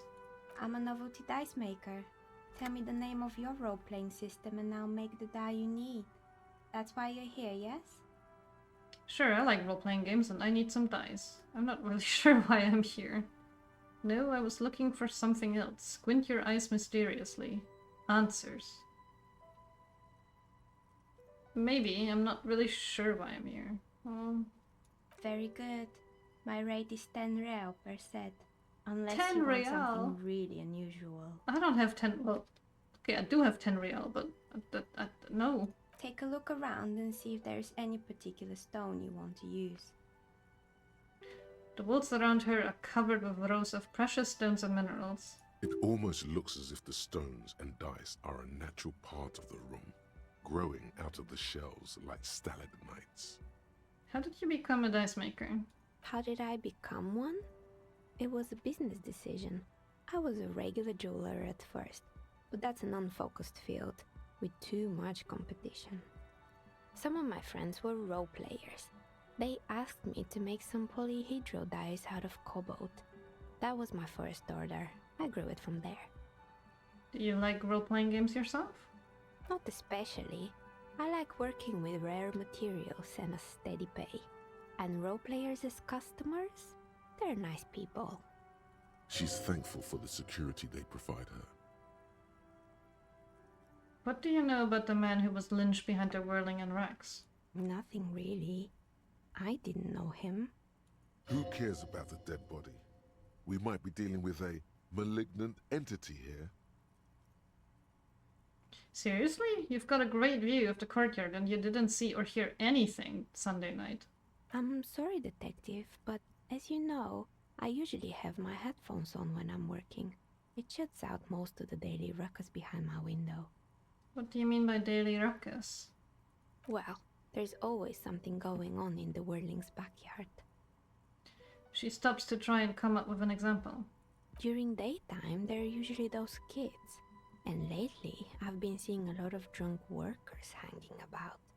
Must be because of the strike. She's not sorry to disappoint you. Informing on someone in a murder investigation would intrude upon her focused existence. But I never saw anyone during that fateful Sunday night, I'm afraid. And you never took your eyes off the work to look out the window? I might have, but in this case, all I would have seen is my own reflection staring back from the darkness. It's really hard to make anything out in the yard when it's dark outside. Besides, I rarely get up to look out the window when I'm in the zone. Do you often work Sunday nights? It's an odd profession, making dice for people, but I like it, and I prefer doing this to sitting at home. But my gun doesn't even work. I'm not sure I could shoot her. I see. Thank you for your answers. She nods. Anything else, officer?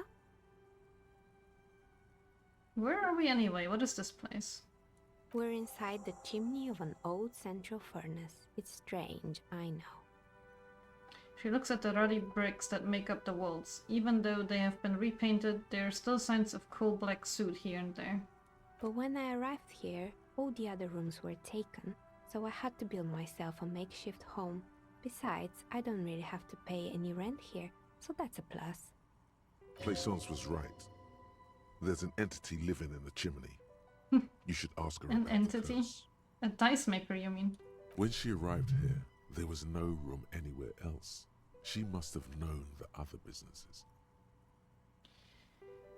I've heard this place is cursed. Did you know that the people call it the doomed commercial area? I've heard the stories, but I don't think those stories are true. How do you explain what happened to all those companies then? It's just capitalism. We only hear about tales of success, so it's often surprising to realize how many ventures actually fail. Plaisance is the one who sent me. She's convinced that the place is swarming with malicious energies. Plaisance, the bookshop lady? I've heard that her business is doing rather well. Have the energies spared her somehow? I don't think it is doing well, is it? Actually, the bookstore isn't doing that well. There are hardly any customers and she has to exploit her own daughter to keep the company going. The curse is just biding its time before it strikes again. I don't know why the bookstore hasn't gone bankrupt yet. That's why I'm here to investigate. Oh, right. But it's not just the bookstore that's still up and running. What about the whirling in racks? Some people say it's part of the building complex. I guess it was on the on that little intercom. Yes, but it's in a separate building. The malicious energies can't reach there. And then there is me. She sighs, looking at her messy work table. All kinds of tools, sliders scattered, from knives to carving files to wire cutters. I've been here for 14 years, selling novelty dice to role-playing enthusiasts. Not exactly a million-real business idea, yet somehow I've survived despite the talk of malicious energies. Strange, isn't it? Is it because you're competent and dedicated to your craft, the curse doesn't affect people like you? The curse will get to you, have no doubt about it, it just doesn't care about earthly time frames. I'll be the first to admit that there are many inconsistencies in the so-called curse. I was just about to ask, what do you think? Do you think the curse is real? Time has come to face the source. Fear not, for the forces of the universe are supporting you in this psychic quest. Starting to see that there's no curse, only business decisions and natural market fluctuation. Honestly, I'm still not sure this world is a puzzling place. Exactly. Truth is always so disappointingly mundane and boring. But I'm glad we got this sorted out. Anything else I can help you with today? Do you know what happened to other tenants? Everyone else is gone. More or less. Are you interested in anyone specific? Well, first of all, about the crazy recording.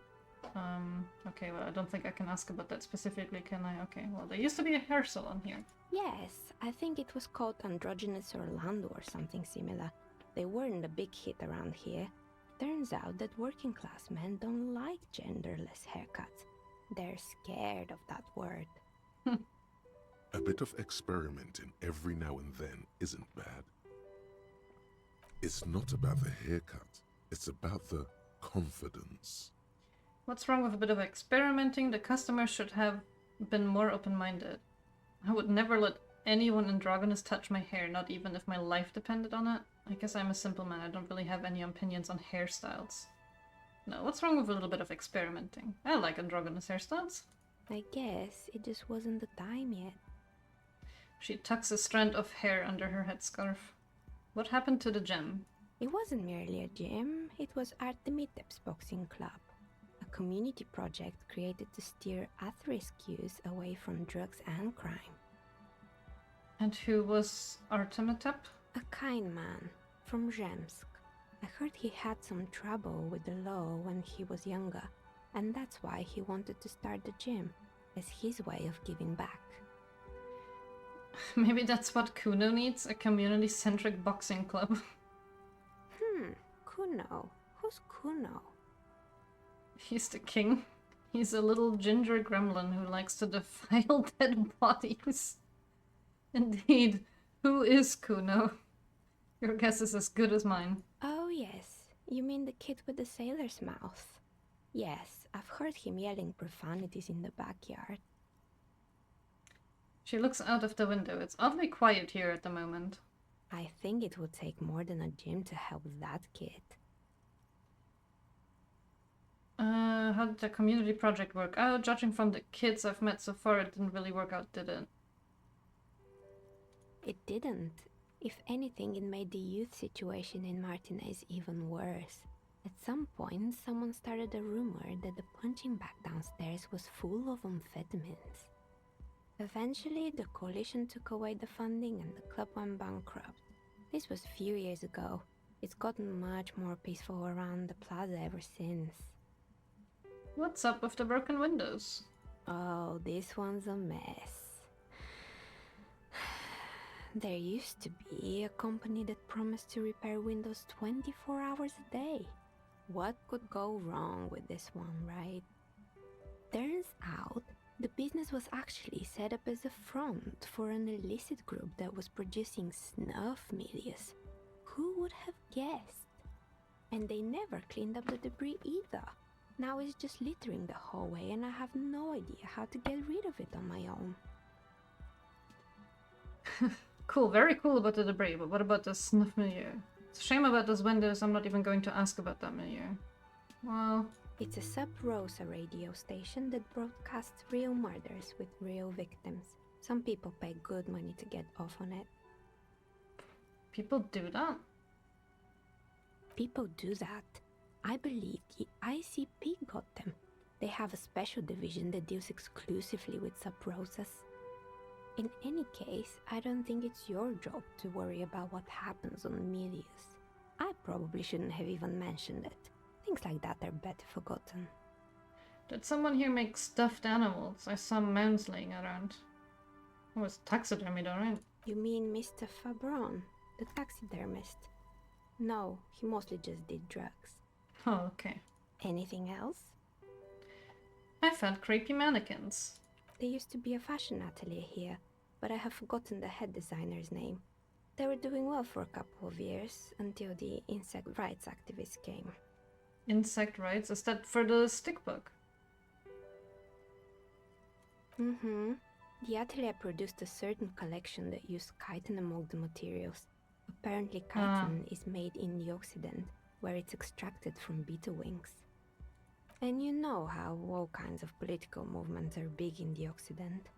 The activists shut down the biggest chitin supplier, which of course caused the price to skyrocket. And, naturally, all the most fashionable tastemakers refused to be seen in chitin from then on. The atelier went bankrupt before they could finish the collection. I'm glad that someone took care of the little guys. I like insects. Yes. Really? Anyway. She looks at the windowsill, where a dead fly is lying on its back, legs curled up in a bow tie. Poor guy. Suddenly, you get a feeling that insects are important to the case somehow. It's hard to say why. What's with the rotor blades and skies? Or skis, whoops. They were made by a company called Slipstream. After they pivoted from making rotor blades to skis, their chief executive took off on a vacation with all their money. She rests her shin on her hand with an impish smile. Honestly, I think it's quite funny. I think he's still sending out holiday transmissions from Tulula or Tiumotiri or Hashtkor or wherever he is. Interesting. What do these transmissions say? The usual, I imagine. That he's been thinking up all kinds of new business plans and can't wait to get started on them just as soon as he returns. She laughs and turns around in her chair. The Slipstream is history now. All their remaining assets got seized by the bailiffs in 47. I have no idea why those keys and blades are still lying around in the house. Maybe you could make a sword out of one. No, wait, forget it. I want a ski sword. I found a strange machine. Fortress Accident, the radio game studio. She closes her eyes as some remnant of a memory lights up her face. She liked them. They were an interesting bunch. We talked about role-playing systems every now and then. Once, I even saw two of them get into fisticuffs over Wirral. They certainly took their work very seriously, even if they seemed to be chronically liberal with their schedules. What do you mean liberal? What happened? The usual. They ran out of money and couldn't get the project done on time. What went wrong? Well, I did hear them talking at times. She looks at the hallway, as if she can still hear them chit-chat behind her curtains on a cigarette break. They seemed to believe they were historical individuals on some grand quest. From what I've seen so far, the project did look quite impressive. Yes, but when the money started to run out, they just began to complain a lot about capitalism. You know, how the markets are rigged to keep out new businesses and so on. In the end, they just didn't get it done. They didn't have enough willpower to produce something truly historic, and to show up to work on time. Well, showing up to work on time is incredibly hard. I would know, I'm a drunk. That's so bad. I would have supported them. The project looked great. You're right, I should have just tried harder. They had everything they needed to succeed. Well, I would have liked to support them. Not the wisest decision. You would have lost all your savings. She tosses a pair of dice on the table. One of them stops near the edge of the metallic desk. The result is 1 on a 20-sided die. The dice is black and filled with little silvery flakes, like snowfall. Anything else? There was a terrifying taxidermied bear in the cellar. Oh boy, the fabled Revershow ICT. You're in for a treat here. She smiles and leans closer, hands on her knees, like a stand-up comedian ready to tell a story. The place was owned by two guys who had some rather innovative ideas about marketing. The bear was one of them. Now ask me about their other ideas. Indeed. What were the other ideas? Alright, what about the other ideas? There was really just one, and it involved picking out the prettiest girls in the neighborhood and paying them 20 cents per hour to man the booth. And by man the booth, I mean slump behind the counter with a face that could maim you if you ever dared to disturb their bored magazine browsing. She leans back disapproving. Fritte does the same thing. Yeah, I was gonna say. I know a girl just like that. She works in Fritte as a cashier and she's not particularly friendly. What did they expect? 20 cents per hour is dog's pay. I'm surprised they showed up to work at all. That is an award-winning idea. How else do you choose people around you? 20 cents an hour is dog's pay. Oh, but they did.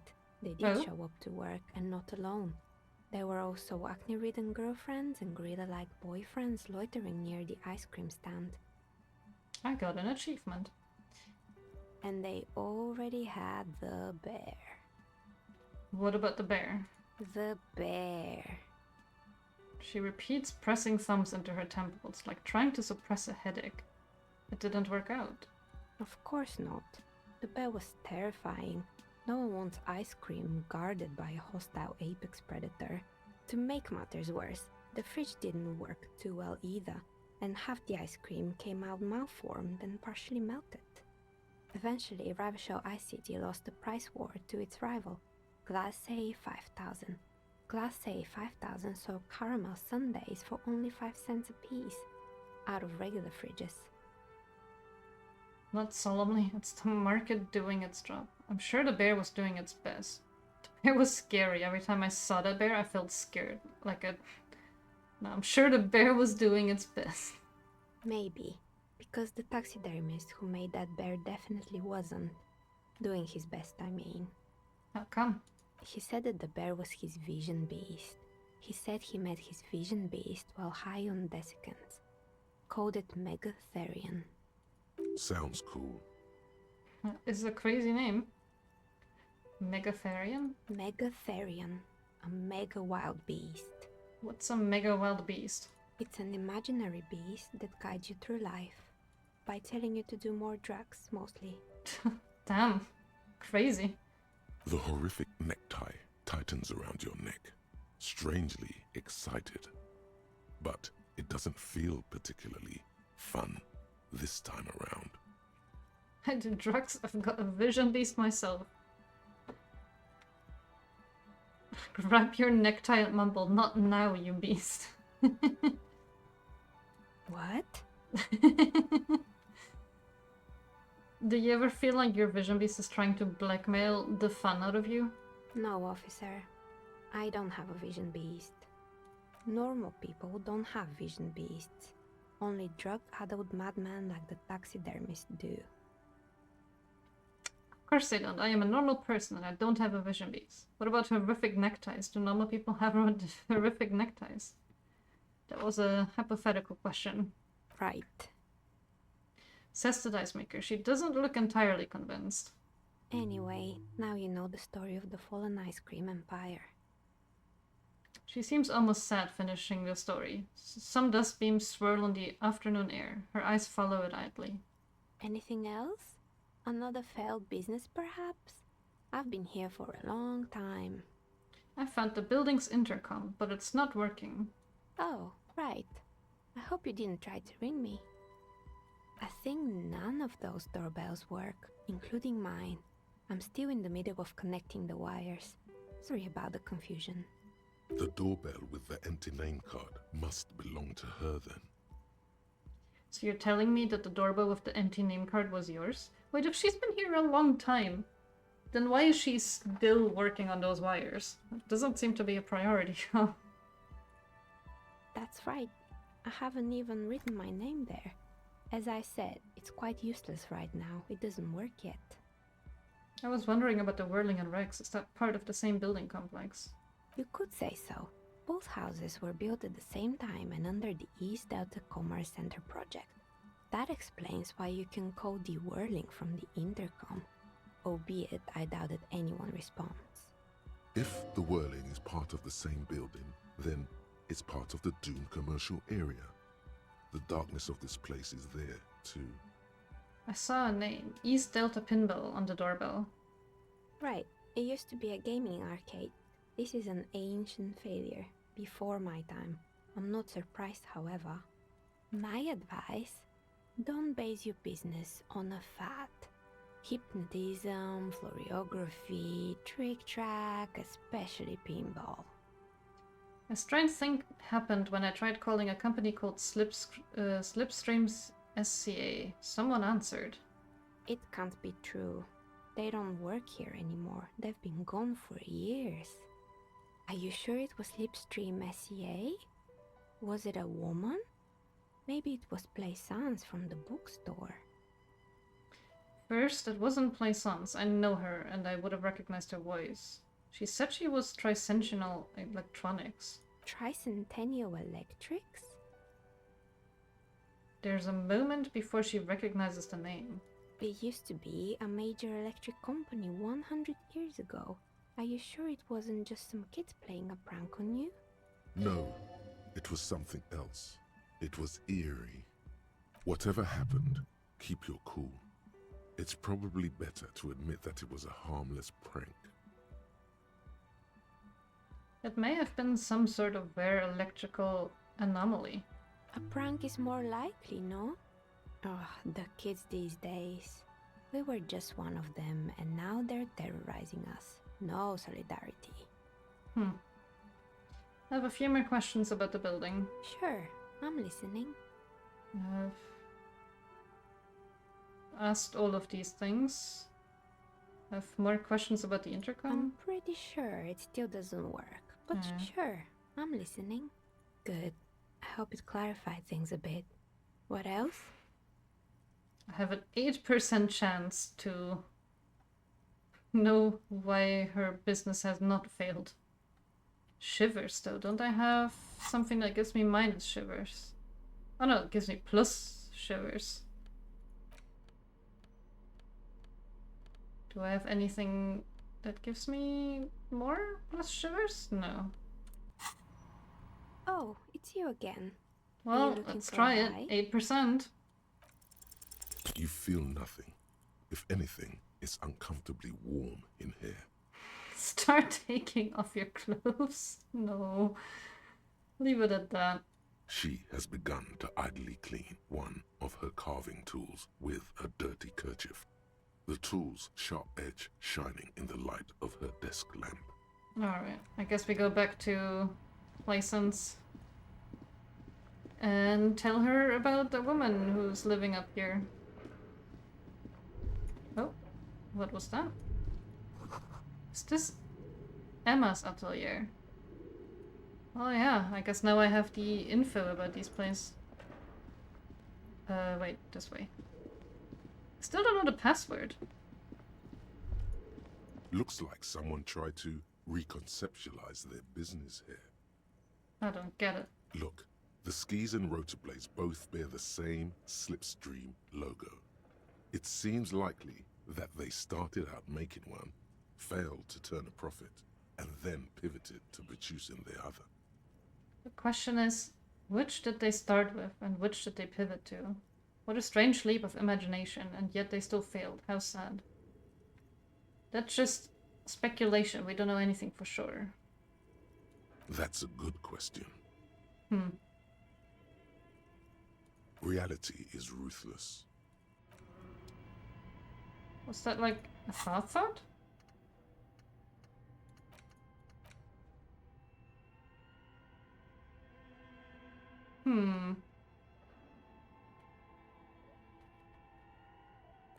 Okay.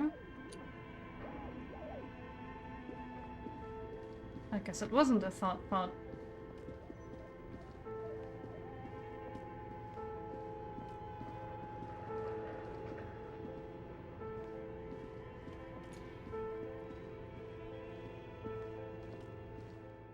This is quite the way to work she has to take every day. Oh well, no, I guess she's getting in through the roof. Well, oh, I should probably put away the flashlight.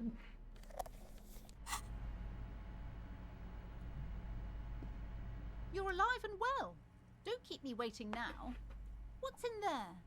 In that dark sarcophagus? The dark sarcophagus paused dramatically. Yes. How was it? It was a Chanel house of failed business enterprises leeching life energy from this bookstore. Honestly, a dumb. Nothing to see there. Just heaps of garbage. Someone should let sunshine in. I'm in no position to give up personal opinion. Am I gonna scare her? But what else did you find? Did anything survive? No, of course not. Have you located the entity? I talked to the entity you told me about. Her name is Niha and she's a novelty dice maker. A novelty dice maker? Well, spit it out. Why does she need the dice? For some kind of sorcery? Sometimes they use the ankle bones of sheep. She's not a sorceress or some malicious entity. She's a businesswoman like you. No, ma'am, I felt her aura. She's not the one to blame for this curse. I don't understand. If it's not her, then where is the source of the doom? How did she explain the curse? She looks perplexed. She's squeezing on the pendant too tight. A drop of blood in her palm. Damn. Just don't say you don't have any answer yet. The uncertainty is killing her. You've come this far. You know how to end it. There is an entity behind the entity. She says there's no curse because there's too many inconsistencies. She says it's just capitalism. Bankruptcy is a quirk of our economic system. The source is in the taxidermist's shop. He became involved in arts darker than taxidermy and brought the void spirit down upon this place. Honestly, I don't have an answer yet. There still leads to be followed, like a strange radio computer thing. There's another entity more malignant, pulling the strings in Martinez. Perhaps in my travels I will cross paths with it. A third order presence, yes. A great dark relief washes over her. I've heard of these triactors. In certain occult literature, that's too dark to dwell on for too long, and definitely not in public. She gestures for you to be silent. I understand everything, sir. Thank you for your descending into the maelstrom. I will keep fort up here, strengthen the wards, do my best. And if you happen upon the third entity in your travels, may the Lord be with you. She performs an X-shaped cross on her chest. Yes, the venture continues. In other waters, darker waters. Still wonder if on how I can figure out the password of this thing. Got another skill point too. I've got 4 now. And Kuno. Why is Kuno suddenly glowing? Oh, because these are my the things I can do, right? Okay. So, is there any task that we have to do for today still? Call back Alice in a day, so we do that tomorrow. Oh, I can try and bring the bull back. Oops. There. Working class drunk. You know what this means, right? Cracked it. All in a good day's work. Wait, what did I crack exactly? What do you mean, what did I crack? Look at how working class that drunk is. It's her husband, the missing husband? The future leader of the proletarian uprising? Some third option. Yes, and you found him. Now go and tell the working class woman. Protect and serve, recruit. Doesn't that I'm only making a fool of myself? Do marriages make any sense? Does honor? You're not a filthy philosopher. You're an officer of law. It's time to ace this case and not brood over your reputation. We can deal with the perception management later. Yeah, I'm not so sure about this. I'm authority. I have not been having good experiences with you. I am sorry. Not honorable, recruit. Not honorable at all. I will talk to that person, though. Oh, I can't talk to them. It's hard, you know? It's just so hard sometimes. Hick. Well, I got a bowl for you. We're still waiting for a replacement for the bull you sent sinking. Is there anything you could tell me about this rifle? Oh. It's a Bell McGrave. 4.46 caliber. Breech loading. Revachol made. Good weapon. Accurate and reliable. This one's inoperable. The bolt spring is missing and the mechanism is jammed shut. Still a beauty. Where did you find her? I guess, do I tell him the truth? He's gonna be like, oh, it's mine. Or something. No, he would have told me already. I'm not surprised. There are probably lots of forgotten wartime weapons lying around here. Back in the day, everyone had something stashed away. I really like the snow that occasionally comes in and covers the ground. It's nice. As for the rifle, I don't know what else to tell you. These BM-446s are an antique. No one uses them anymore. The ammunition is impossible to find. Renee, I found your guard booth. Yes, the Debardeurs Union pays me to stand vigil during the nights. Not out of any political allegiance, mind you. I'm an old man. Don't sleep more than a few hours every night anyway, and money is tight. He adds with a slight sigh. He feels like he has to justify himself for some reason. You must have seen something on the night of the murder. Your booth looks right into the yard. Yes, it does. Unfortunately, I wasn't working that night. Been on a 2-week leave since last Monday. Why are you on leave? It's a private matter. Nothing to do with your investigation. You see, officer, René is the kind of man would rather die than admit he needs medical assistance or, God forbid, seek it. A real man's man is just gonna ride it out. I'm fine, goddammit. Mind your own business. It's nothing. Just got to cut back on coffee. Oof. That does not sound like it's nothing. So who was working your shift that night? No one. The bus has been unmanned since last Monday. There's no other guard. It's just me. The container yard has been unguarded for a week? Yes. It's not actually an issue. I mean... Look, officer. The container yard doesn't actually need a guardsman. Never had one before René. Monsieur Claire had that booth built specially for him. It's mostly decorative. Mostly decorative? The possibility of someone being in there is enough to discourage any ill-minded individuals. He tries to argue. Evrart created this job for René because he knows the Royal Carabiniers' pension of honor and PTSD isn't something a man can live off. A decorated Kingsman collecting tear reflects bad on the whole neighborhood. His words. Such dependency only weakens a man further. Do or die, there's no middle ground. Evrart gets it. Big guy looking after the small and everyone working together. René is but one man. We need a program. Get all the elderly back in the job market. Keep folks motivated. Rene should rent out his services, invest the profits, get a few more guys, expand and repeat. Wage work is a dead end.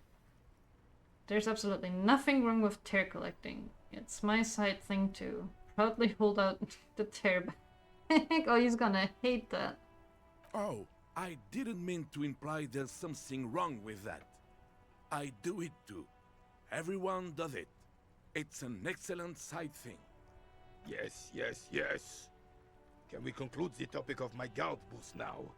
He is not going to become an entrepreneur. Do I tell him about the picture? He's gonna get angry. I saw a picture in there. You were in it. You looked happy. Who's the girl? She is nobody. This is none of your concern, and I refuse to discuss my private affairs with the RCM. The lady is Jeanne-Marie Beaulieu, and she sure as hell wasn't a nobody. I guess I can't say more about it. I can't give him back the photo either. Yes, yes. Like I said, it would be up anyway, so might as well keep an eye out. It keeps my senses sharp. Found you guys a new boo. What is this? Are you mocking us? This isn't for pétanque. Ah. Now. No need to get angry again, René. I'm sure the officer tried his best. It's not like there's a bull kiosk here in Martinez. I'm very sorry, it is the best I could find. The best, huh? This isn't even a bull. I got another achievement. But fine. Apologizing a bunch. Attempt to right your hooliganism. Consider it forgiven. How nice of you, René. Thank you. Well, I could try it again, but it's still very low. I will keep this one in mind. And I guess they got their boo back. Well, sort of. It's... This map journal thing is like very weird and awkward to interact with. It feels buggy. Cannot actually use the slider very well.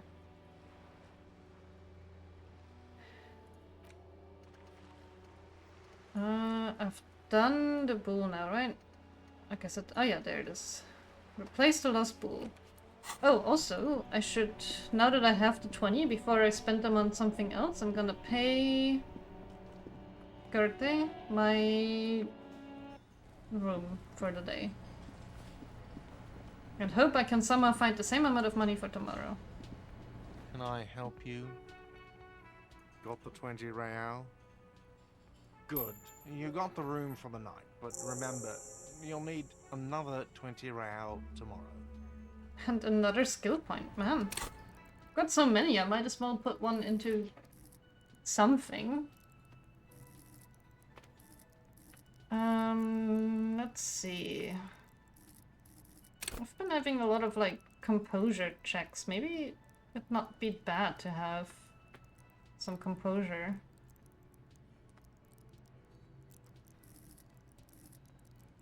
Conceptualization is kind of interesting too.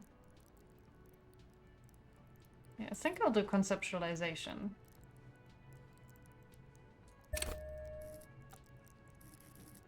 I guess I probably shouldn't spread it out too far, but I got some more points. I can always come back. Speaking of comeback, it's been 5 hours now and I am still trying to stick to my schedule a bit, so considering I just finished a bunch of conversations, I think this is as good a place as any to stop, so I'll take a break here. I'll stream again tomorrow though, around the same time. Thank you. I'm glad you thought it was fun, and I hope everyone else watching had fun too. And I will all see you tomorrow. Bye bye!